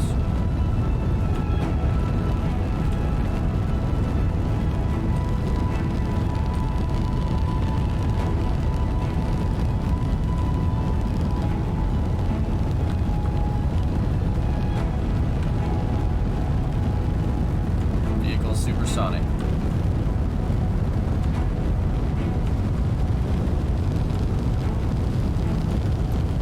Watch, game coder. It's level of detail. Watch, when we get to a certain altitude, it'll de-render KSC, and our frames will get very, very good. It'll de-res it. Watch. Bio-digital jazz, man. So I'll just keep the camera right here. Watch KSC.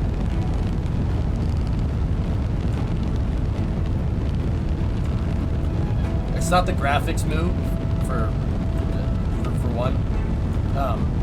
Your graphics card has no problem rendering everything here. The CPU doesn't understand that the graphics can render that fast. It's actually a CPU bottleneck. I've been saying this for a long time. It's the CPU with the level of detail on the terrain, on planetary terrain mesh. See, it de-resed right there, and now our frames go back to normal.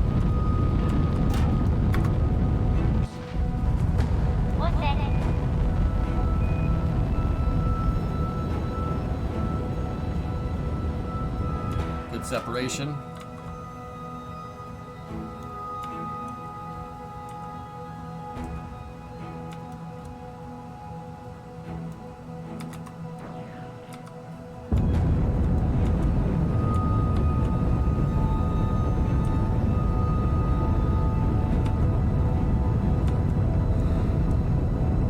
We've got nominal booster performance there.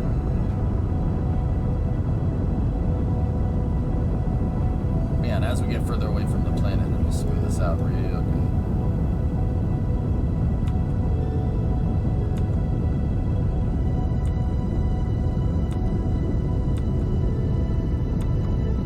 Okay, nominal trajectory thus far.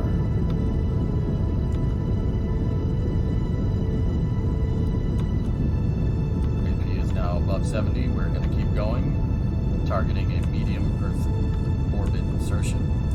Medium transfer orbit insertion with our HLV here. EJ, KSV2 is a possible to build a landing stage like SpaceX?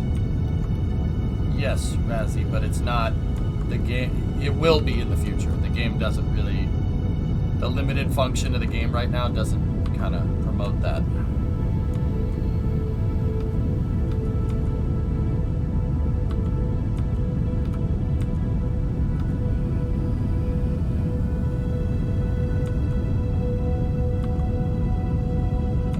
Kilometers a second, 51 kilometers in altitude, all systems looking good, coming up on payload fairing separation. Fairing separation confirmed. Yeet!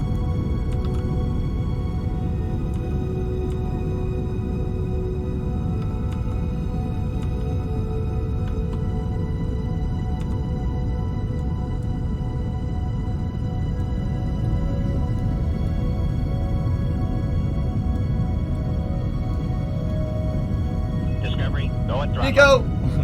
50. Yeet! That's right, man. How are you?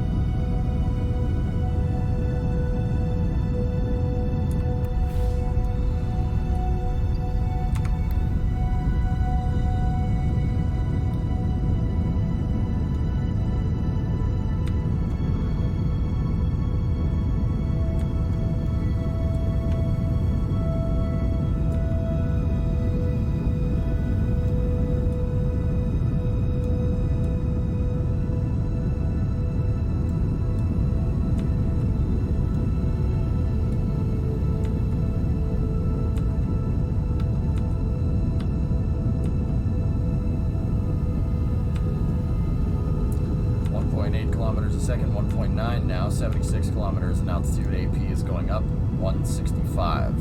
It's looking good.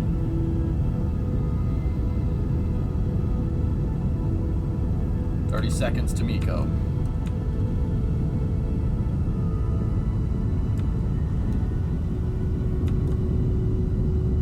Drag, if it makes it, we'll leave it there.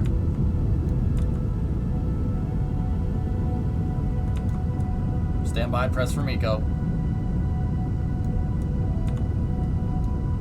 5 seconds.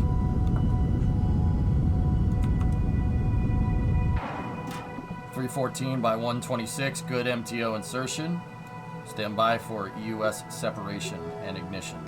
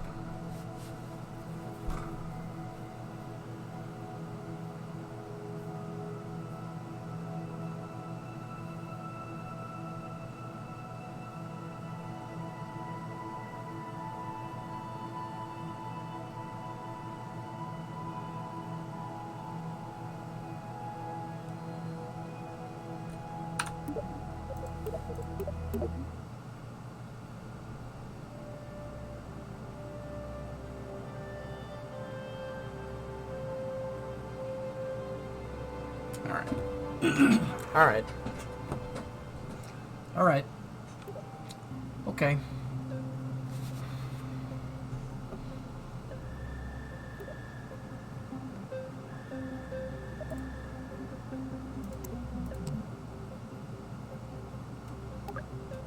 That's exactly what it has to do with Mutter. Be careful about rerouting stuff, guys. It breaks things.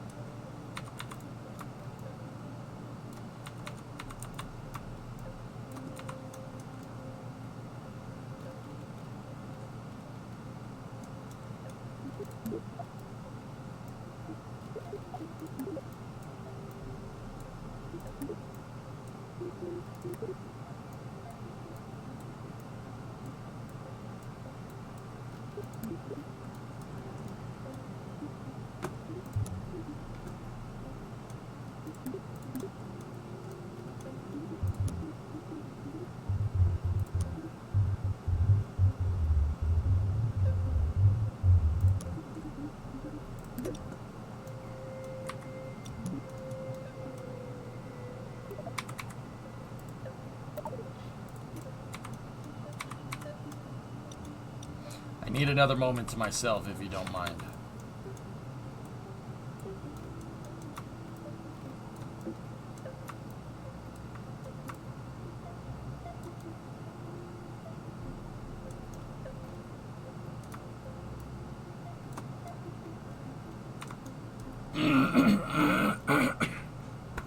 Come on, throat. Let's go.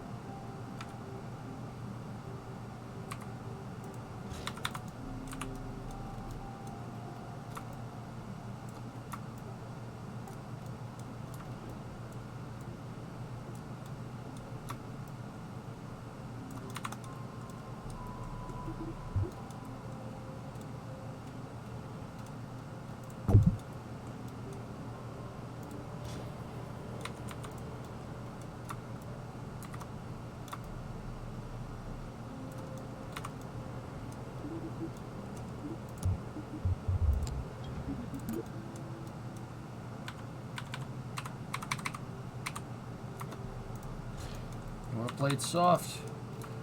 Play it soft. You want to play it hard? That's fine.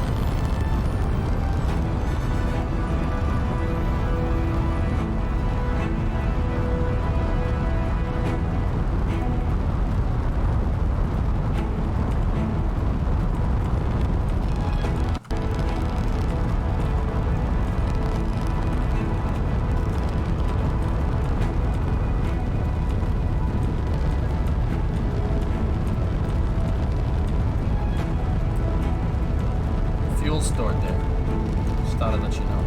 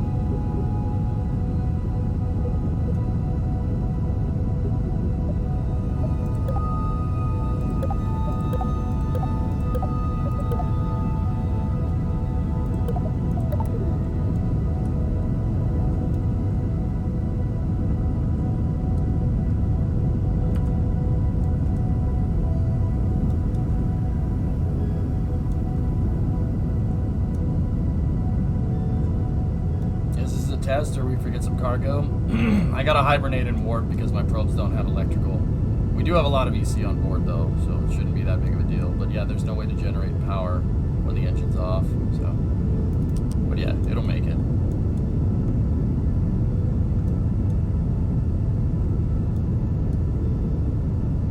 Swerve plus ball. Hairy ball. Triangular ball.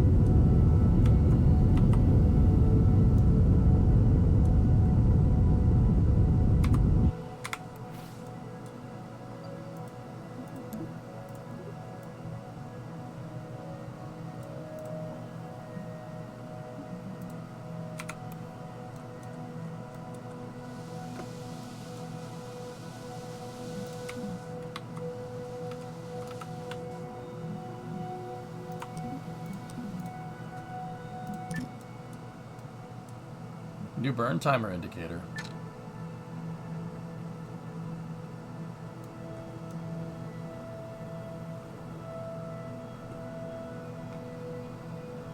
Yeah, Flex, it's alright. Yeah. That's cool. It's okay. It's just, this'll work.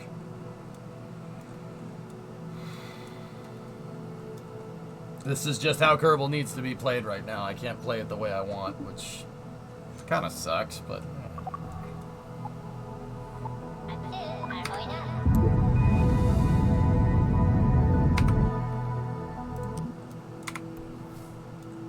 Spaceballs? Oh shoot. There goes the planet. Alright, so we want our ejection angle here for the most part. And then we want to do a posigrade burn here. Should get us into helio.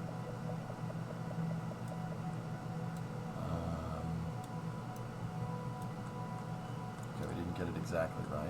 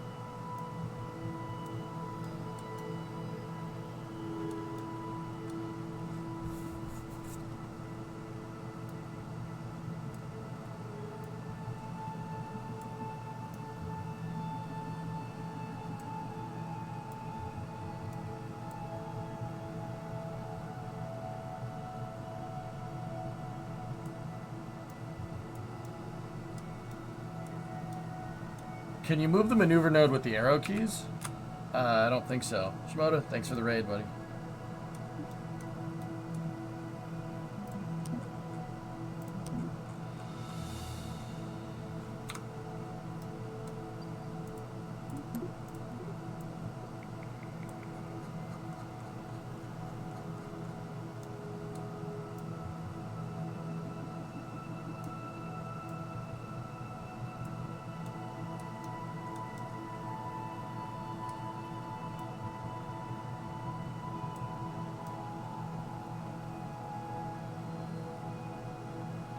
Good.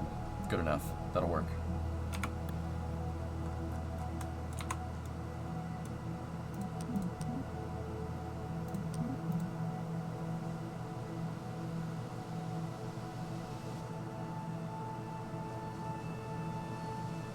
I'm just going to do a helio insertion and then we'll adjust from there.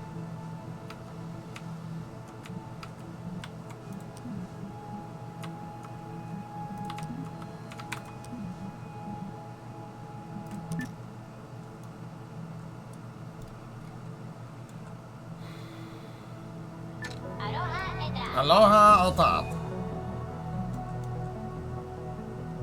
Stand by for Nerva reignition in 20 seconds.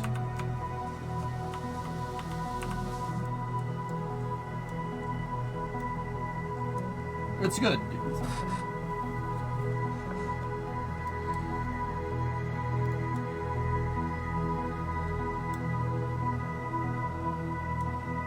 Getting nice crystal clear flames up here.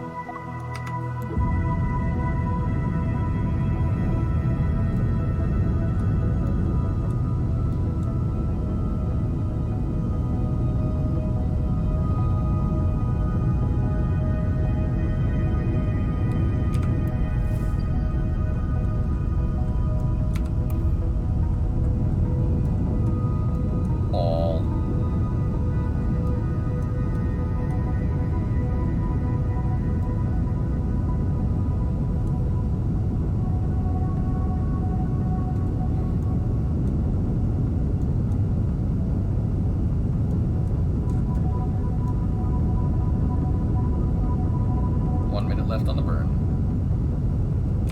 I don't like doing that, Core. I'm not doing that. I'm not time zooming under warp.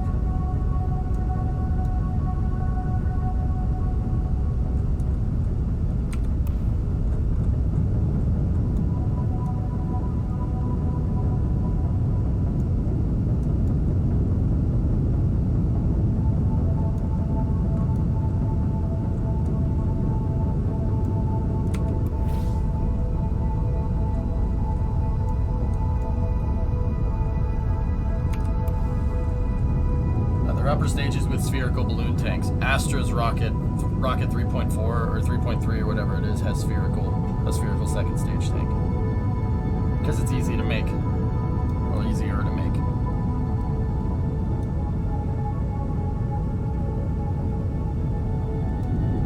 Five seconds.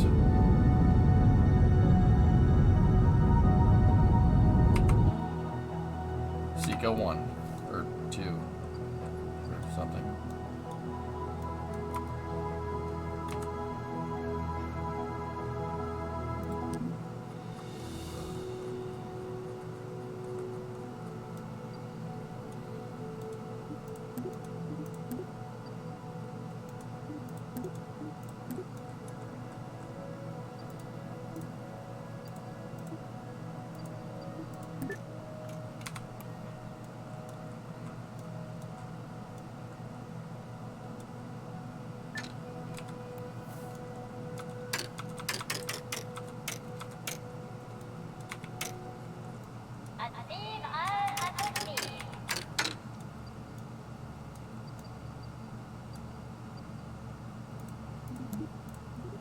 Going to do a mid-course correction here to match Eve's inclination. And that should make it easier for us to get an intercept.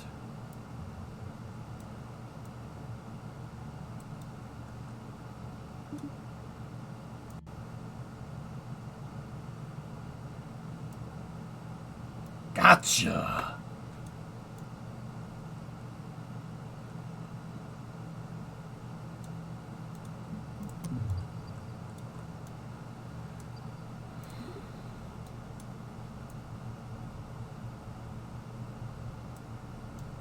So now what I'm going to do is I want this thing to be polar, and we are literally on an impact trajectory. So changing the inclination like that.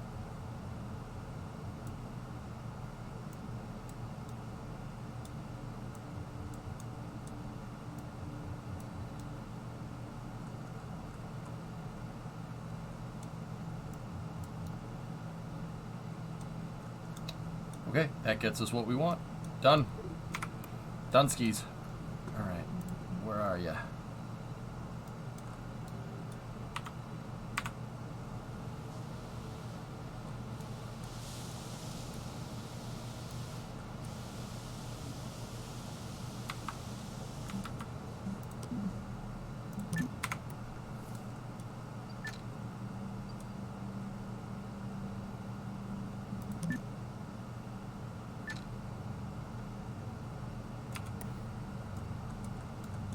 All right, we will do another burn here. Electrical charge is still good. The probe has been hibernating. Got 9,800 delta V left. We are still good to go.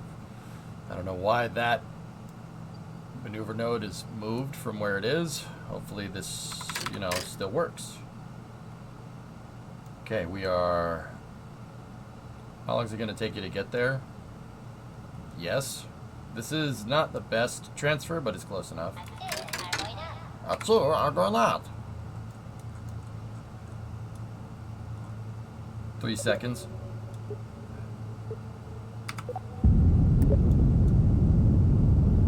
"30-second course correction burn here.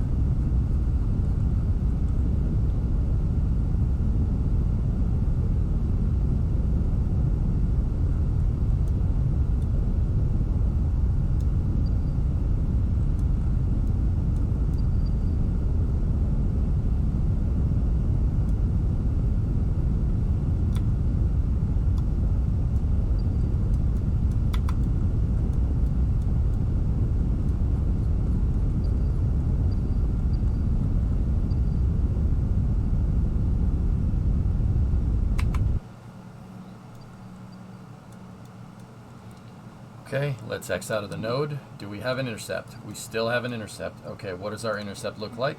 Focus on Eve. Alright, it looks like we need to just go forward a bit.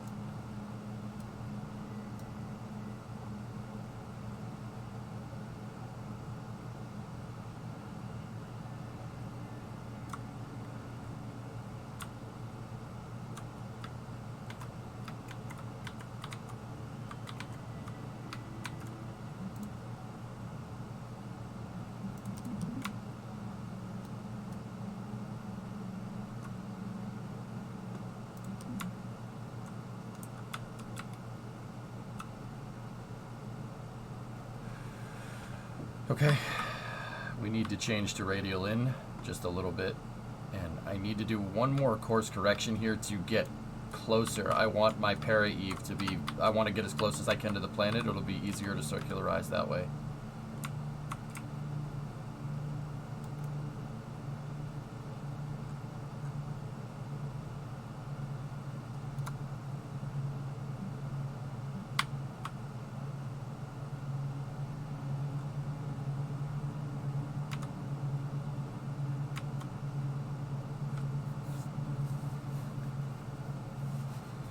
You look defeated, you good. No, I'm pissed. I'm freaking pissed that this isn't working. So I brute forced it, and now we're gonna get there because I'm annoyed with Kerbal. I will not be defeated by an early access video game. I will not be defeated by a tiny net.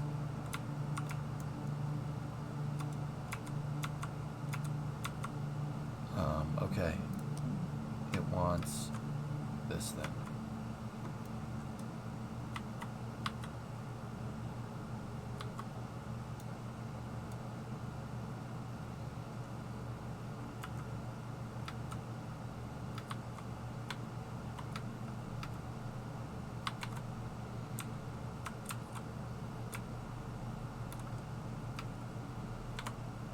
So yeah, guys, sorry for the lack of commentary.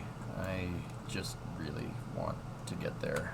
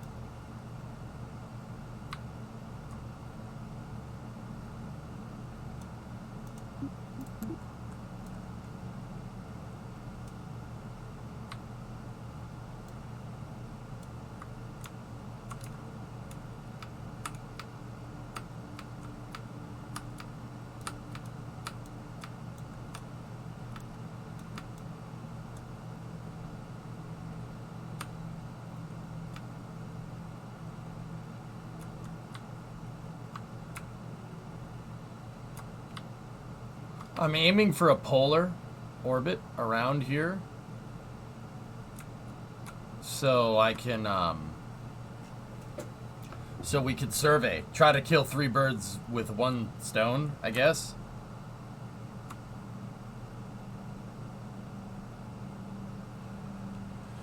Hey, Dad. Welcome back.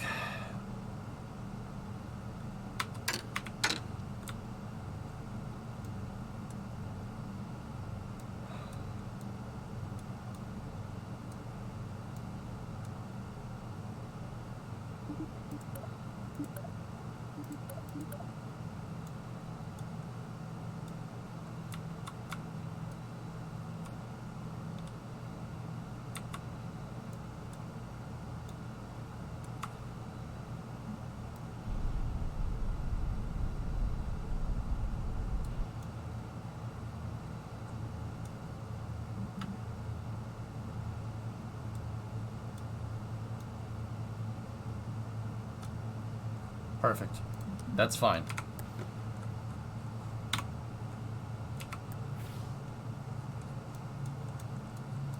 So I'm just basically dialing in my insertion orbit to make sure that it's right. We will warp over here to SOI.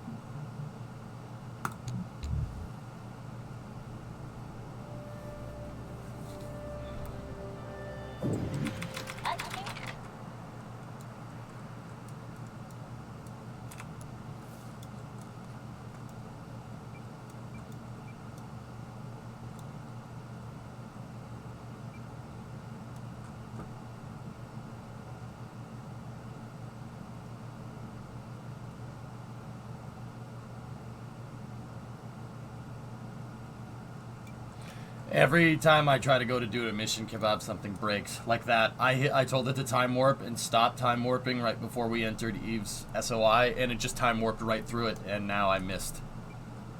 Yeah, that's joyous.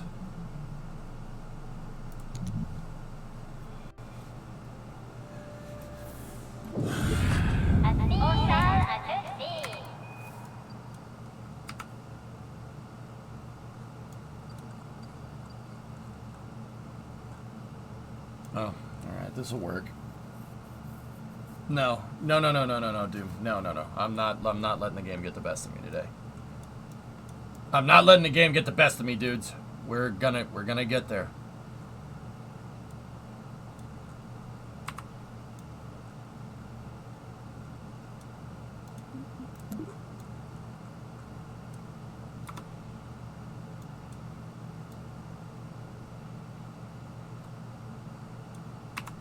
That's good enough.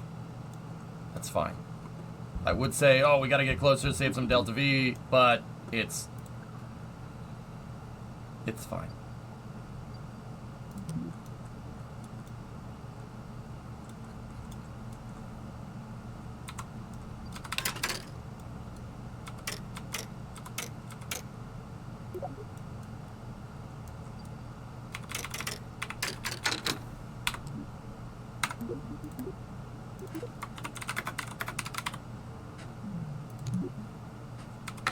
We're in the middle of a fierce battle.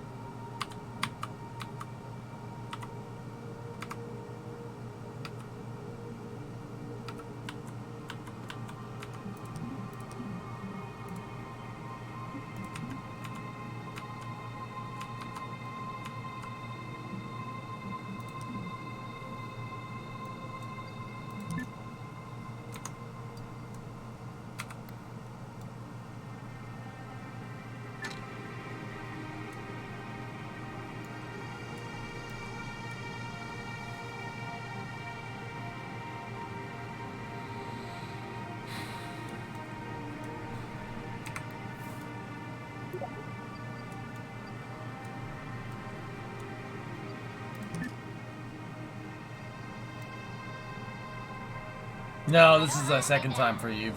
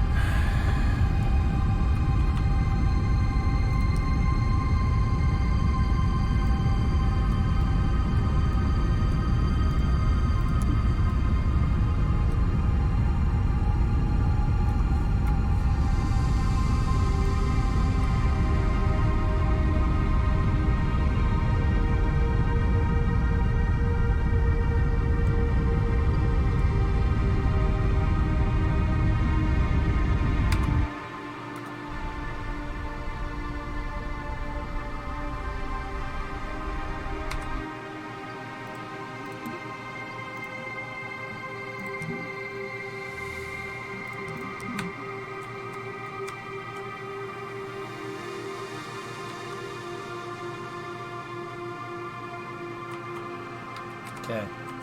I'm trying to get into a low polar orbit here around Eve.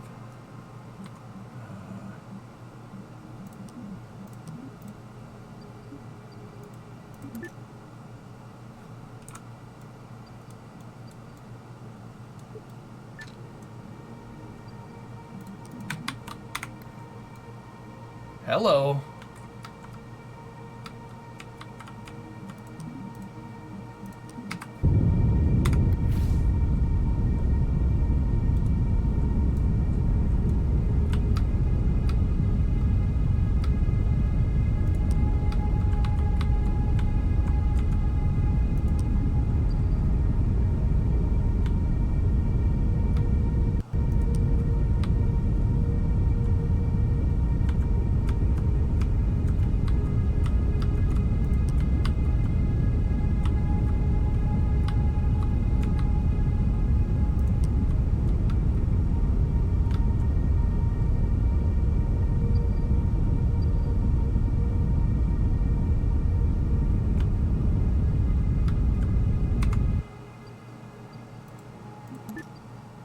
Go around one more time.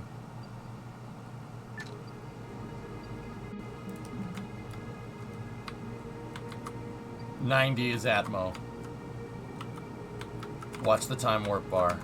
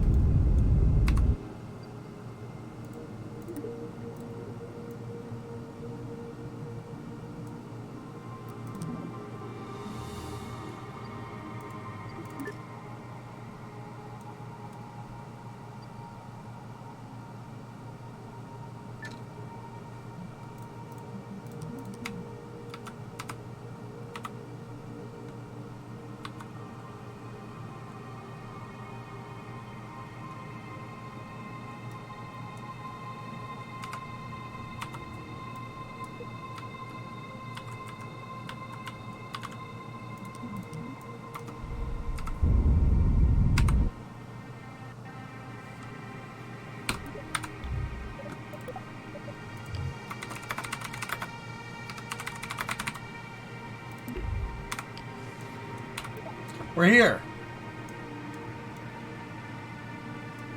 Wait, what the hell is that? Oh.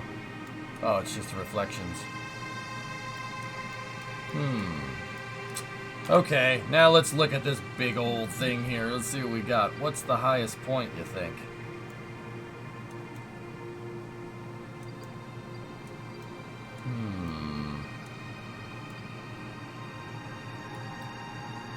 Oh, maybe that guy.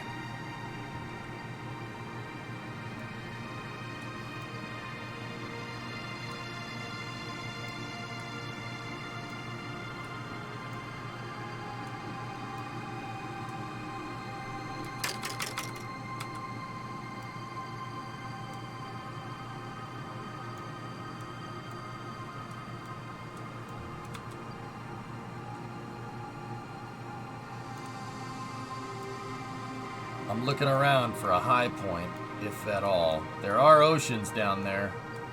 That's for sure.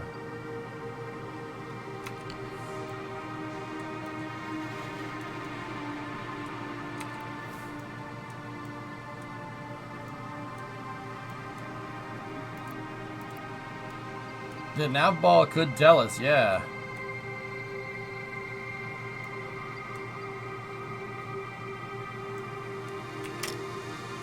I mean, with the nav ball, we'd want to look for the lowest spot. If we want to look for that number to be smaller, that will find us the highest area. That's why I put us in a polar orbit, so we could cover everything. The ground altimeter, I mean, we need to be in a pretty circular orbit for that, but We're for the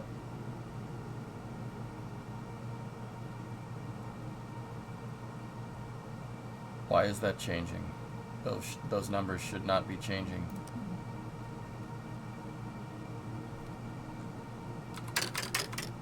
Huh.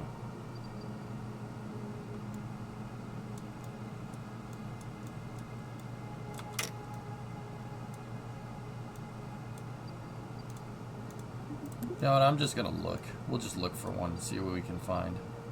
Should be pretty easy to see a freaking mountain, don't you think?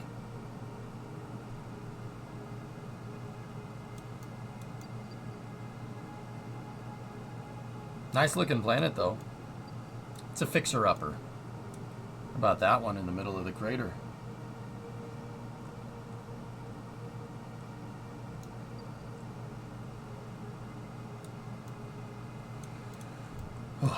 Yeah, sorry about that, fellas. I needed to put my head down just so we could get here. I want to get this challenge done. And I had to enable infinite prop for infinite electric for 1 second because I told my probes to hibernate and warp.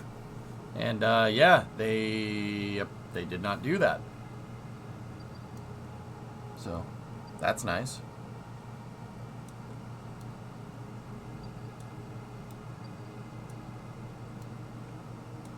Do we see anything up on the poles up there? Any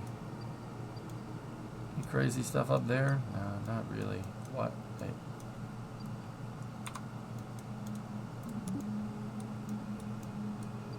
Any big mountains down there? Nope.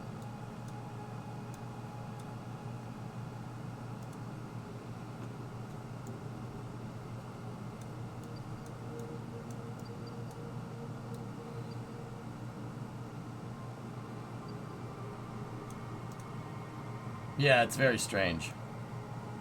It has curb net, Phantom, but it's a little strange right now. How about that right there? Rim of that crater looks pretty tall. I'm judging by the shadow. Guys, see what casts a bigger shadow. You can actually tell.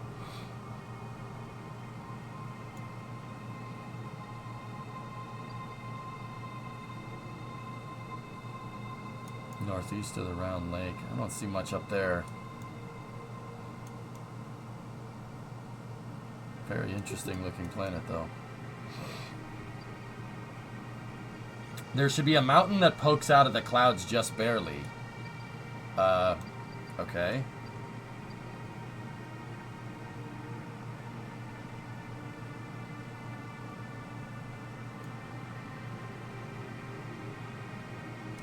Those look pretty tall.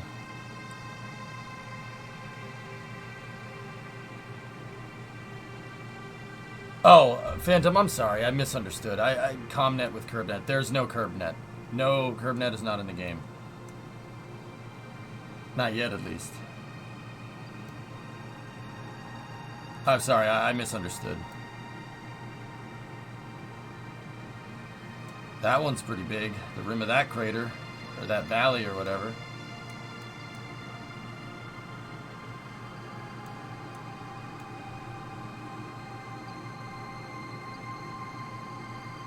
Notice to all residents of Boca to evacuate on Sunday. Cool. Just gotta wait on that launch license, man.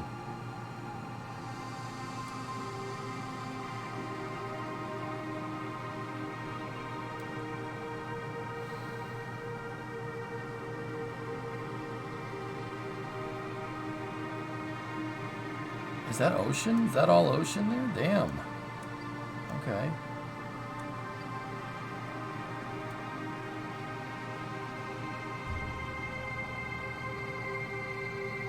The parts that were relays in Kerbal 1, Hillness, I noticed don't relay. They're just antennas. We have 90% of the requirements, TLS.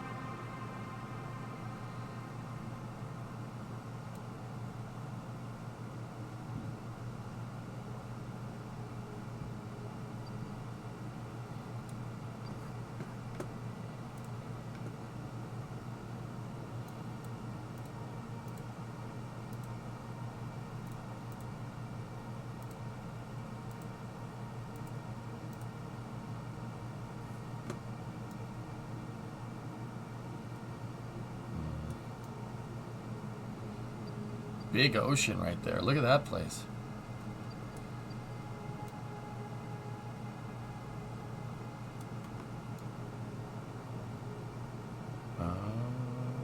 I'm looking for the tallest mountain, guys. That's where I'm trying to aim.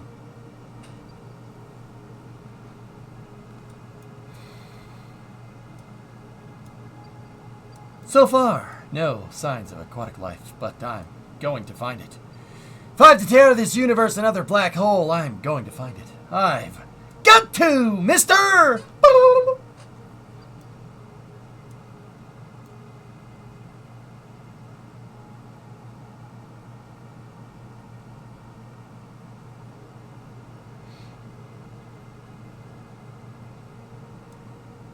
That one's pretty tall. I just can't do it, Bethel. I don't have the power!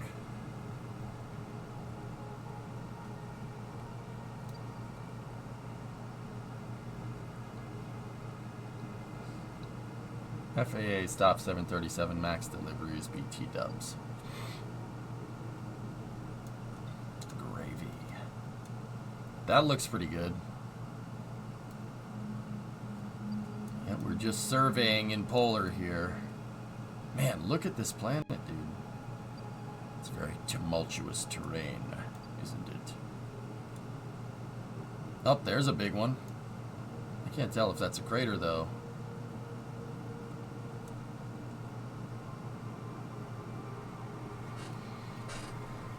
Let's see what we can find here.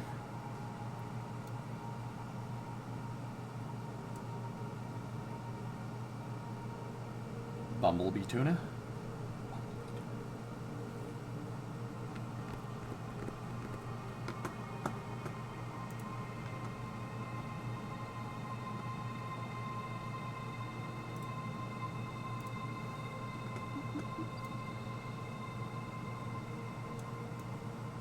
That guy.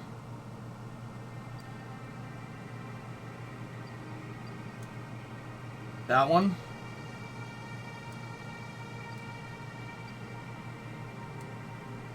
On the line.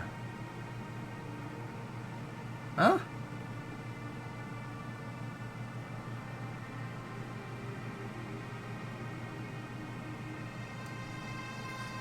I don't see any mountain there, dude.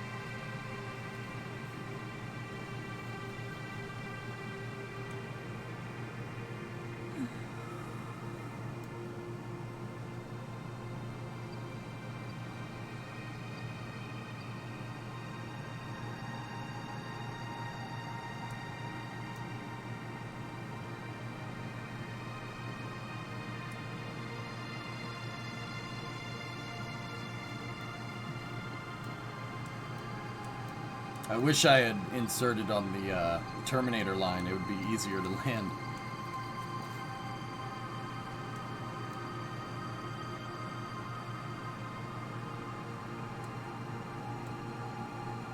Lisa, there's got to be a higher point than that. Go and throttle. Scythe to Eve. That's right.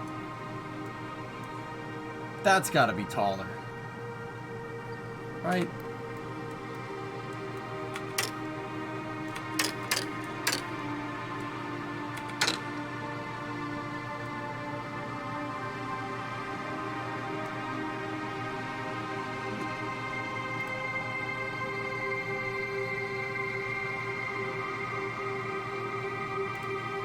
Yeah, creeper.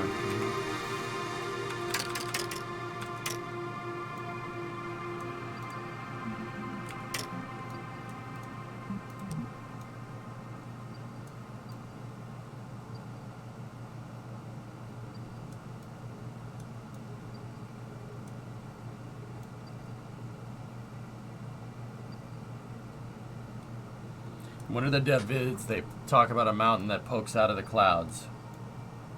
I don't see anything, dude. I mean, there's those.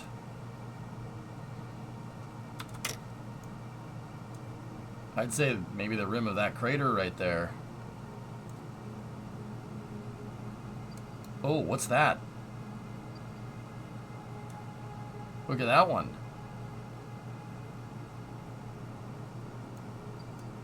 Luiso, how does you giving me the longitude and latitude help me in any way, shape, or form? Just genuine curiosity. Is there a way to punch that in? Like, I don't know what doing that is going to fix. How can I figure that out? You don't know. Okay, cool. Thanks. Good safety tip. Good safety tip, Egon. Thank you.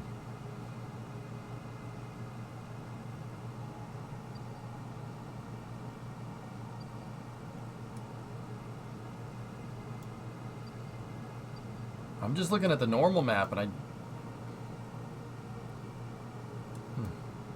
you'd think we'd see it.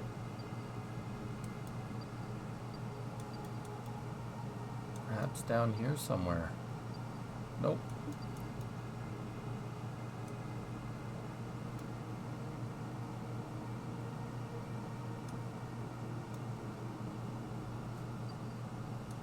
That one's casting a gnarly shadow right there on the rim of that crater.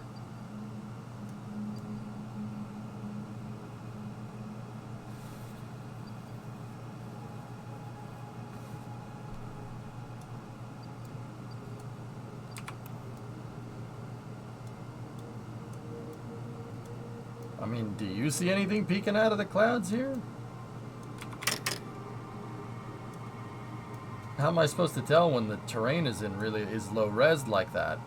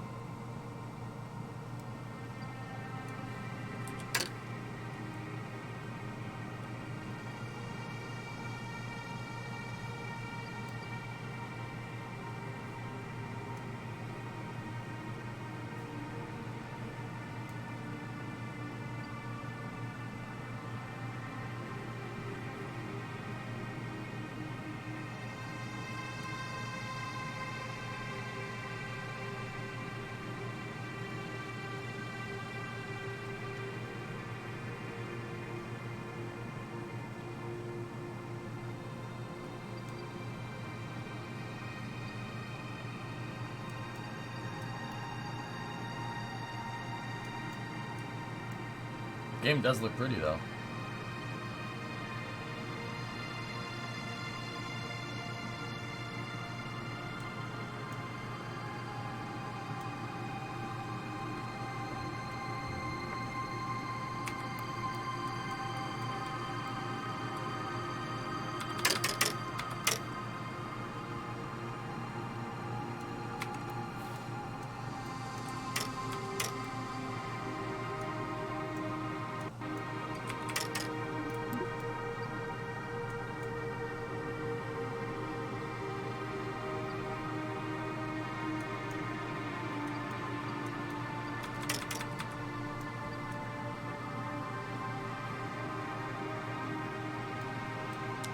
I don't think this is the same biome, Ben. That's the problem.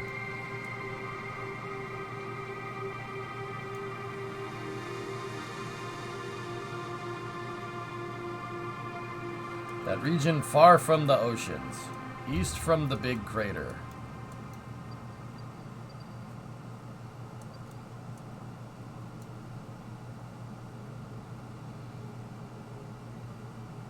I'm just looking for something that casts the biggest shadow.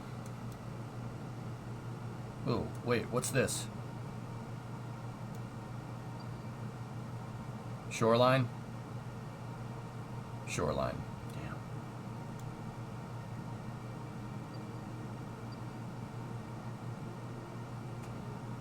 I thought it was a shadow being cast. I was about to get hype. You know what? I think I'm going to aim right there.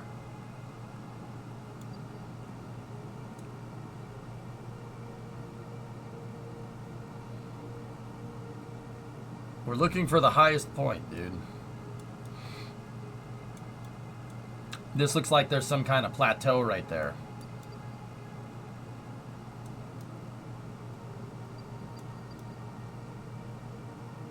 It's part of the challenge, dudes. We're looking for the highest point. Just check the topography map. Where? What topography map, dude? If you know of one, it would really help me out. Oh, I forgot the cap. I'm sorry. I'm like, do you know something I don't? Or something, man?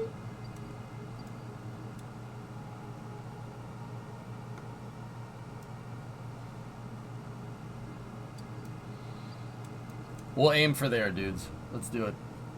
NSF is online. Yeah, I know. They're doing another Starship commentary, dude.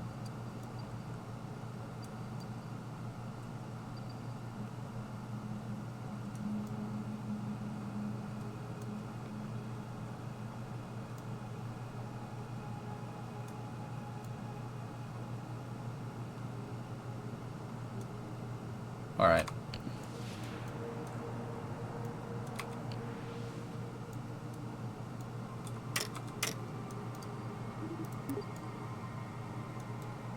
I'm gonna aim for that plateau.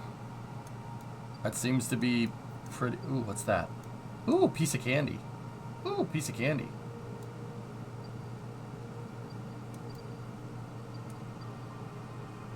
No, we'll still aim for the plateau. Let's do it. I'm not even sure the lander's gonna make it, so I'm just gonna pick something. We'll land on the rim of this lake right here. Or at least try to.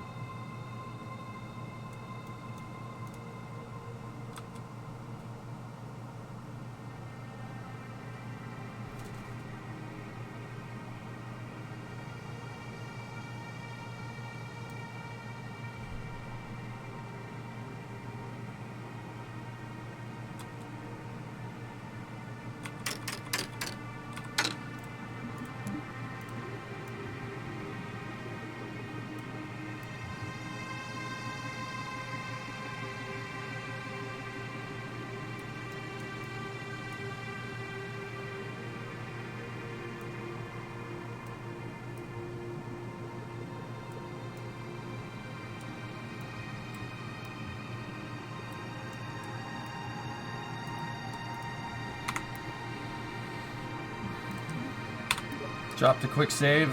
Let's go for this. Hey, Stuart. Hello? What's that? I can't hear you.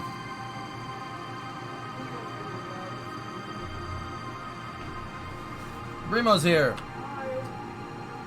If I wanted to open a garage door, how would I go about doing it? The garage door opener. What is that? It's by the light switch.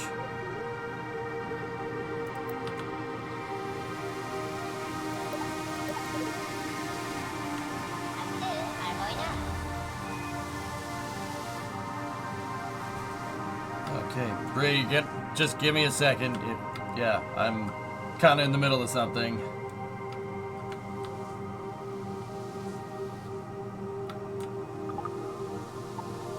Here we go, Eve landing.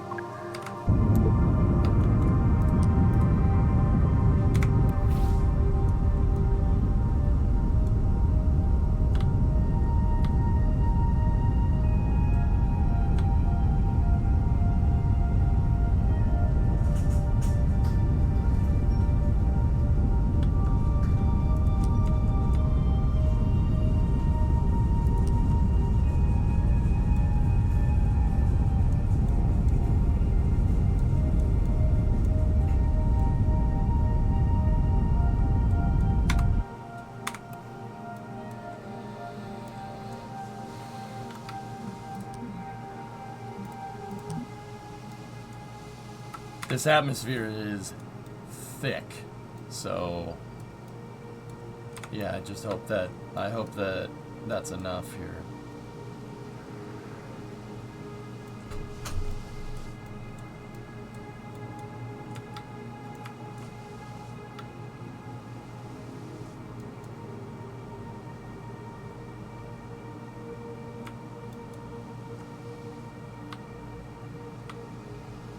I should have put a docking port or something on the nuclear stage.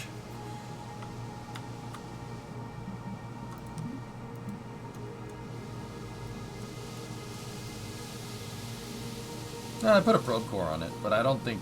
Yeah, no, it does have antennas too. Alright. Here we go. Stand by for deploy.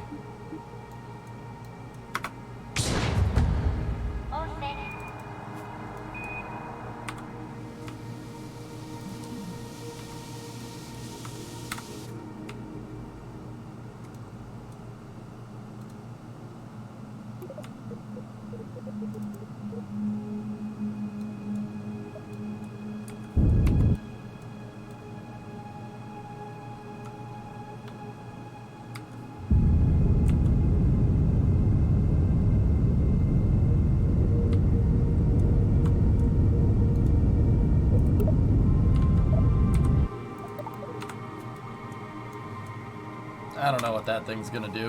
It has, yeah, no control, so.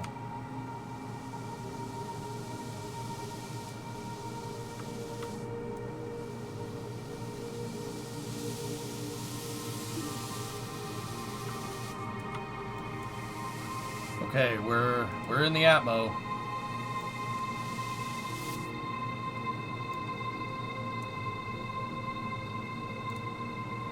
Let's switch to the lander's probe core here.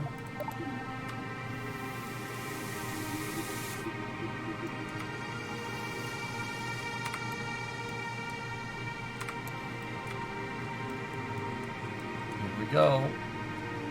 We have decelerated.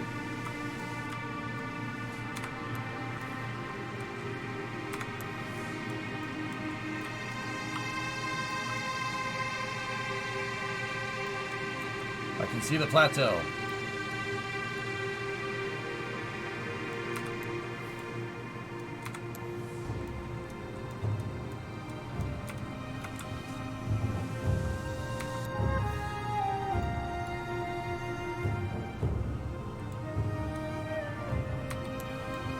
Eve landing music, huh? Okay. Stand by for SM detach.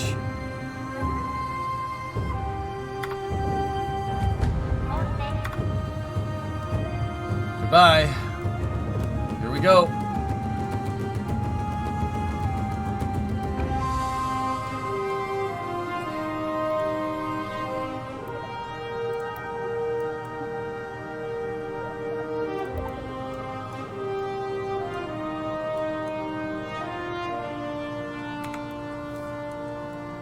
Coming down.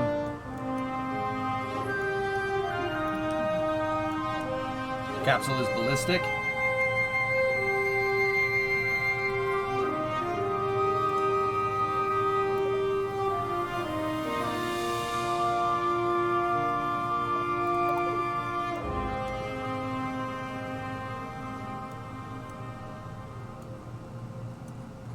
Yeah, just as I thought, we basically stopped when we got into the atmosphere. Once we got below 50, we basically stopped. Okay, I'm going to, we're still 30,000 up, so it's gonna take a second to get back down.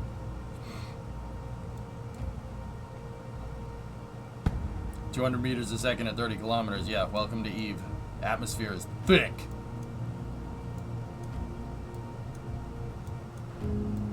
We're already subsonic. Way up here, dude. Look at that. We're basically going straight down. That atmosphere stopped us so fast, dude. Basically, once you get to 45, pick your landing site, and when you get to 45, it's just gonna boop. It's just gonna stop.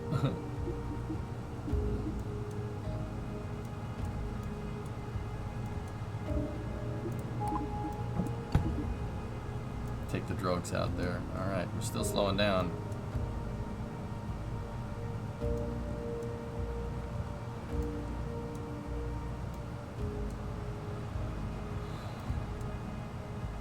We're still decelerating. 20 kilometers off the deck. We're coming down in a very beautiful spot. I don't think we're going to get the highest mountain one, though. It's a good note for a crew landing. The whole purpose of this lander is to evaluate Eve. Are those clouds? They are. Oh, those are the clouds. Oh, this is dope. Look at this.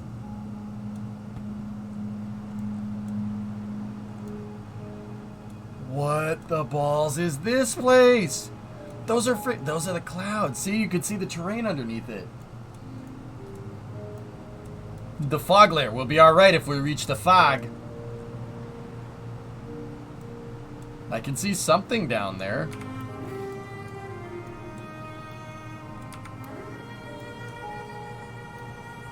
Time warp? Nope. No, no.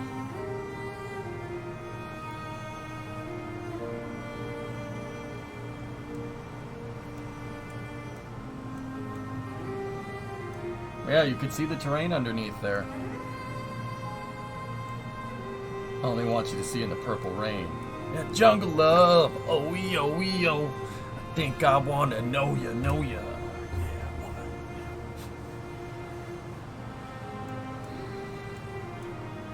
Yeah, Eric, I'm not.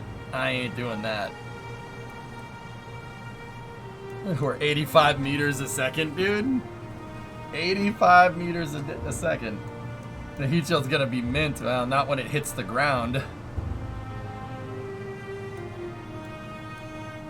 80 meters a second.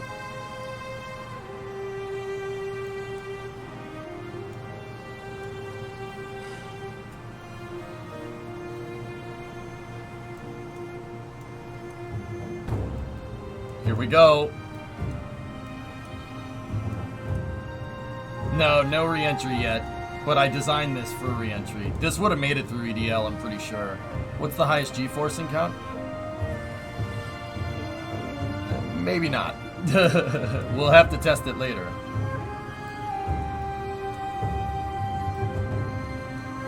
Okay, here we go. We're gonna pull the drogues.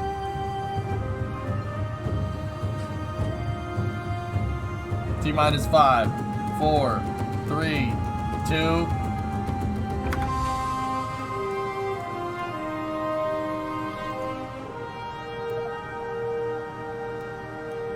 Unsafe to deploy.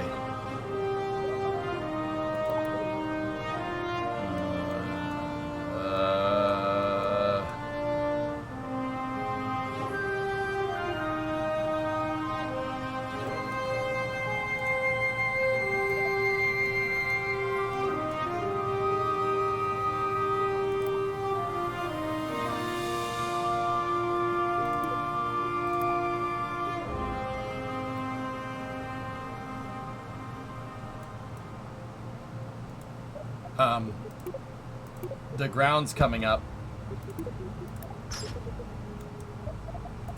Yep. Okay.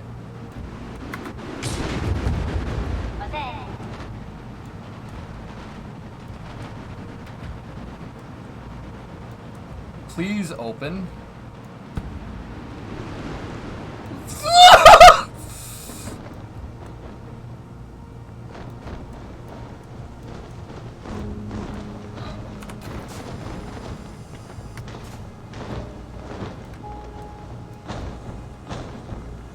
The heat shield.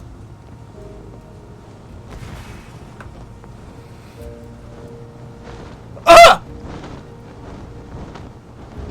Oh! What do we do? What do I do? What am I supposed to do with this? Oh my God! What the frick, dude? Stop it! Get off of me! Oh my God! Dude, you know the odds of that happening?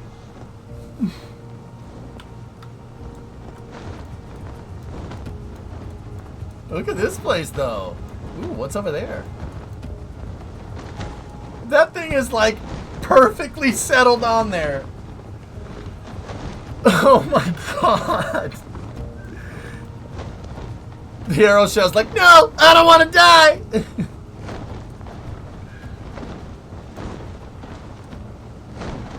just flip it over? I can't. The parachutes are fully deployed. Discovery, go and throttle up. The reusable fairings, dudes.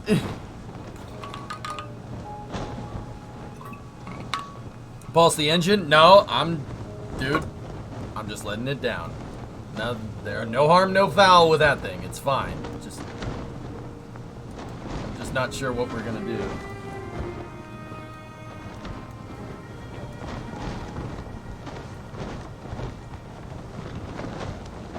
Hat acquired.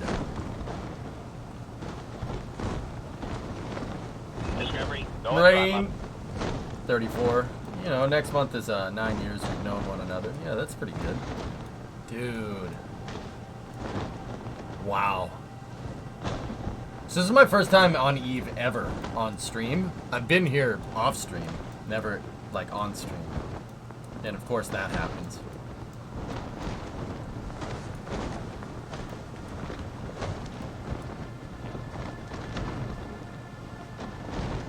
That was my arrow scoop. Even in case we won, yeah, never went to it on stream, dude. Okay. Dampers are at maximum, and...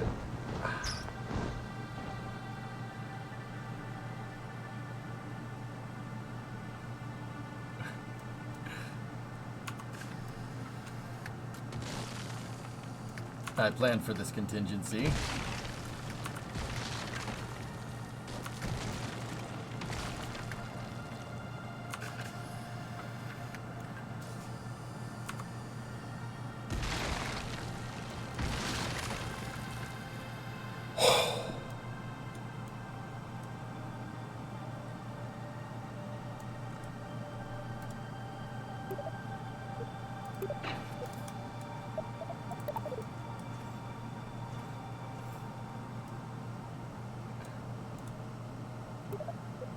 We're here.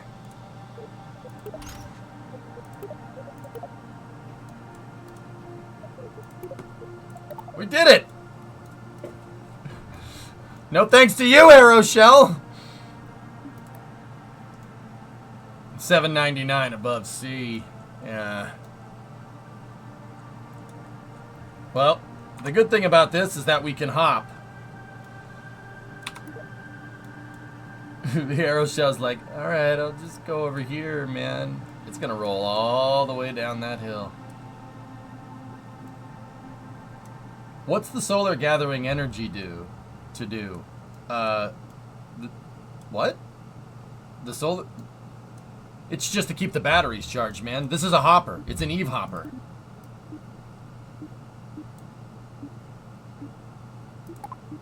I did this to evaluate the performance of things and stuff. So we can turn on the aerospike, turn on the RCS, make sure that our thrusters are enabled.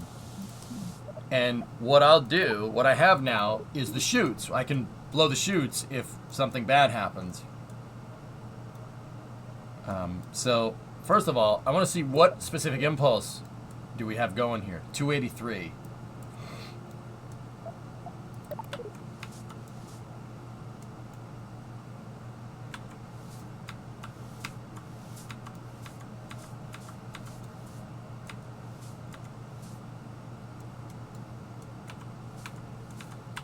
Okay. All right. So, let's try to hop. What about the ISP, the RCS? It doesn't say.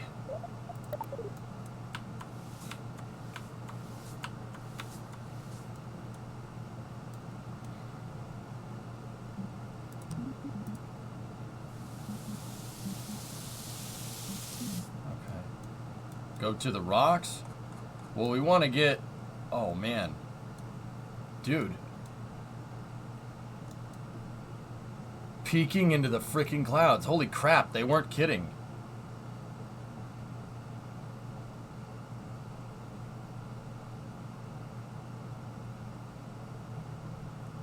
Dude, that's so freaking cool. Look at this place, man.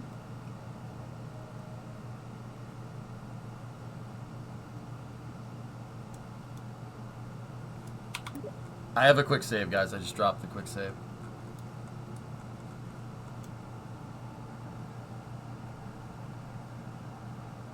Wow.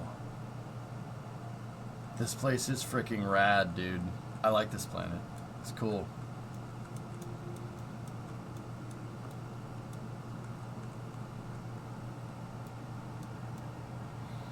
I say let's do a quick hop up here.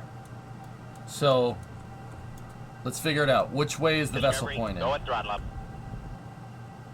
That's the... So, we're pointed up. This is the top of the vessel. That panel right there. That's a lot of purple. Hey, Bree. Okay, we quick saved. Here we go.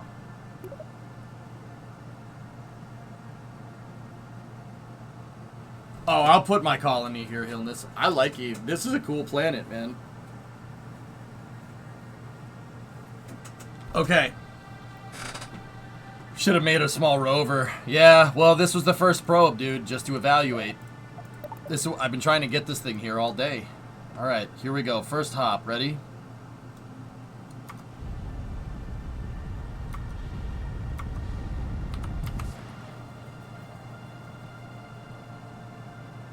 Oh.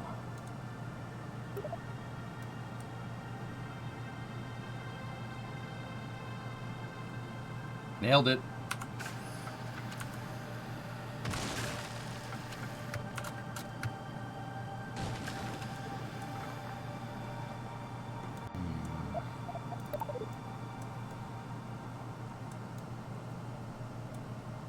All right, what happens if we do this? Oh my goodness. Okay. Alright. Dude! No?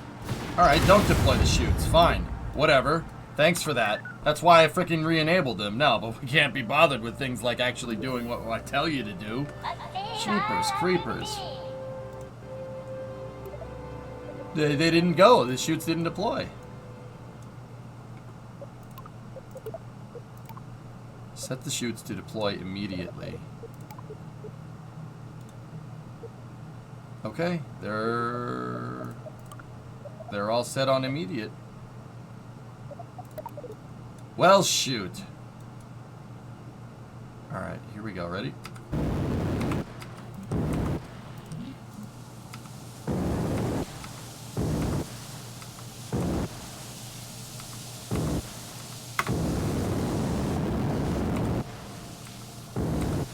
Wow. Super difficult. Super difficult. That's really, really tough. Yeah, us not being on flat ground is kind of killing us right now. It's really easy for Arrow to take the craft. Like, really easy. Yeah.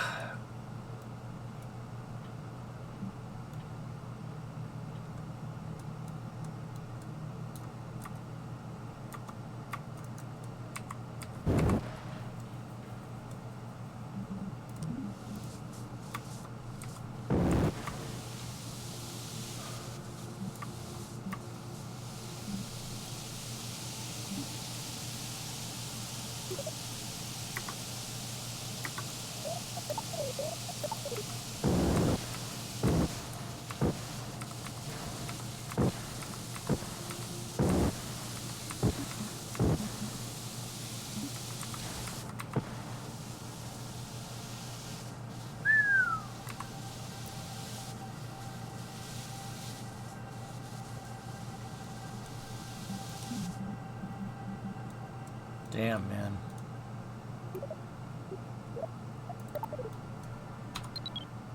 No, they're not retractable.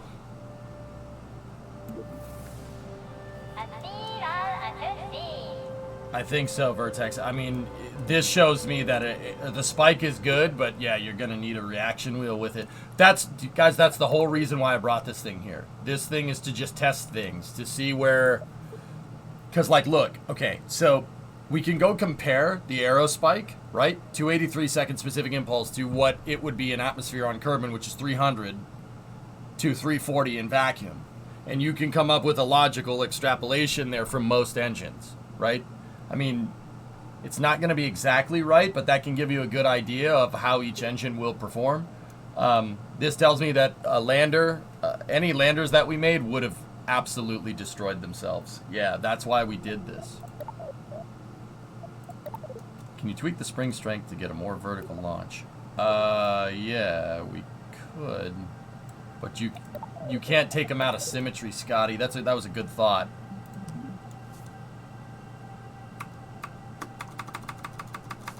So shift doesn't work.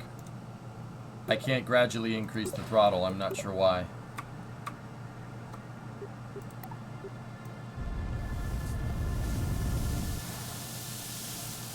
All right, ready?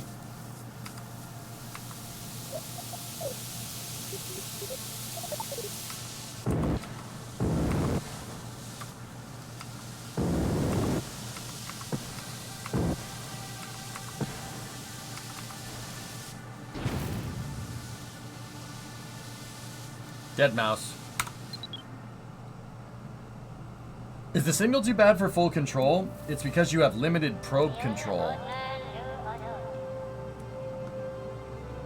How in the balls does limited probe control affect throttle ability?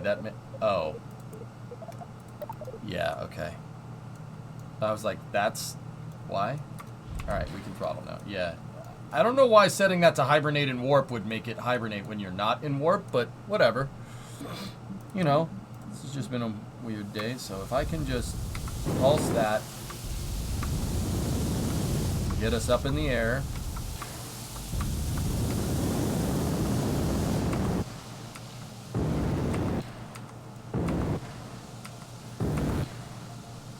Yep.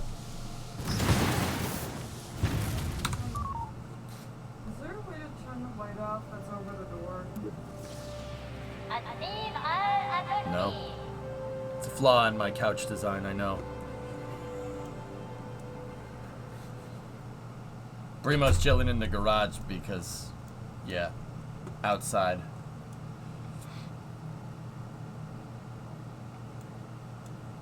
It looks like the panels are wings in the atmosphere. Yeah, the RCS is not good enough to control it. We'd need a reaction wheel or something. So, here. Let's try this. The legs seem to be getting a little sticky. So, here's what we'll do. Shut off hibernate and warp. Quick save again so I don't have to do that all the time. Undo the gear.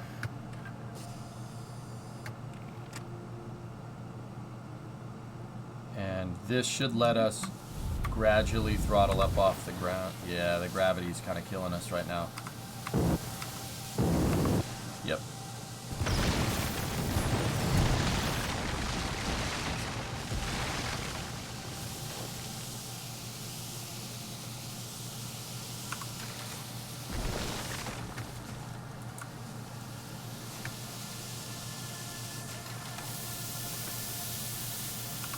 I will not be defeated by a tiny hill.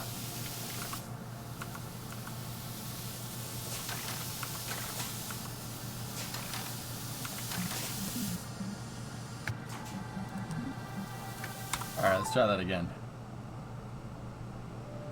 Do the solar panels act like wings? I'm sure they're doing something. The lack of gimbal is absolutely killing me right now. And here. This might be a stupid idea, but I'm going to shut friction. I'm going to shut friction control. Yes! Yes! Ski, baby, ski! All right!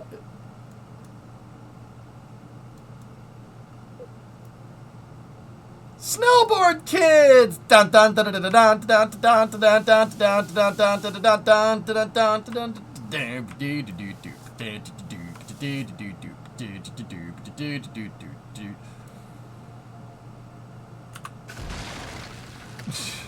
Frick. Damn it.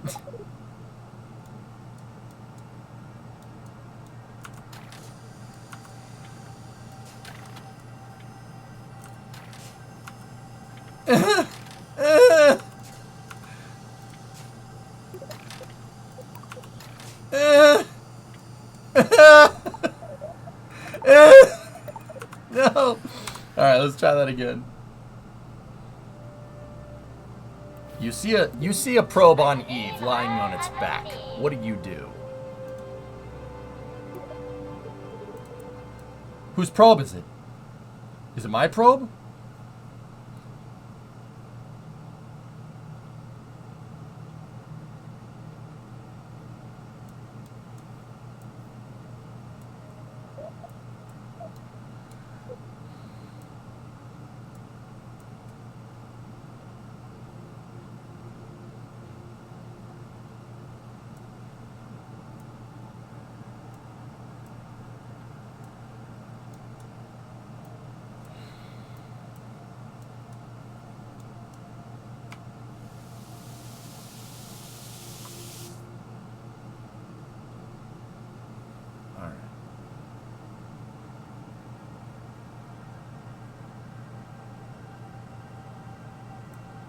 Gas, gas, gas, I'm gonna step on the gas tonight and be a winner, yeah, yeah, yeah.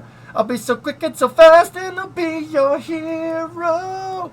Gas, gas, gas, I'm gonna step on the gas tonight. That hill is gonna really mess us up.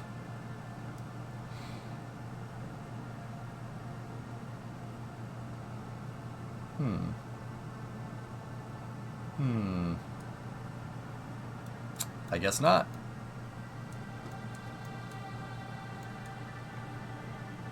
What am I watching? The future. Ah! What just happened?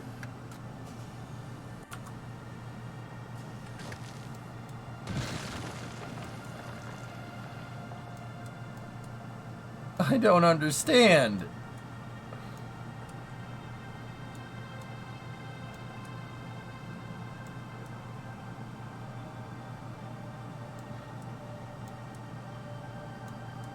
I'm just trying to get us to the bottom of the canyon.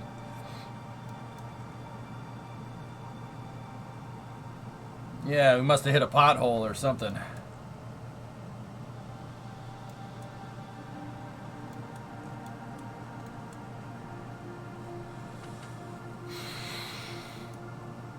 Are we level? Here we go. Now we're level.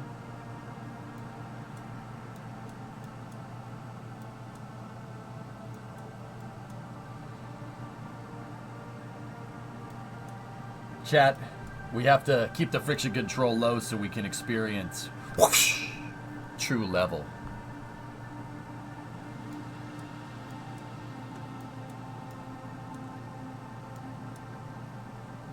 Okay, right here. Just hit the brakes. There we go.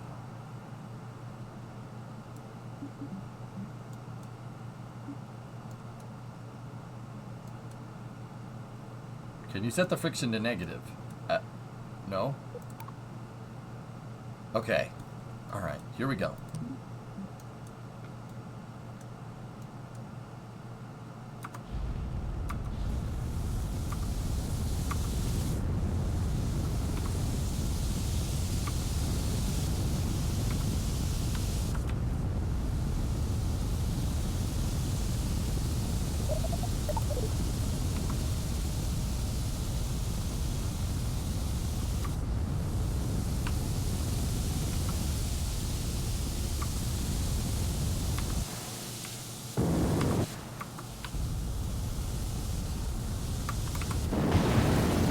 Not good.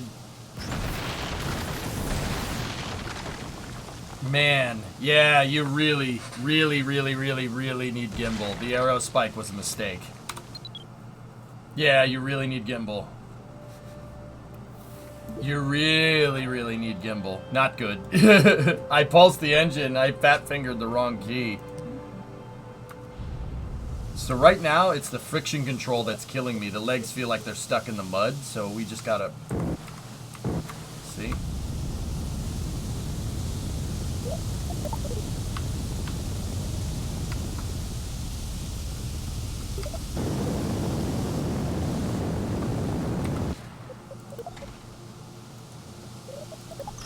Oops.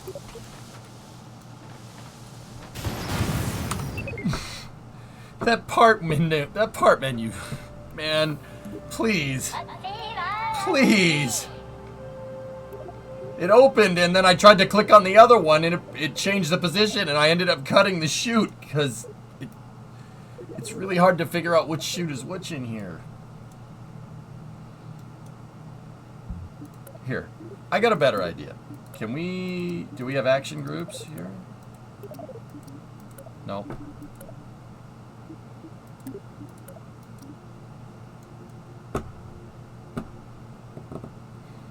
Alright, so we're just gonna have to leave a chute on here and then deploy it.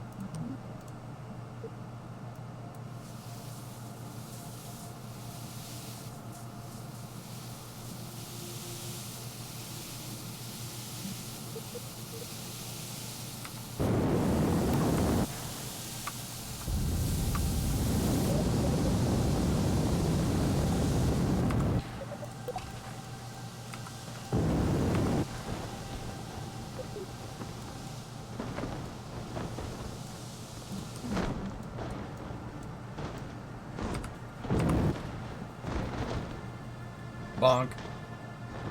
Well, the chutes will work.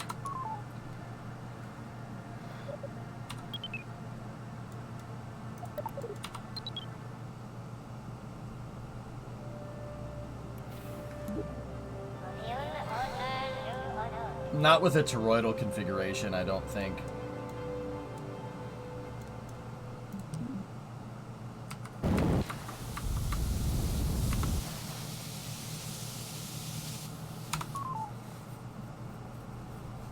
No, the staging is not working, cats.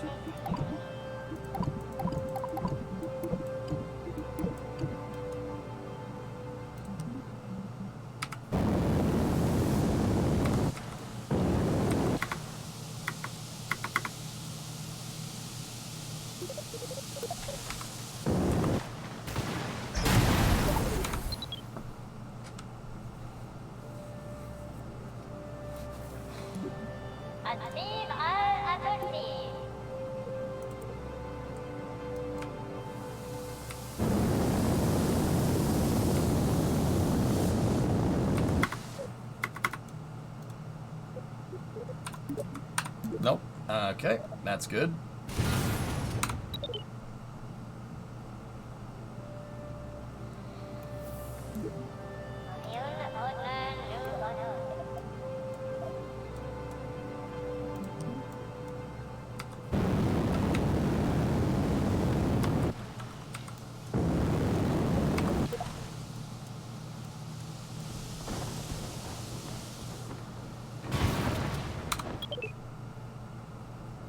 The SAS doesn't really work, Slancha.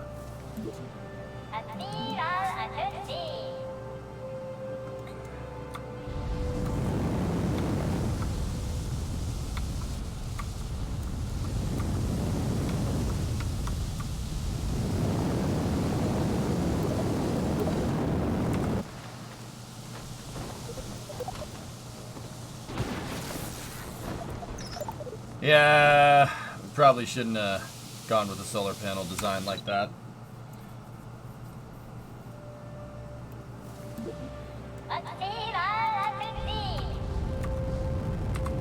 See, okay, the problem here is that if I try to slowly descend, or if I try to slowly ascend up, it feels like the legs are super glued to the ground. So that means I need to pulse the engine to get off the ground. But the problem is when I pulse the engine off the ground, it gives me too much lateral translation, and then the thing freaks out.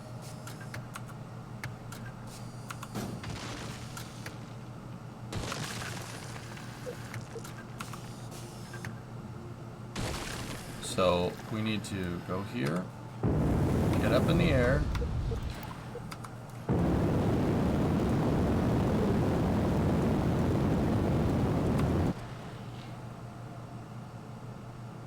Oh, for Pete's sake. They don't retract, Drac. Once again, fellas, this lander is just here to evaluate how to fly around an Eve. I've never done it before. Ever. So, I'm just using this to test right now. It's a good mission. I mean, we did it. We completed the...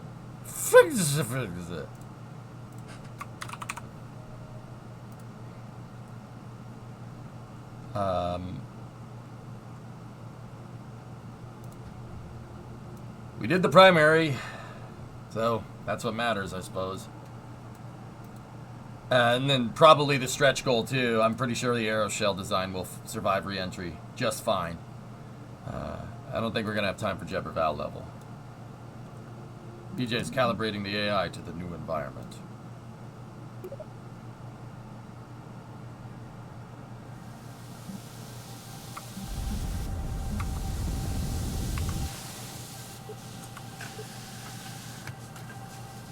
What are useless? What? I don't. They must have put some kind of script in the game that makes landing legs stick to the ground like super glue or something.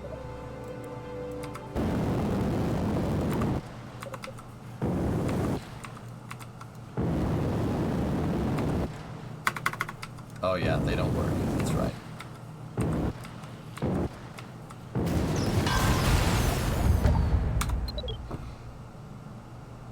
Would an airplane fly here? Yeah, sure, but I mean, yeah. Of course they would. And that the solar panels are creating drag, dudes. That absolutely is happening. But see, like, the thing is that I can't take off. I can't take off unless let's get, you know what? Let's just slide down to level ground. Screw it.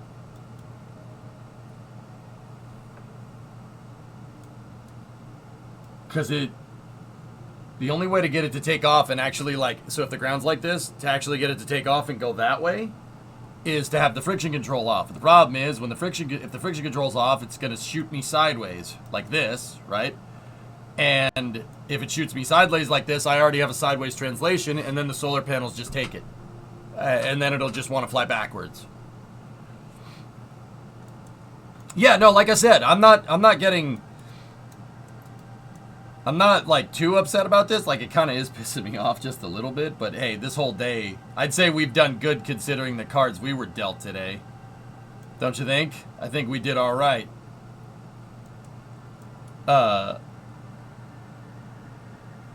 All three of my attempts. Triton didn't work.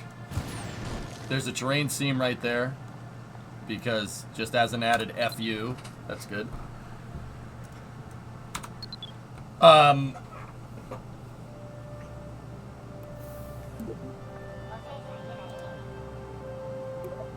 It performs fine. The low impulse and low thrust of the RCS is killing us right now. A reaction wheel would be much more favorable. A heavy one too.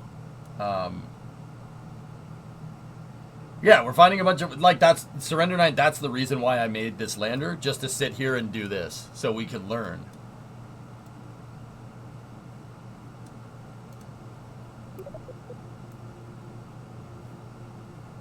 I just got to get us to a level piece of terrain, and then we'll try hopping again.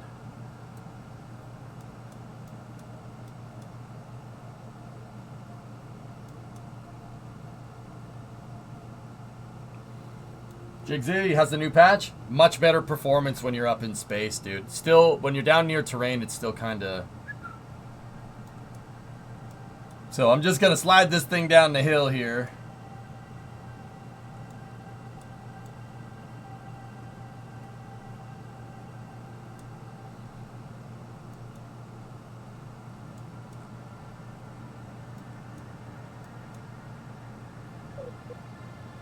And we are pretty dang level right here.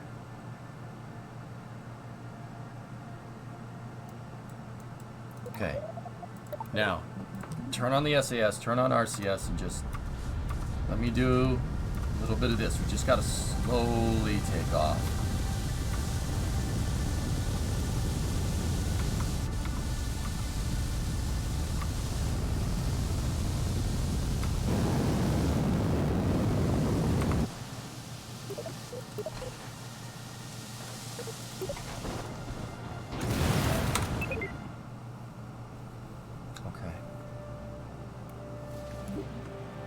Alright, let's get down to that hill again. Yeah, I forgot to save. FAA launch license from Mike. What's Michael saying? I do not know this for sure, but I assume that SpaceX has to receive a license by tomorrow to have a chance at launching on Monday. Not sure that government offices are going to be cranking out a launch license on the weekend. I agree. That's why, Erudite, that's why I said at the beginning of the stream, it's got to be today or tomorrow. They don't stow, Devious. These are the one-time deployments. Yep, that's a lesson we've already learned. We learned that lesson.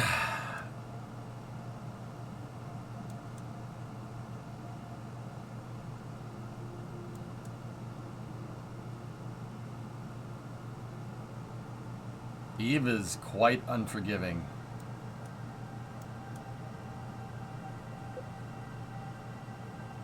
I don't know if the angle of the panels is due. I don't know, Golden Goose. I have no way to diagnose aerodynamics in this game. They took away my debug menu. I'm not 100% sure why they would do that, but they did.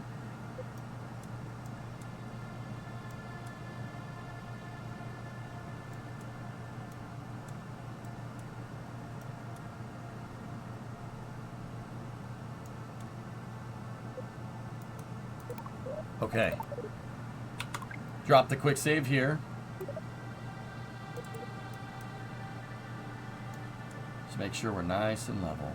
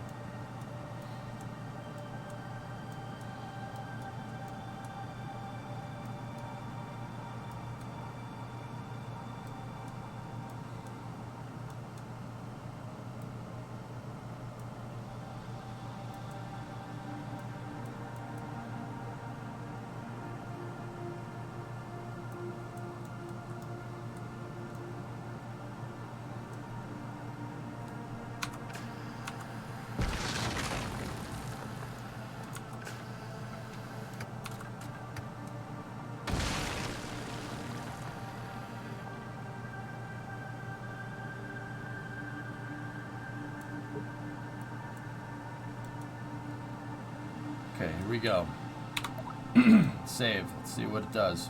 Ready? Ground is pulsating, by the way.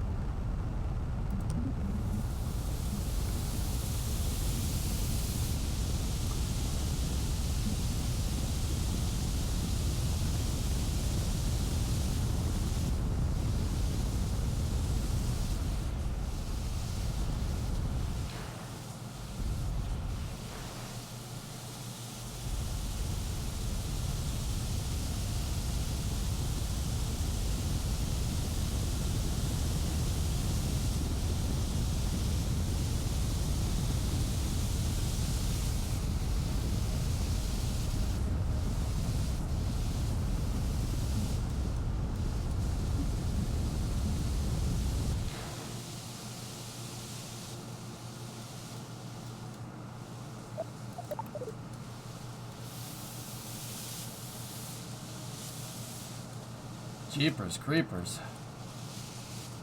All right, let's just pulse. Let's just pump it. See how high we can get this thing to go.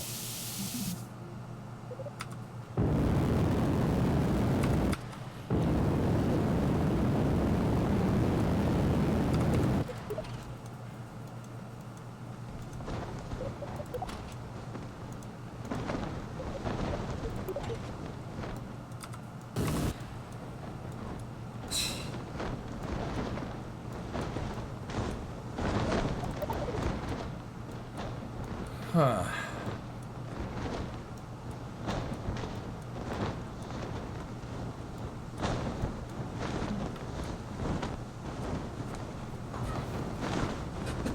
Yeah, the chutes are being a little strange. Hey, Jetrid, what's going on?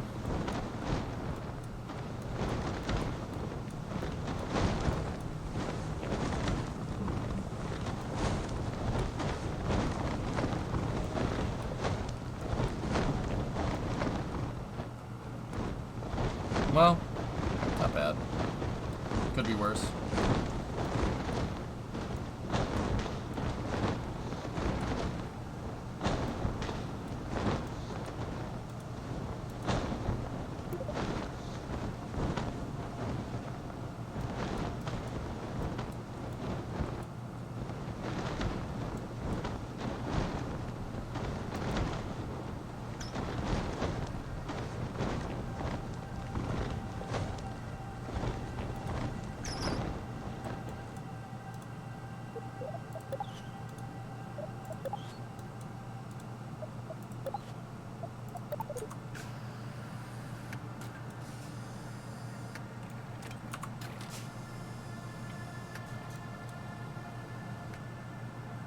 Trying to figure out what to have for dinner, dude.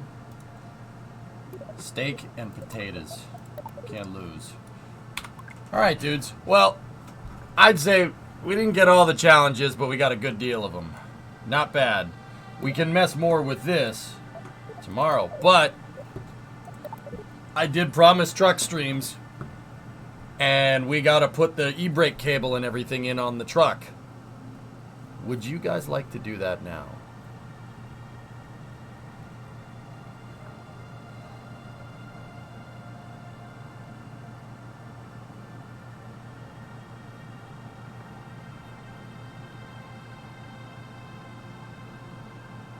Cool. So, I will save here. We made it to Eve. Only broke the game like 60 or 70 times on the way there.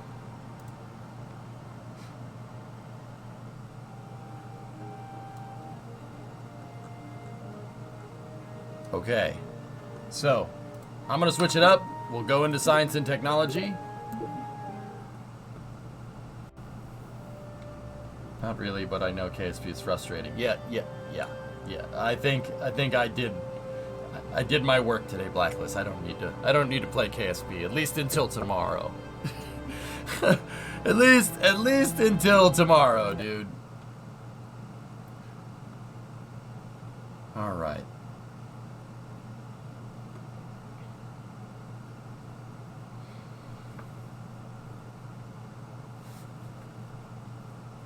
Well, we got the primary goal. Yeah, too much stuff this week. Did you make a juice replica? No. I just was doing an Eve lander, and we made it.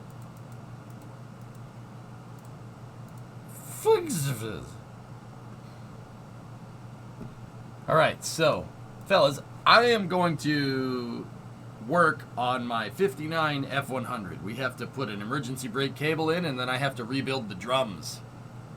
Reassemble those. That's going to be fun. You want to see some Rube Goldberg stuff if you don't know too much about cars. Yeah, this is going to get... So, give me a second, and let me change up the title of the stream, and we will get to work.